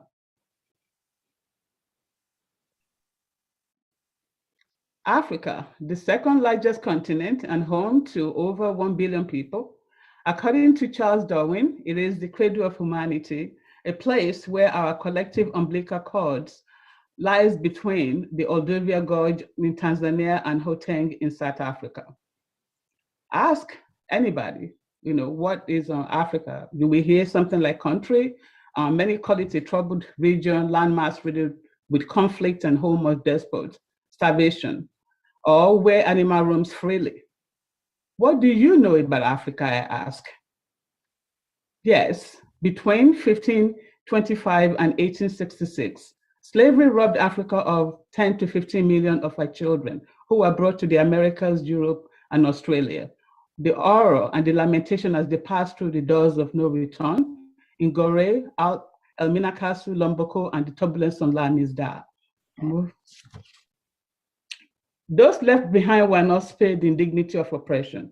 For in 1884, Chancellor Otto von Bismarck hosted 14 nations, and where they decided to split up the abundant resources of the continent and thereby colonize. It would take another 76 years before they, before they get independence. That did not even come easy because it led to a lot of issues of tribalism, internal conflict, and forced exile. But beyond these stages, what else do people know about Africa? I have to say that Africa is a gorgeous mosaic occupied by resilient people who served as leaders, oracles, diviners, and warriors. They define cultures and traditions that guide their families and community and tribes and ensure orderly society. They nourish their country's independence and defending laws that protect them to this day. You're talking about hardworking people, people who till the ground, engage in serving and industrial operations and trading. And we can also remember men's living children and their family days on end, working in the belly of the beast, to mine gold and diamonds. People created art and faces like the legendary Queen Idea, and also poetry and terracotta, as much as the city of Timbuktu, things that they needed to survive and thrive, and a lot of mosques also within the Maghreb in North Africa. Your understanding of this continent should go beyond the movie Out of Africa. Some of the remarkable endeavors that are represented in this continent include space projects in Egypt, Ethiopia, and Algeria. And don't forget Things Fall Apart, a popular novel, and also the vaccination method relayed in 1721 by Onesimus. In terms of development, a civilized community, they develop their own national symbols, such as currencies, flags, cultural ethos, with underlying messages and things that help them in unifying emotional appeals. Come and see the landmark featuring the African Renaissance, the Blue Pearl of Morocco, that's the city of Shushan, Neto in Angola, and Matai in Ouagadougou, as much as the Swahili architecture. Pause a bit to appreciate the breathtaking Victoria Falls, the great beach migration that occurs between Tanzania and the Serengeti Plains, between Masai Mara, and observe the big five wildlife at Kruger National Park. Of course, you want to see the pyramid naturally. On fashion, those are not pieces of clothing. They're styles that design, identify tribes, and explain family history. So pick a kente or try on an ishikolo, the headgear, Kenyan hairpiece, so agbada ileke or iro and buba. and a lot of other artifacts that you can have in terms of fashion. There's nothing that is as pleasing as trying African dishes, and what better way to explore a culture if not through its food? So savor the dishes with selections telling stories about national origin and choices of ingredients like inyo, injera, and also when you're done eating, what's life when it's all work and no play? African relish fun time and reflect on dances for rituals and festivals and events. So relax and watch soccer or engage in playing ayo with families and friends. So it's remarkable that despite all the wars and never-ending plebiscites that Mother Africa has to endure, it has produced personalities such as Mandela, Lupita Nyong'o, Wangai Matari, Makiba, Angelique Kidjo, just to name a few. And also, I would be remiss to not acknowledge the descendants of our brothers and sisters who were taken from the shores a long time ago. That is, personalities such as Maya Angelou, Oprah, Frederick Douglass, Chadwick Boseman, and Mae Jemison. I will also be damned if I exclude those who may not look like Africans, but they draw their first birth from the continent. And I'm talking about people like Johnny Clegg, okay, who is considered white Zulu, as well as Nadine Godima and Ison Laurent. And to follow what Bob Marley said, he said, please do not forget your history, know your destiny. So I appreciated the opportunity to salute Africa through education, and in most cases through the competition that I host along. And on that note, I invite every one of you to please join and take the challenge and compete in Let's Explore Africa, the future of tradition and the continent that God held in reserve. Thank you.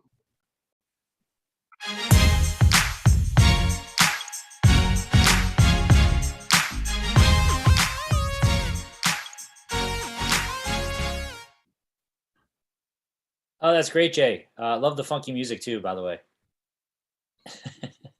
Yeah, that's how we roll in our virtual. that was a fully virtual PechaKucha night, and you saw Mark Dytham was able to join us on that one too, which was fun. Oh, that's great. So, yeah. Hey, I was trying to figure out, just on a technical note, I was trying to figure out, like, I think we had like your full screen and then like a small thumbnail, and then I was trying to make it where it wasn't like showing together. I don't know if I was successful in that. So when we played the video, like I think later next hour for when you're playing some other Asheville ones, like let's play around with it. Okay. This is one of those things where we're missing Brian because he kind of is the expert of all things Zoom for us. Okay, cool. Yeah. Let's move it forward. We're gonna go to Nairobi next. So I'm gonna go ahead and let's get the automation going here, where we're gonna go from one place in Africa to another. Spatially, we're going across the country, which is good. I'm so bad. I don't really understand or know the geography of Africa as much as I need to. So from Nairobi, so Njeri, you're going to be the speaker, but I wanted to introduce, is it Yokambi? Yokabi. Yokambi. Thank you. Yokabi, yes. I'm so bad. Like the American in me comes out sometimes. I'm so sorry. Don't worry. Don't worry. It's no problem. So we always do try to, so thank you for being an organizer and helping to arrange for Njeri to come on board. Like, do you have any preamble you would like to make? Any introduction? Well, first of all, yeah, real quick. So first of all, thank you for having Nairobi at this edition of PechaKucha, International PechaKucha Day. My name is Nyokabi Kimari, and I'm one of the coordinators in Nairobi for PechaKucha. With me is Bawa Alambo, also in Nairobi, sitting about 5 kilometers away from me, and Amina Abdallah all the way in Paris. And Jerry, who's our presenter today, sitting in Nairobi as well. I'm going straight to introduce Njeri. So Njeri, first of all, is a wonderful woman. She's a mother of 3 children. She's a human rights activist. and she's a biker queen. So and that's all I'm going to tell you, because you're going to find out more about herself right away. Jerry, take it away. And Jerry, let's make sure your mic is on. Yes, it is. Hi, can you hear me? I can. That you sound lovely, and I can't wait to see your presentation. Can we start it? Can I introduce myself a little bit? Oh, and then yes, please do. Yes. All right. So yes, I am Jerry. I don't know if I need to introduce myself. Actually, I think she said it all. I think let's take it away. I'm a bit nervous, so let's take it away. All right, you're gonna do great. Enjoy yourself. The 20 slides are yours. All right, thank you. So Renegade was an American television series that ran for 110 episodes spanning 5 seasons. This guy here, Lorenzo Lamas, his real name, was stage name Reno Reigns, kept me hooked to my screen. He was handsome and embodied freedom. Never mind in the series, this guy was on the run, running for his life because he was he had been framed for the murder of the woman that he loved. It went something like this. He was a cop and good at his job, but he committed the ultimate sin and testified against other cops gone bad, cops that tried to kill him but got the woman he loved instead. And then this guy would ride out on his Harley-like bike into the twilight. I was young, very impressionable, and this guy, he impressed me. So fast forward, about a decade after this series ended, and I'm much older, I'm sitting with my friends at a restaurant in Nairobi, and this fine man walks in with a helmet and a leather jacket, and for me right there, the renegade right before my eyes. And no, that's not when Throttle Queens came to be. So this fine man and I got married very shortly after. I was finally able to ride when our last born turned 3 in 2014. Then 3 years later, more women had taken into riding motorcycles. And these amazing, incredible, phenomenal professional women you see here started a group that we called Throttle Queens. We just wanted to have company to ride together. We work hard, we play hard. Believe it or not, these women are between 30 and 50 years of age. They are professionals in different fields. They are directors and founders of companies, and some are even single mothers. They have defied culture and are living unapologetically. They've given themselves permission to go against the current. We all need to unwind, and for us, how we do that best together is pick a spot on the map of Kenya, and then we ride there and swim or share a meal or camp, or just ride back home after an out-of-town trip feeling very fulfilled and energized. Wind in our hair and all that. Never mind, I don't have hair. We share this joy and freedom that we have found in riding together. Like I said earlier, we've modeled for some brands but we also outright for weddings and launches. To quote the words of an anonymous writer, the only thing better than a street bike is a woman riding one. It's a showstopper. You can feel the excitement from inside your helmet, and that vibe is energy. While our rides are for fun, we ride to high schools and to inspire students. Our arrival alone on bikes, even if we say nothing else to this girl, says it all. You can do and you can be anything you set your mind to be. A lot of limits are in our heads. The look on those students' faces, especially the girls, you know that their lives will not be the same. So one day we met together as usual and had coffee. One of us blurted how interesting it would be if we took a week off work and went to the country of 1,000 hills, Rwanda. We laughed and said, yeah, it would be nice. Then we set everything rolling, budgets, route maps, stopovers. We even told everyone, imagine everyone, that we were going to Rwanda. We divided roles and who would do what, and we started off as a joke, became serious. We had a route map, we had designated stops, we went for mechanical lessons, and the support we got from the broader biker community in Kenya was nothing like we had expected. Bikers have such a strong bond. You just need to be one and you're part of this amazing community almost by default. So shortly after, we were all over the news about women motorcyclists crossing borders on a road safety campaign. This hit the media and we were taking plenty of them. The roads in our country in particular were made with drivers only in mind. More people in Kenya, Uganda, and Rwanda walk than those who drive. Yet in Kenya and Uganda especially, there are no proper walkways for pedestrians. Parking is an art. You need to be more creative even, since you have to put all this stuff on the bike. Shish, who's one of us, taught us how to do that. She sent photos on the group on how to fit most of your clothes in a bag. Girls carry all kinds of stuff, change of shoes, and all that just in case stuff. You know how that can be. So we got sponsored by Vivo Energy, who fueled our bikes for the entire trip, all 2,400 kilometers of it. We filled our tanks and we were ready to go. The night before, we were just texting in disbelief and afraid that we were going to be late the following morning. So we slept very lightly. We were so excited. It was the craziest thing any one of us had ever done. We were all at the meeting point on time, along with all our biker brothers and friends and strangers and media, everyone basically that was supporting us. We were completely overwhelmed. The bikers escorted us about 50 kilometers out of town. Some of you might know this in Naivasha. A few others took us further out, about 300 kilometers. So our campaign is simple. Don't be a statistic. Share the road. Every life counts. We must recognize that every person is always on the road, either as a pedestrian, a cyclist, a driver, a passenger. In this part of the world, a trader on a pushcart, even beggars on wheelchairs and crutches.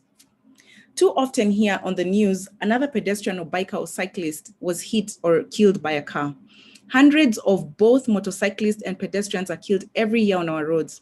High visibility for all road users and proper safety gear for bikers, both day and night, can dramatically decrease this, saving numerous lives on this part of the world. Riding through East African borders confirmed that this is not special to Kenya only. We experienced similar challenges even in Uganda. Bikers crammed with pedestrians on whatever space was available. Motorists bully road users off the road with total entitlement, whether you're walking or cycling or even on a motorbike. We, however, enjoyed some sections, especially out of town, of busy towns. We rode freely, easily, unafraid. We were just women from Kenya enjoying the wonderful and amazing sights of our region, enjoying the fresh air of the country, green and lush. We stood on our bikes and rode for kilometers, just letting go of everything. Road traffic crashes are the third leading cause of death after malaria, HIV/AIDS in Kenya.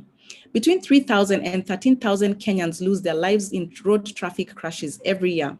The majority of these people are vulnerable road users. We, motorcyclists, pedestrians, and cyclists. There are even special wings that have been opened in hospital to handle these kinds of cases. Meanwhile, we've lost too many friends in these senseless road accidents and see our sisters struggle to raise their children after losing their partners.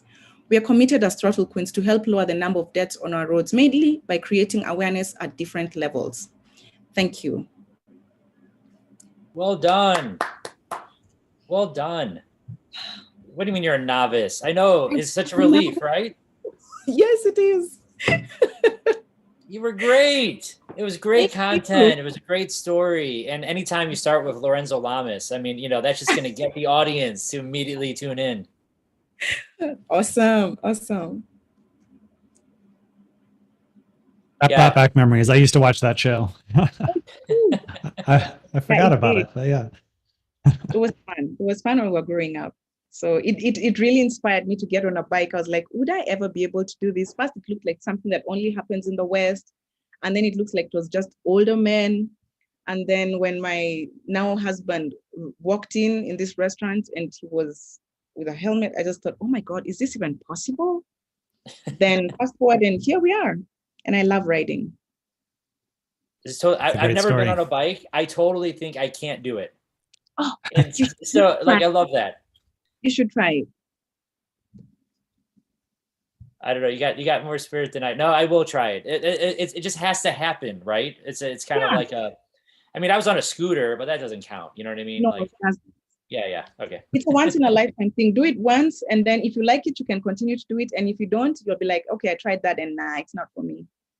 That's awesome. Well, so the introduction of you was right on. Total biker chick. Thank you. Thank you. Thank you, Jerry. That was a lovely presentation. I appreciate it. Cool. We're going to make our way over to Ghana next. So let's see. Oops. I want the animation. Come on, let's play it. Oh, come on, animation, please. There we go. We just have the one speaker from Ghana. And so is anyone there from Ghana?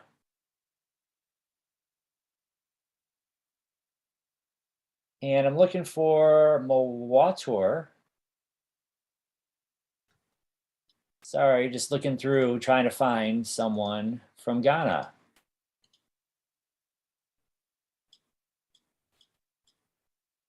I don't see them in the. Oh, tragic. Maybe they dropped off. Maybe.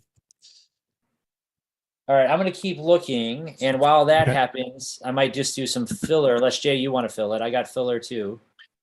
Well, I wanted to invite Sandra for a moment to speak a little bit about the game show, Let's Explore Africa, and what, Sandra, what motivated you to start that game show and what function you think it serves here in our community.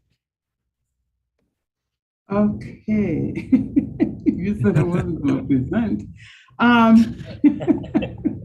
That's what Jay does, right? He just cuts you on and then you're like, wait, I got to talk more? Okay, well. This is your passion. You can talk about it. It is something that I'm very passionate about. There's no question about it. This is something I started. I used to belong on a Yahoo group, and we talk about politics. I'm from Nigeria. My husband is from Ghana. So you would think that, from having connections to two countries, I definitely know everything about Africa, right? Wrong. I used to post questions, and then through during the process of looking for facts, or to post to the group so that I won't get too much involved in politics, I started digging up information and 10 days and most that I'm like, wow, I'm not even aware of some of this stuff. So I started piling up all this information, and from gathering the information, I wrote a book. But that wasn't enough, because I felt that, yeah, you can read a book, but how many, we all read books, but I think it would be more fun to just gather people together and have competitions. So I started, quizzing people, because just as a small group. But anyway, fast forward, I decided to make it, to really start organizing our groups and holding competitions. So I started the first one at AB Tech here in Asheville. Luckily, the school supported it, and they actually sponsored it by providing space and some of the prizes to give to the students. So it started at AB Tech, and college students were involved. I started bringing in students from elementary school through high school, holding tournaments and traveling to different states. As more schools decide to participate and hearing about it, and having universities like Duke, NC State, and University of Washington. So I've gone as far as Washington State to host the event. And so I'm hoping that it will be something that I can, do, across the globe eventually. Yeah, and Jay has been very, Jay has been recording, so he's been very helpful with, doing, with recording it.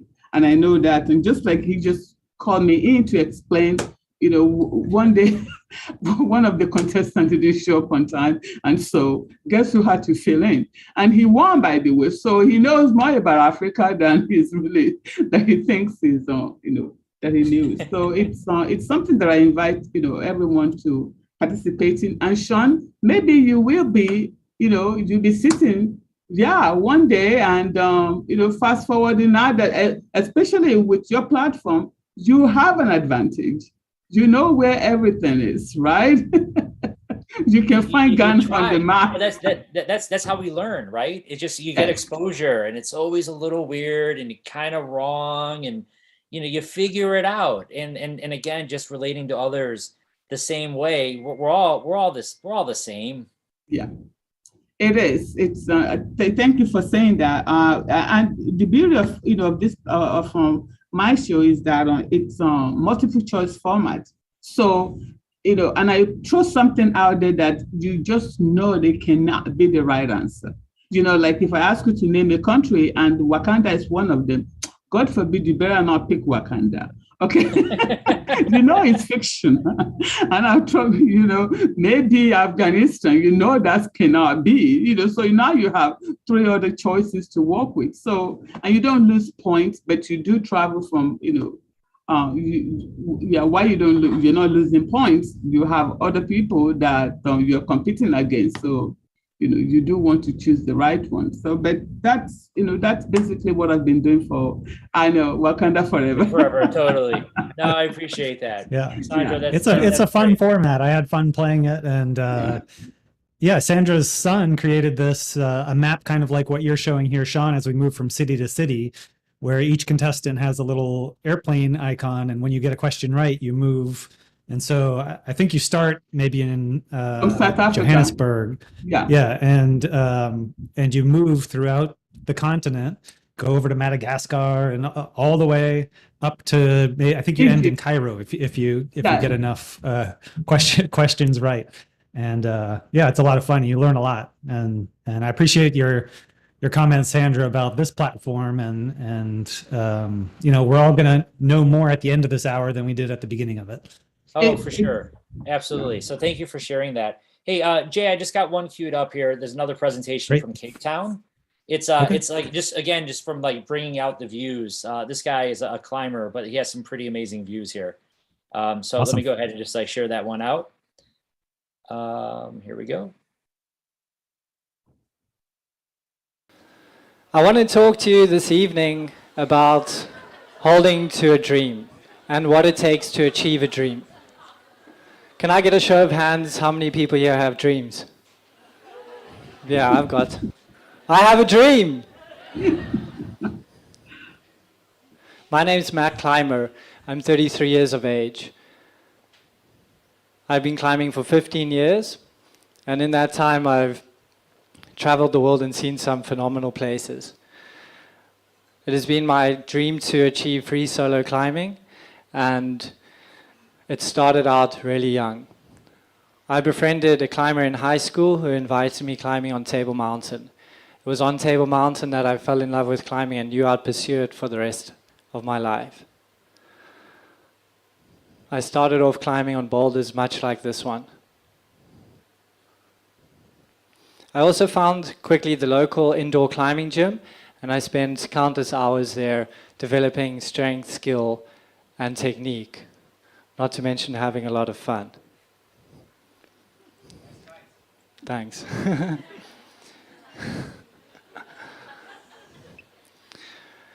Well, climbing takes practice, and so do dreams too. I quickly learned the ropes and progressed through the grades in top roping and sport climbing. But the dream to climb free always remained.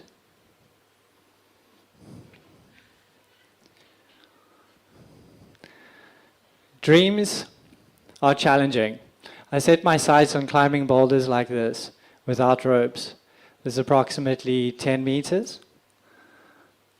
The dream for me always remained to see if I could climb up alone without ropes and free. Dreams also take sacrifice. You have to give to get. You have to pay to play in some or other way. In climbing, it's often with skin, sweat, sometimes tears.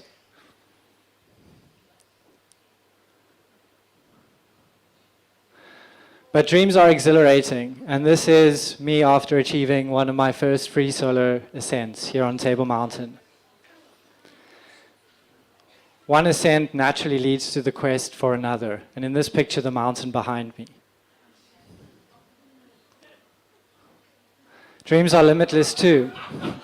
I went on to free solo Table Mountain and perform a human flag, holding my body outstretched from the rock, approximately 100 meters off the ground, and about 1,000 meters above sea level. Dreams are limitless. Thank you. And dreams grow and grow and grow. I went on to free solo Paarl Mountain, considered to be one of the world's largest granite domes. This picture was taken by a drone, 2 of which tracked me up. One got smashed into the rock due to heavy winds, but the wind couldn't stop me. I held on to my dream and climbed to the summit. Dream work is teamwork. I've collaborated with many local and international filmers and photographers to capture cutting-edge moments in free solo. It really is through a team that one achieves a dream. And Dreams Road is full of surprises. I was climbing on this building When a security guard shouted, a woman popped her head out of the building window and asked, "Are you a free climber and would you like to attend a shoot?" I said, "Why not? What's better than climbing on a building for fun?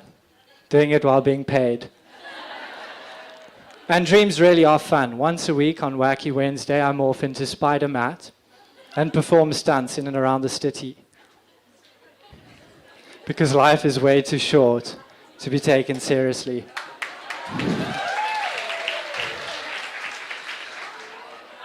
Dreams are phenomenal, actually. They're phenomenal things. So if you reach the end of the road and you're about to give up, hold on to your dream. Don't let it be unfinished like this bridge. Here I am hanging by one arm on Cape Town's unfinished bridge, foreshore. And did I mention dreams are best shared? I coach a team called Dream Higher, founded by Margot and Picture. These are kids from a local orphanage in Woodstock. I share my knowledge with them, and it's certainly one of the most rewarding experiences that I've had in my life. Dreams cross barriers. Meet Sibusiso. And look at the joy on his face after conquering Lion's Head Summit for the first time. Isn't that priceless?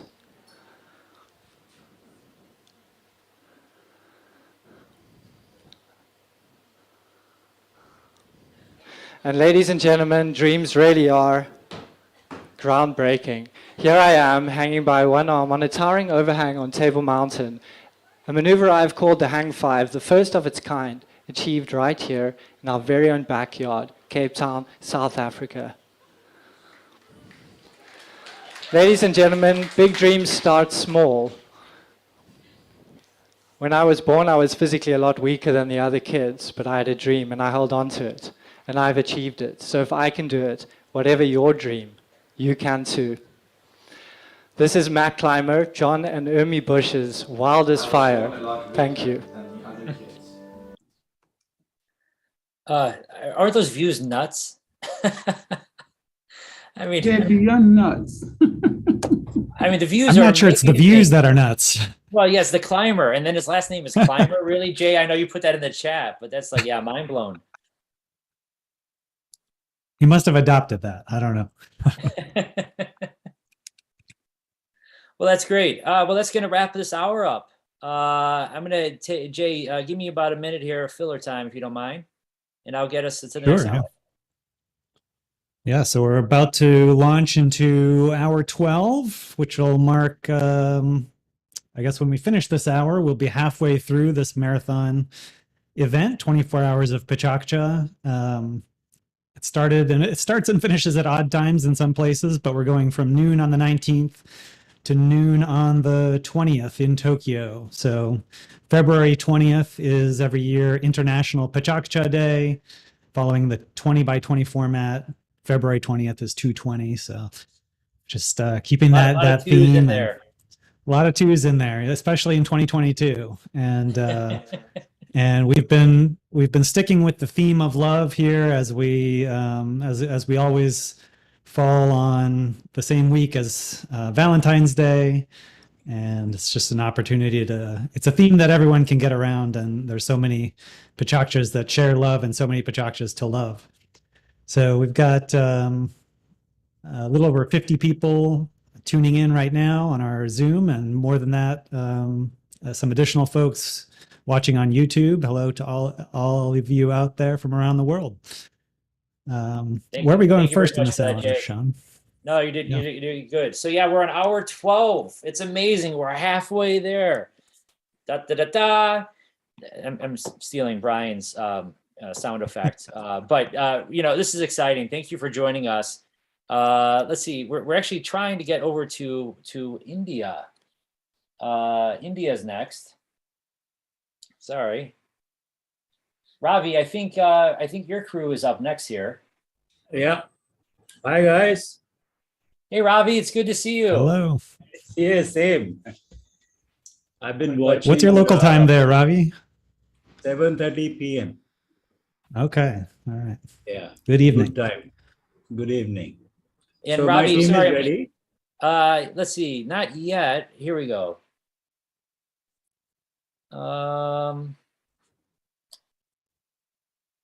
Let me see. Yeah, sorry. For some reason we had Panjim next, but let me see if there we are. So we're gonna go with Brandon and Belinda. Is that right? So we're going with Arunima first. Okay. Let me cue that up. Yeah, here we go. Yeah, she's there. Cool. And Arunima, are you there? Hi, I'm here. Hello. I just got to find you and I'll spotlight you now. Okay, Sean, I thought I'll just do a one-line introduction. Oh, please do. Yeah. Sorry, Yeah, I'll defer to then- you and then we'll go. Yeah. So I'll introduce Arunima first, and then we can start the presentation, and then I'll introduce Brandon and Belinda. All right. Okay. Is that good? Yeah, it's great. Go for it. All right. So Arunima is a creative practitioner and art educator based in Goa in India. She embarked on her creative journey in 2015 after working in the development sector, when she felt the strong urge to use arts as a means of expressing lived experiences around gender and sexuality. Over the last 6 years, Arunima has created shrines of vaginas and vulva wonderlands at various online and offline exhibitions and art spaces. Through the pandemic, she has conducted vulva workshops for people with vulvas and vaginas, using art as a tool to navigate their vulvastic experiences. I hope I pronounced it right this time, Arunima. Yes, you did. Thank you. Oh, we had PechaKucha yesterday, and we had love as a theme. So Arunima and Belinda, they already presented. So they're doing the same again. So, and they were brilliant. So it'll be fun. That's great. So I'm going to go ahead and hit the play, and then the 20 slides are yours. Great. Should I get off video? Just a quick question. On to the video? If you like, yes, that'd be great. Okay. Yeah, get on. Super. Just checking. There we go. That's great. That's going to actually help me a lot. Let me go ahead and spotlight you, and then I'll just start the slides, and I'll get you on the spotlight, okay? Okay. All right, here you go. Hi.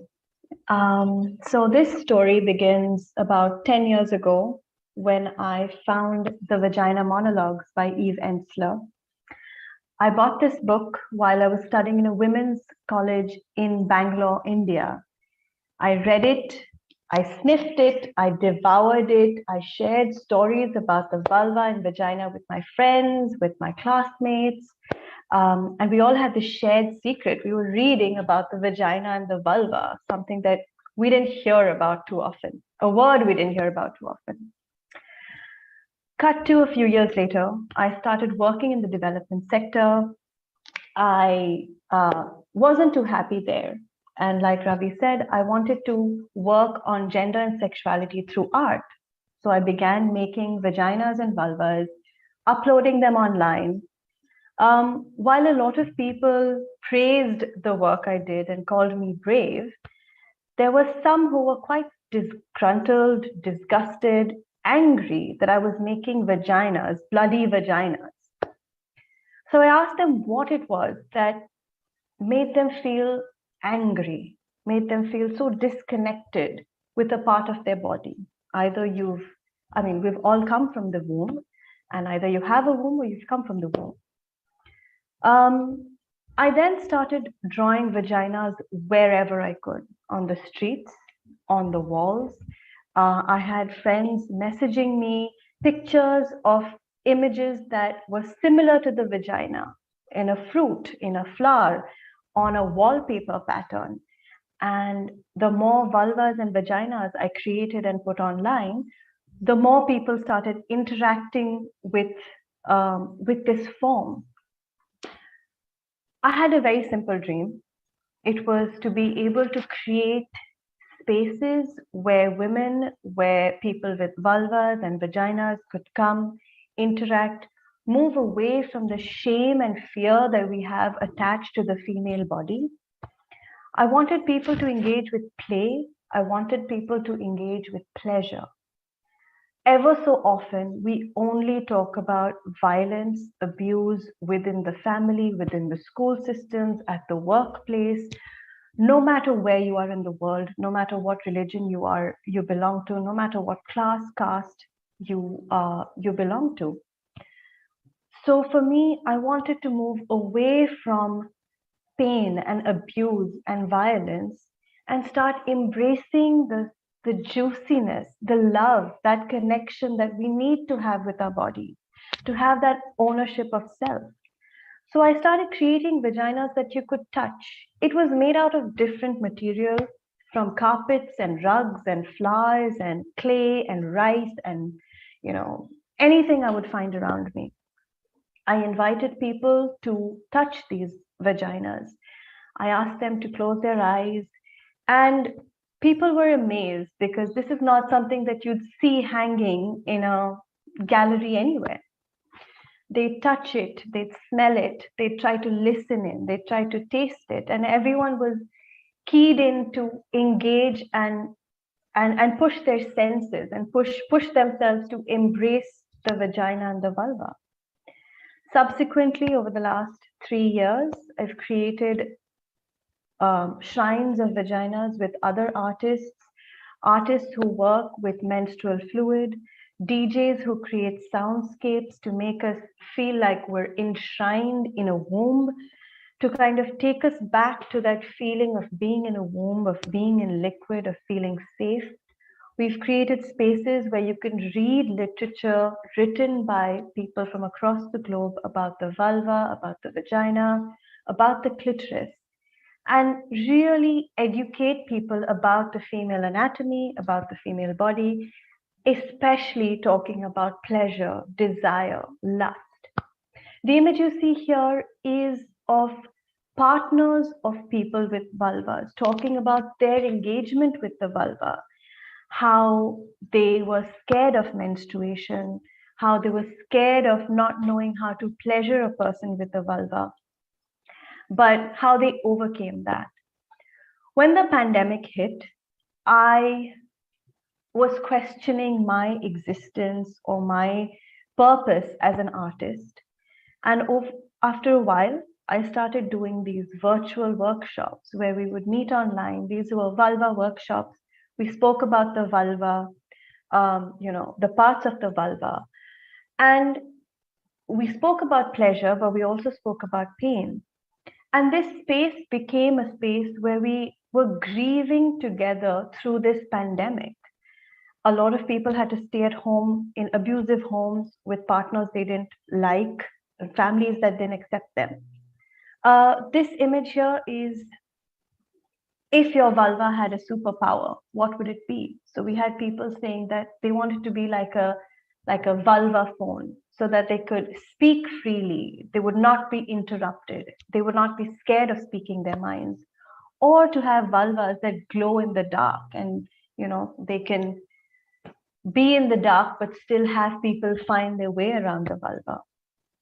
As I said, these workshops I carried out for about a year, and these workshops became healing spaces.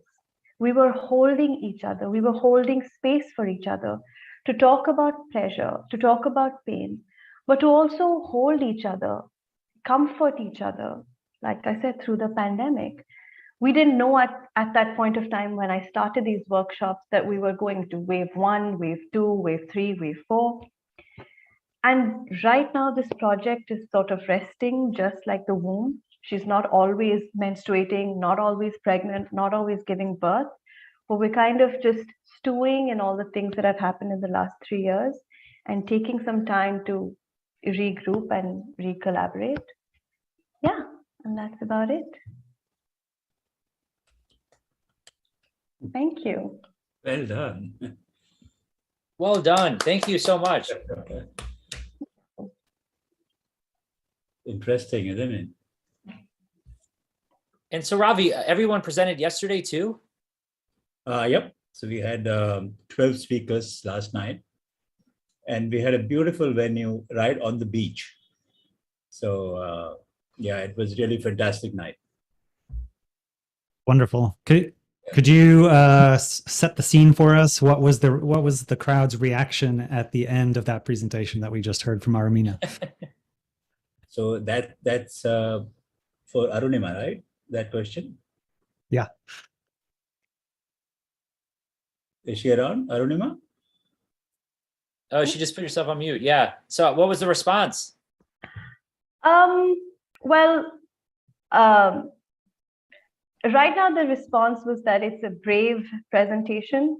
And as much as I appreciate that, I really hope we're able to move past it being brave, because it is just something that I wish would become a little boring and normal, and not be as fascinating, right? So I want to normalize the idea of pleasure, along with, of course, normalizing the, on the other spectrum you have the pain, but I also want to normalize the pleasure aspect. But yeah, the response was really phenomenal yesterday, and it just makes me feel like it motivates me to work on this even more. I love it. I think the work you're doing this presentation, all the work that you showed, it can only accomplish what you just named as your goal. I think it's wonderful. Thank you.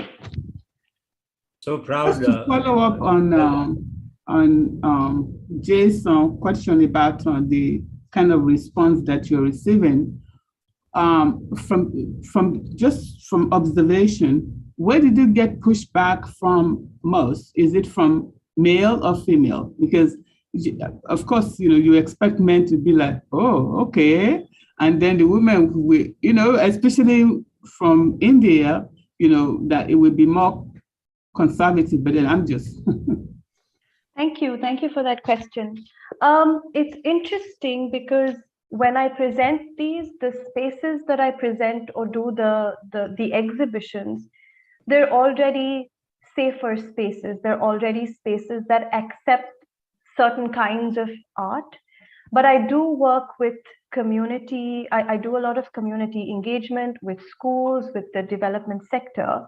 And there is a very different approach in that sense, right? Because I'm a city person, I understand my privilege, so I don't go into these spaces saying, okay, here's a vulva, touch it. So those are longer, more sensitive interactions. But I must say, I haven't got pushback in that sense. Everyone is always very curious. And it's very interesting because people do want to learn more. And I've had men or male friends, and those people who identify as male want to know more about the male anatomy, and someone talk about that as well. So I'm hoping that I can open this up with more artists and activists from different gender identities to kind of also support this work that I'm doing, but also build it more for the different genders across the spectrum.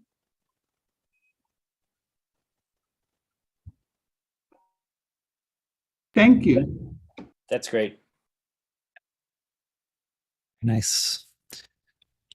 All right, Ravi, I'll let you move it forward for the next folks. Absolutely, I'm here. So next presenters are their siblings, Brandon and Belinda. Their band is called Merak. So Merak is, Brandon, Belinda, you around? Yes, so here. Hello. Great. Wonderful.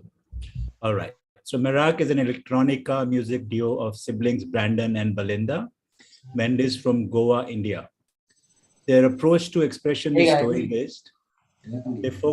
They focus on mood-enhancing sound design, poetic lyrics, and like to play with different arrangements and compositions to keep their music engaging.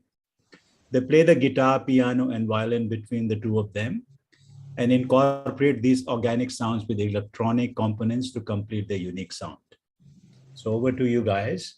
I just want to tell you they're going to be a little performance during the presentation. So it'll be fun. That's great. Brandon, Belinda, ready to go? Yeah, ready to go. Okay, the floor is yours. All right. Okay, so we're Merak. This is Brandon and I'm Belinda Mendes. We're siblings from Goa. And we write, create, produce, mix, master, and very unsuccessfully try to market our own music. And while coming up with the name, I thought it would be cool to name ourselves Mend, so people could say Mend is brain. But Brand thought this beautiful Serbian word that doesn't have any equivalents in other languages would be better. And our journey kind of kicked off when our cousin sent us this poster for a national competition where we had to make a song in 50 hours. And to our surprise and delight, we came first amongst 10,000 other people internationally. And they made a music video for us on MTV, and we also got signed by a Delhi-based label called Rockstar FM, which they released one of our tracks called Multicolored Dreams. And a Jamaican artist also did a remix version of the same track, and we kind of got slotted into the indie scene over here in India, which really propelled our music career in the industry. We've collaborated with Sahish Bakshi as well, who was in Box Out, and also with Crown, which is another Bombay-based label. And this is the way we were working with them. I'm doing the editing myself. She made all the masters. So it's a huge struggle being an artist, being musicians, but it's worth it. It's been really worth it. All the struggles, all the time, all the effort, living each day happy, and this is what we have to show for it. Being reviewed by Rolling Stones India, being reviewed by Rock Street Journal, Wild City, and but then most recently, the Hindu Times, where we just got reviewed by the newspaper. And it's been great because we were the 2022 the artist to watch for in 2020. Yeah, so it actually all started when we were born. We were a year apart, which was great because we have a lot of shared experiences, and our synergy and the wavelengths are really close, which allows us to make music much better. But before we could make any music, we probably made a lot of noise. And our parents have been really supportive actually for us throughout. We used to wake up on weekends and listen to Jim Reeves, Beatles, Carpenters, and that really influenced our music processing from a very early age. And they also put us for music classes. We were in the choir and started playing the guitar and the keys, but we really couldn't do theory music anymore, so we just ended up learning by ourselves. This is a picture of us playing the instruments, Bernard on violin, Bernard ukulele, me on the guitar, me on the piano. We don't need to just pick up whatever instruments, and we in fact went for classes, but we did it for a month and just left and picked up everything per year and learned everything from the internet. I mean, because that was just passion driven. So I'm also a practicing architect as well as an artist, and I have a lot of, I like to do murals as well for my projects. And I think that the whole architecture mindset really informs and helps the way I write music because it's very visual, descriptive writing that I think in our storytelling process is quite important. This is a picture of the brain. Why? Because I studied psychology before I got into music, and I was really interested in all the way the brain works and how even music affects the brain, stimulates all parts of the brain at the same time. It's also helped with ADHD people. So the idea of learning psychology and then coming to Goa and doing music has been really liberating for me at least. And as you can see, Goa is a really beautiful place, and it's full of nature, it's full of waterfalls, beaches, and it has endless amounts of stories to tell. Us, which inspire us so much writing all these music videos.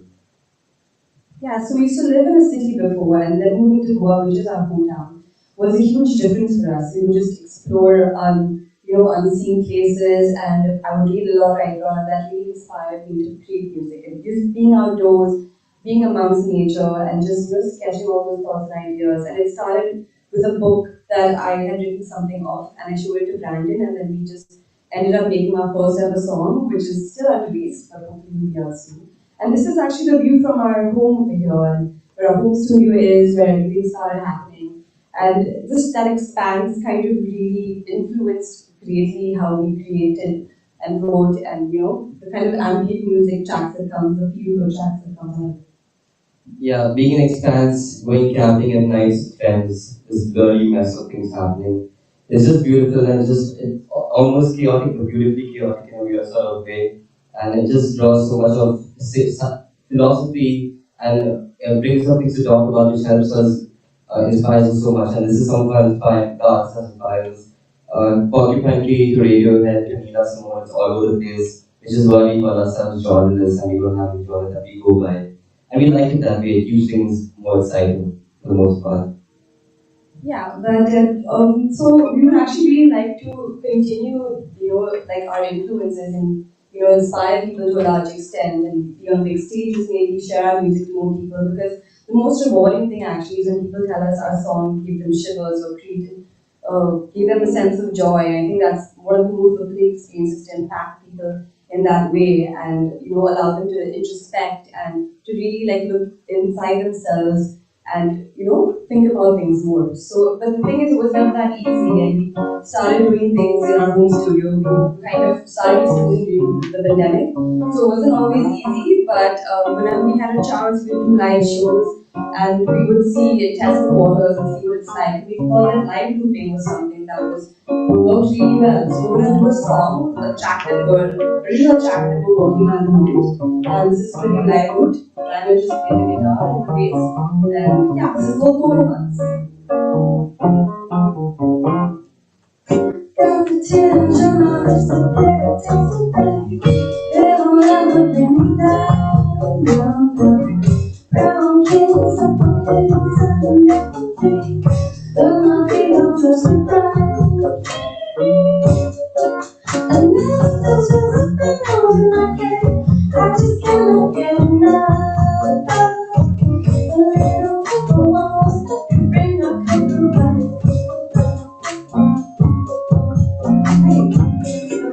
That was Coco Butts, and yeah, we hope you like that. Thank you. That song is for the love of chocolate, I believe. That was great. I'm sorry, I totally jumped out of the slides and just went to you guys directly. That was so fun to watch. Thank you. Hey, That was great. Sounded great too. Yeah, Sean, you want them to sing another song before we say bye from Goa? That sounds like, how do you say no? Yeah, let's do it. Belinda. We're not prepared for this, okay? Oh, dang, I love that. Like, that's what you do as performers. I need to put this, but please give us a minute. So, Ravi, did you have them performing at your PK night too last night? Yeah, we did.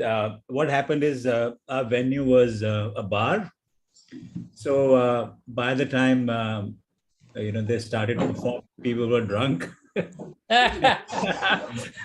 So the PechaKucha turned into a big party last night. And it got very noisy, so we had to cut it short. But yeah, they did perform, and it was fantastic.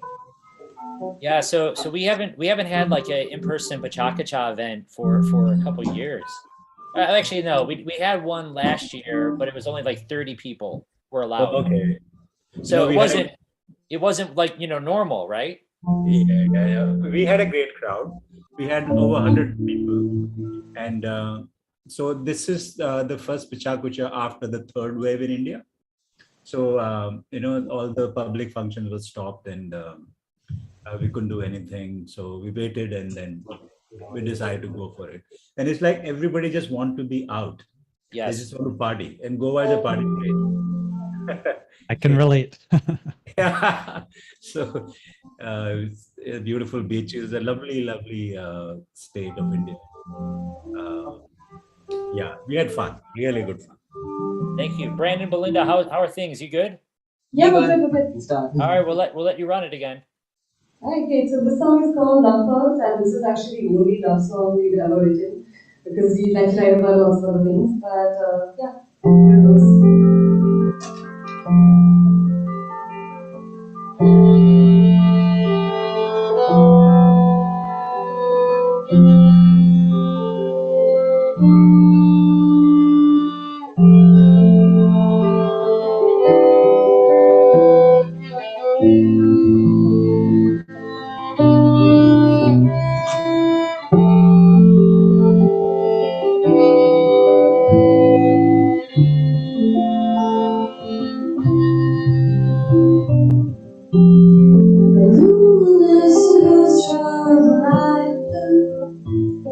Along with my letters to you,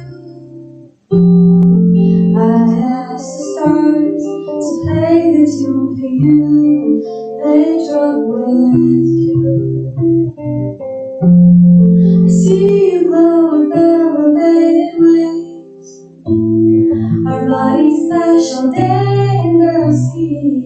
The sun sets while you you're holding me tight.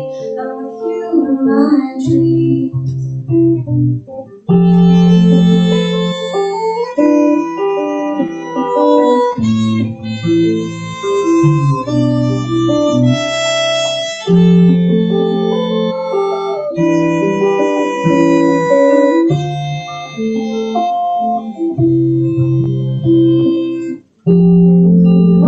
Tales of intimacy around our spirits, they're tracking a balloon up.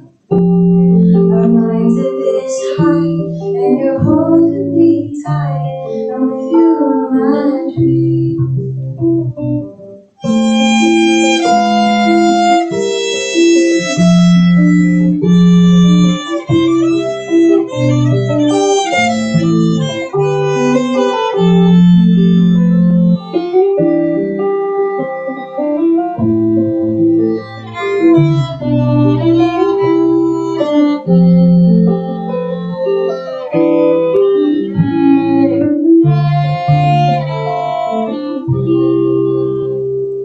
Meanings vanish through lucid dreams, far away to where fantasy takes us.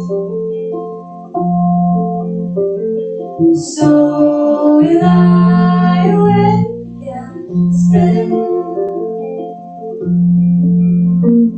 to real melodies that last endlessly together.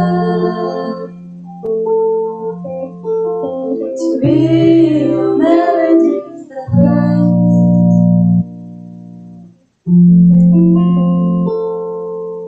Hey, thank you. So the actual version has a huge electronic rock part leads over to this, but this is our acoustic version of the song. Hope you guys like it. That's amazing. That was so lovely. Like for me, it's like 8:30 in the morning. It's the perfect melody for right now for me. Yeah. Thank you. Thanks. Very nice. Thank you for sharing. Well done. Thank you for having us. That's cool. And thank you, Ravi, for arranging all of that. That was lovely. Good job, sir. Welcome. Yeah. And bye from Goa. Okay. Yeah. Thanks, guys. It was lovely to be on. Thank you so much. Thank you, Ravi. Okay, we're going to move over back to Africa, back to Uganda. So we're going to look for Pamela now. Pamela. Hi. I see you. Hi, Pamela. Hi. How are you? It's good. It's good. So good to see you. Thank you for always organizing such great events for PechaKucha. And then we get to have you present today. Yes. Yes. It's been almost 10 years since I did my last PechaKucha presentation. Yeah. So there's nothing like being forced to do it again. Yeah, but it's nice to be back. It's nice to be back.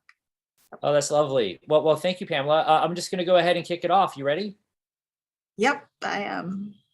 The slides are yours. Yes, so my name is Pamela. I'm an architect in Kampala, and since this is all about love, I guess today I'd like to talk about the things I love about my city. And Kampala has always been known as the city of 7 hills because this is originally how the city was planned. So it's really a presentation about how our city was shaped based on foreign influence and what this left on us. And very often when we see how cities are, we don't know the story behind it. And today I'd like to share with you the story in particular about Kampala. And I'm sure my friends from Nairobi would associate. So this is one of the original maps of the city. And one thing you should know is we're quite hilly, and when the city was originally planned, it was planned based on 7 hills. But it's quite interesting that this is one city and different things kept happening all in the same place, in one city, but the different hills. And why the hilltop? Hilltops have always been significant because traditionally, way back, the kings associated it with being on a higher ground above everyone else. So the hilltop has always been significant, even traditionally. And while the king was also doing his own thing, as Sandra also shared, we also had colonialism. So the British were busy trying to find their way into Africa, and in particular, they managed to find their way into Kampala, as you can see on the map.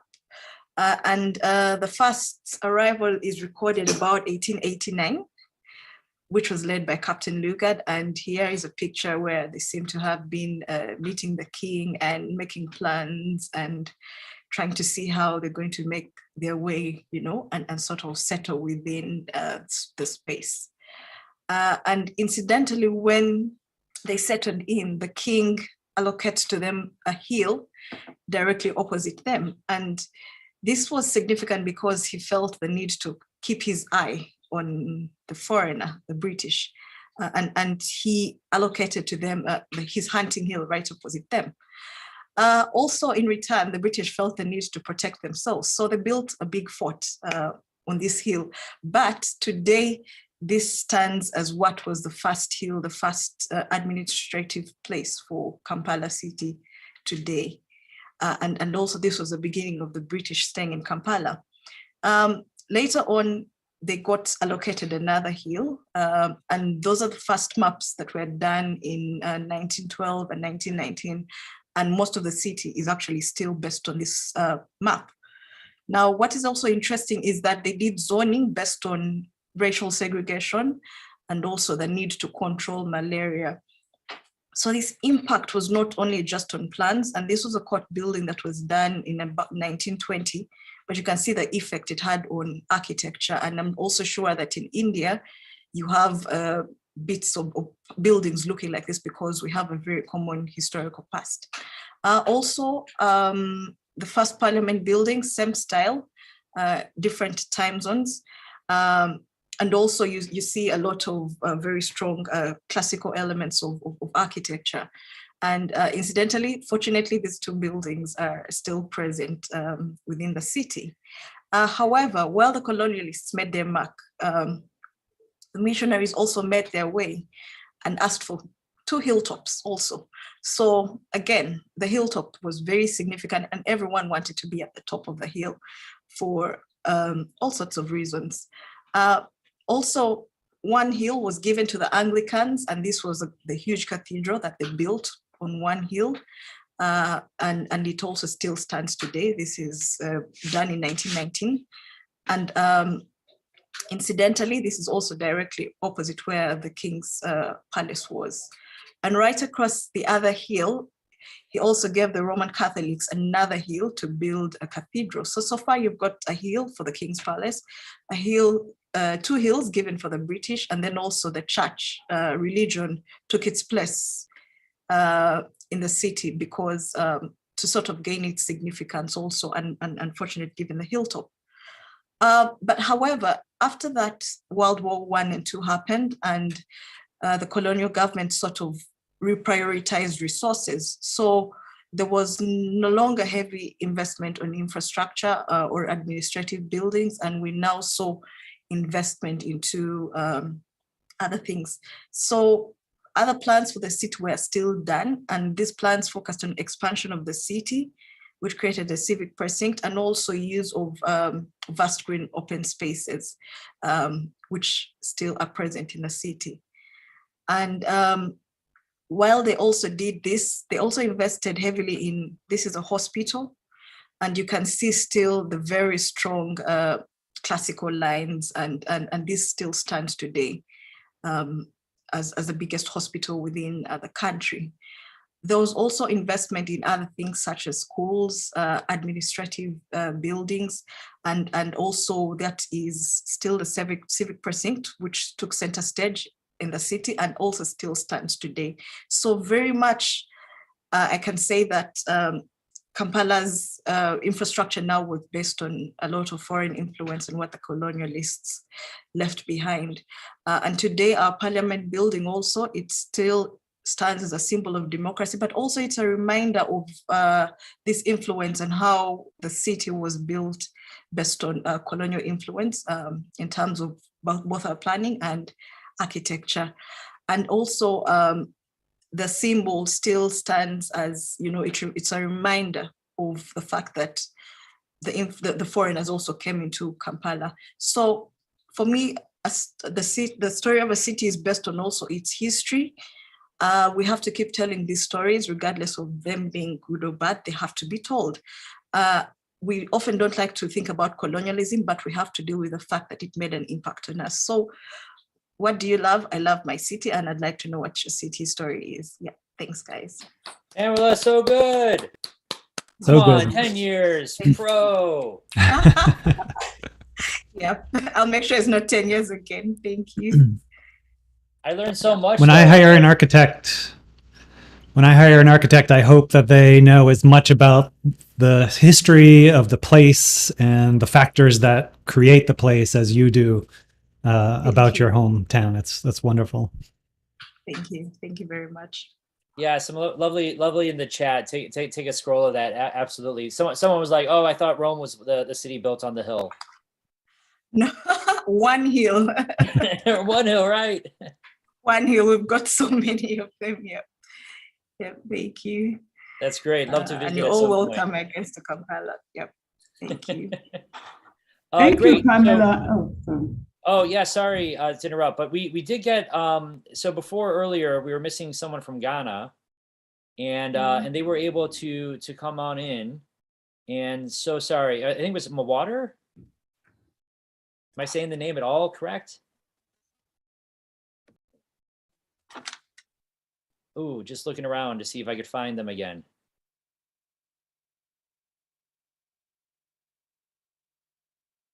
Well, I'm gonna have to find how to get Mwater. Mawator, maybe. Mawator. Okay, Yeah. thank you. And welcome back, Brian. Hi there. They were in the room, but I don't see them now. Go ahead and share your comment, Sandra. I found them. No, I was just going to mention that it's interesting that Frederick Lugard influenced Kampala and Nigeria, going also up to Kenya. So that's really nice to know. It's an important information. I'm just wondering, the influence in your architecture design, whether it impacted that.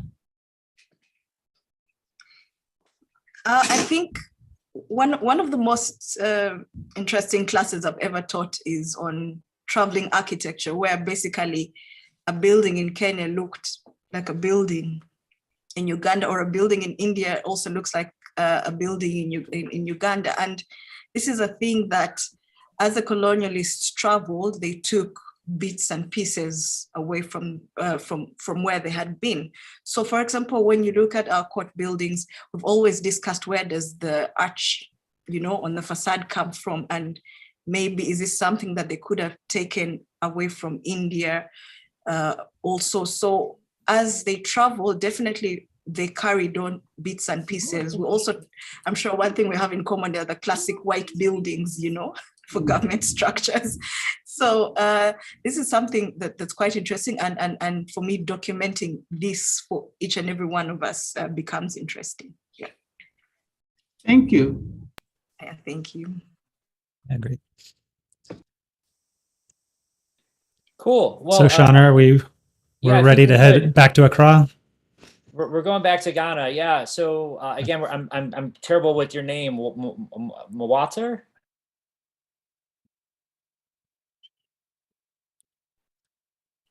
And I saw you here. Are you there? Can you hear us? Yes, I can hear you. Yes. Okay. Okay. Thank you. So, and I'm sorry, your name. I'm killing your name. Please correct me. You can call me Noble. Nabu. Yes, you can call me Noble. Noble. Nobu. Yes. Nobu. Okay. Thank you very much. Sorry about that. Yes, And yeah, sorry we missed your last hour, but we're happy to carve it out for you here. You ready to present? Yes, I'm ready. Okay, cool. Let me go ahead and share the screen out. And the 20 slides are yours. Okay. Yes. So I'm presenting on green pastures of activities. I work in a school in Accra called Green Pastures School. So actually, I'm part of those who host the city event in Accra. And I also work in a school called Green Pastures. This is me with my kids at the zoo in Accra. The Accra Zoo is sort of like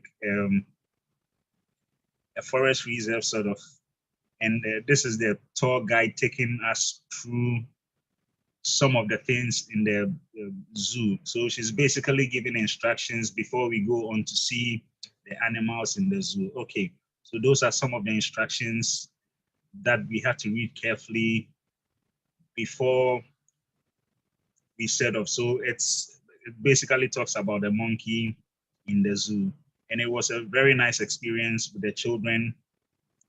Most often we are in class, we don't go out for events, but then we had the opportunity to go to the zoo. And this is a tortoise. It basically symbolizes however slow you are, there's still room enough for you to do things that are necessary, that are needed and important, and you still have a role to play in society. Then we also see the lion, which was wonderful to behold. Many of the children hadn't seen a lion before.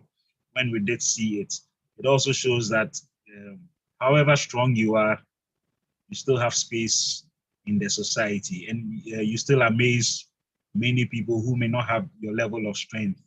Okay, this is one of our students, Esla, having a snake on her neck at the zoo. It was wonderful. She only did that because she realized this snake doesn't have any sting. And it was wonderful seeing people play with snakes, because in Africa, people don't joke with snakes. And I wonder what this young man, Haruna, was so excited about. Maybe because it was his first time at the zoo, he was so excited at the opportunity to be at the zoo. So it was interesting. After leaving the zoo, we came to the botanical gardens, where this young lady here was very teary, crying, screaming when she had to do the canopy walk. And it's interesting, she was sharing a different sort of emotion on the canopy walk, but then other students were also excited doing the canopy walk for the first time. And if you know the canopy walk, you walk on these planks that are up in the air, and you get to see the ground, which is so far off. So this little girl here was so excited doing the canopy walk, and another was using it as her session, her photo shoot session. It was interesting. Actually, I had to walk one of the young ladies down the lane crying. I had to inspire her to be able to complete all the canopy walk courses, which was so interesting to me. Then we had a little boat ride with some of the kids to a little island at the botanical gardens. Most of them hadn't been in a canoe before. It was the first time for them to be in the canoe. Myself, I don't really know if that was my first time. Apparently, I've been on the canoe before. And this is one of our kids, Kwabna.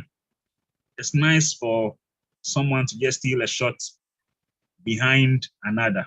So basically, these are events that we organize in the school to send our children on field trips. These are two of our teachers, Mr. Frank and Madam Monica. Well, after working so hard with children in the classroom, it's also nice taking selfies when you get to the zoo.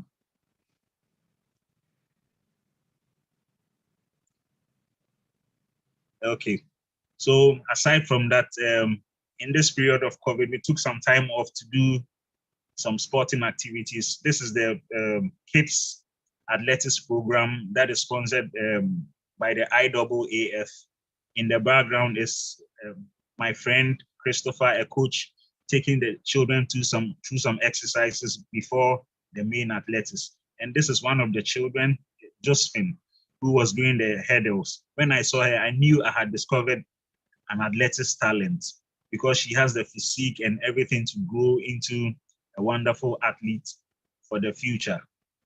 Well, but when I saw Kwabna also do it, and I knew athletics was for everybody, no matter your size, no matter your height. We could also jump, we could also throw, and you could also run. So Kwabna, with all his weight, was also enjoying the athletics, doing the hurdles also. that was wonderful and interesting. And these are some of the young ones posing for the photo because they had a wonderful athletics session. And it was very interesting because it's normally not easy for some schools to go out there to partake in sporting activities. And this is my boss. She came to the field. She saw what was happening. She didn't run. Perhaps she came for the photo shoot, or she came to pose for a photography. Okay, so these are a selected group of young ones who took part in the athletics session in their bibs. It's a wonderful laugh thing that goes on.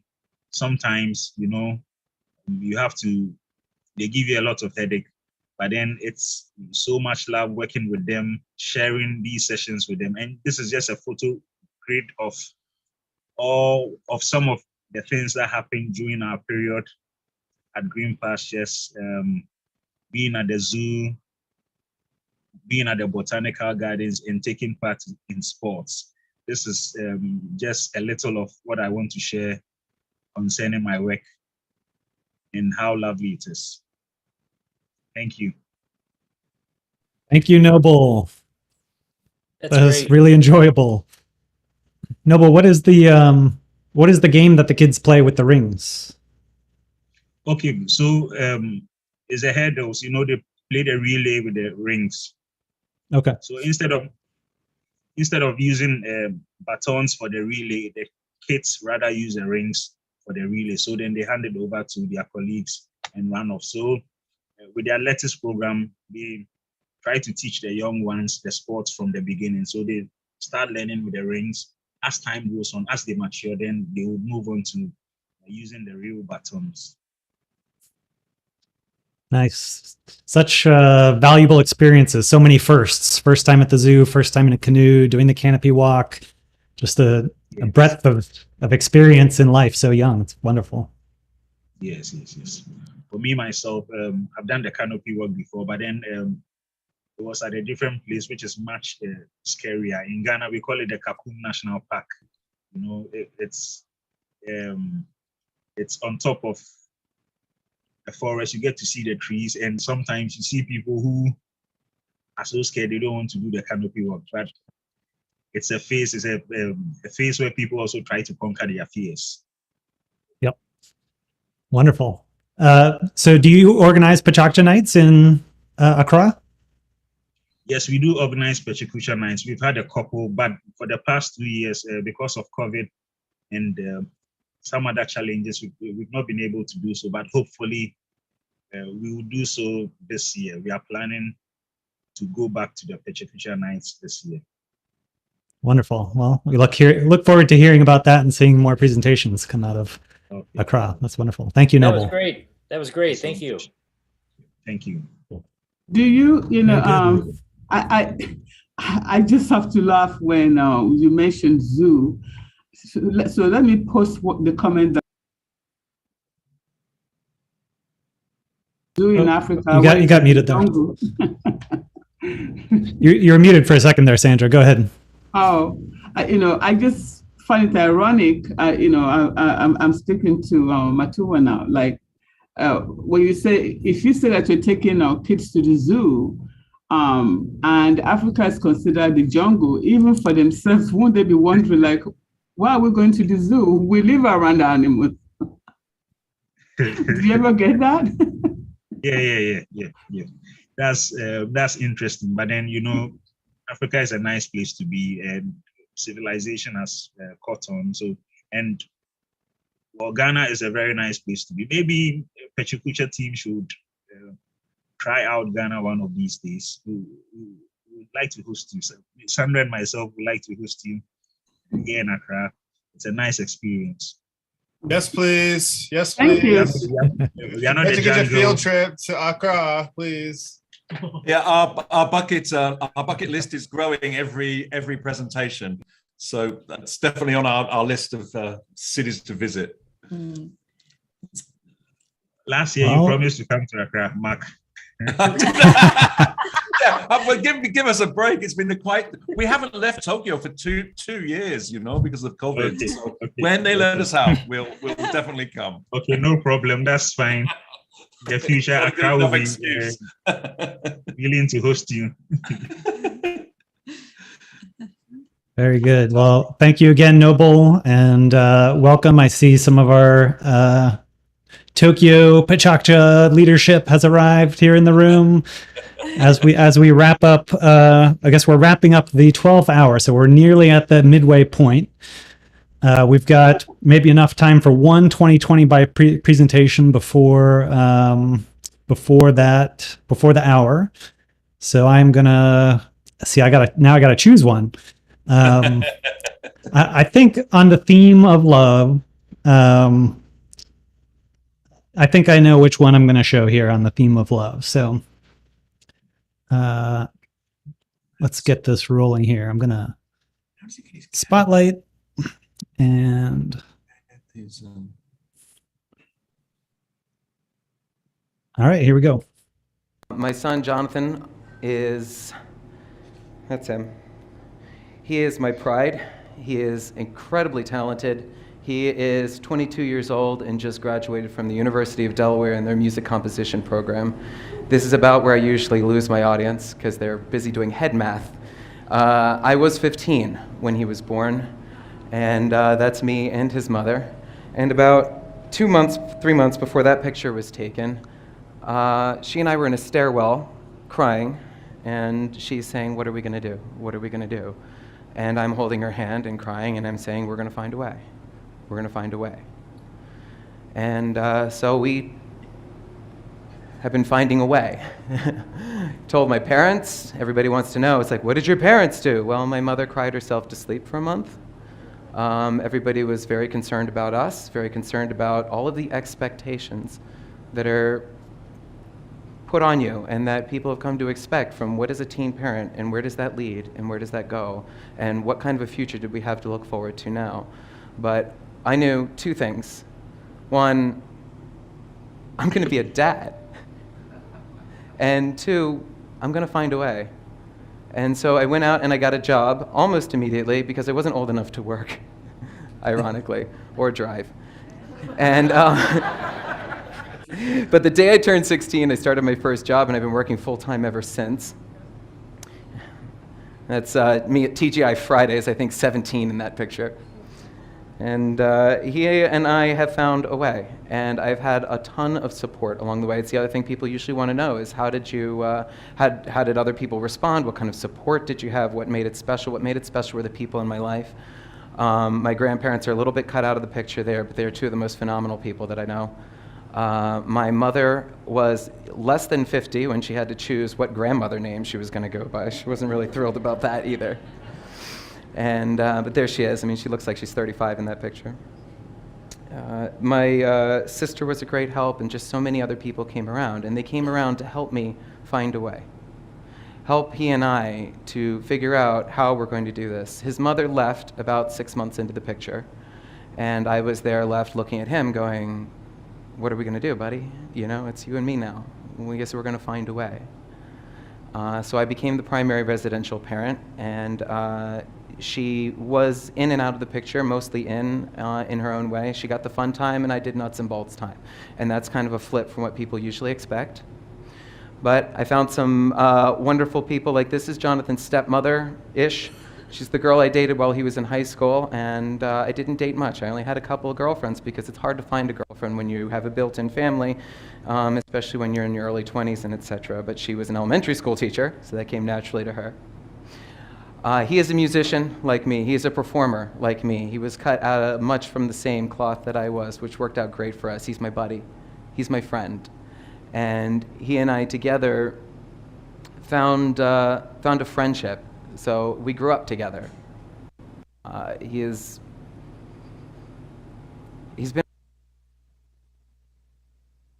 been my partner. And I gave him a guitar that I had just barely learned to play, and then 6 months later he was teaching me how to play guitar. Today he plays the classical guitar among many other instruments. We broke the expectations. We broke the rules. And Sorry, I got distracted. We taught each other how to grow up. We taught each other how to be. I've learned so much more from him. He's been my teacher. He's been my guide. And he and I graduated a week apart from each other. He from high school and me from college. I found a way to go to full-time college while working full-time at minimum wage and raising a teenager through high school years. His mother was a support emotionally. She was a support there from time to time when she could be, when she could make it. She also struggled with being a teen parent. She struggled with those responsibilities and how to make that happen. But we mostly got along. And today she's like one of my best friends. Talk to her about once a week, usually nothing to do with him anymore except to complain once in a while, like, why don't he call? Right? When the unexpected came rushing at me, my response was, I'm going to find a way. There were expectations that were different from that, different from the world. And as I think about me being there in that hallway, crying and holding her hand, I'm reminded of my favorite play, and the scene from my favorite play, which has my favorite line, which is Romeo and Juliet. And Juliet is, wherefore art thou, Romeo? When she's, how camest thee hither, and wherefore? The orchard walls are high and hard to climb in the place of death, considering who thou art. Hence any of my kinsmen find thee here. And Romeo says, with love's light wings did I approach these walls, for stony limits cannot hold love out. What love can do, that dares love attempt, and therefore thy kinsmen are no stop to me. And it's love's light wings, it's that o'erperching, it's that response, that attitude that says, this is coming at me. I can fight it, I can fear it, or I can embrace it. It's not about some woo-woo, happy, positive talk like just think good thoughts. It's about saying, I love you, love is present here, we're gonna find a way, I guess I better go get a job. Dive in. Dive in. When it comes at you, dive in. Because I started when I was 15, or perching walls, flying on that love. And since then, no obstacle has seemed greater than that. Most of my obstacles have just clipped beneath me because I've been flying on those wings, just too busy or perching the entire time. Thank you all for listening to me. Thank you all for letting me share my beautiful song with you.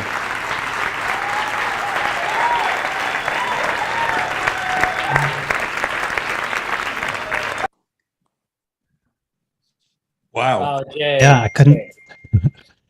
Yeah. I couldn't pick a better one for the theme of love, but go ahead, Mark.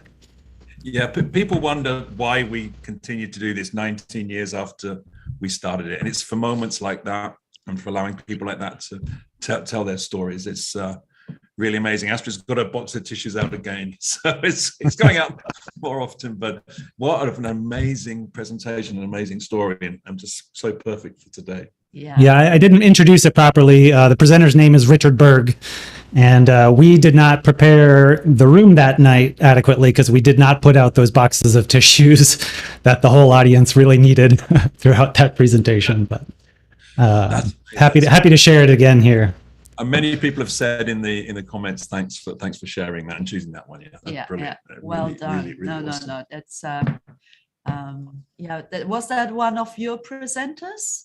In Asheville, yeah. In Asheville? Yeah, he presented here in Asheville a few years ago. Yeah. If you get across to him, please say how amazing he is and never lose those wings, even going forward. Will do. Fantastic. Well, I think we're here at the turn of the hour, and time for me to hand it over. Jay, for hosting, and Sean is. It's great to see. We took a nap here, so that's been awesome as well. Yeah, well deserved. No, you've done a great job though. And we listened. Yeah. We were listening. I was listening, half listening in and half napping. So it's been a really great hour. Thank you all very much, and I'm definitely coming to Accra. Okay. Well, thanks everybody. That also, hi, I'm Brian here. I'm back. Jay. Are we cool to pass the baton here? We're not only just at the turn of the hour, we're at the halfway mark of the whole International PK Day. 12 hours down, 12 hours more to go. And I just want to say one quick before we switch. I want to say thank you to Sandra for joining me and co-hosting for these 2 hours and bringing her perspective also. Thank you, Sandra. Sandra, you were great. Thank you, Sandra. Well done, and it was in the chat. She's PechaKucha's Oprah. I mean, she would just put out the question that was like fully loaded and lovely and put it right on someone's plate, and it was right on. So great job there. Oh, perfect. Fantastic. Perfect. so before we go to hour 13, we do need to change tracks. YouTube only lets us stream for 6 consecutive hours, and we're at that mark. So I'm gonna tell all our YouTube viewers goodbye for right now. Just stick around. If you just refresh the page, you should be able to see the YouTube stream again. It's also on the top of PechaKucha.com. So without further ado, let me just go ahead and stop.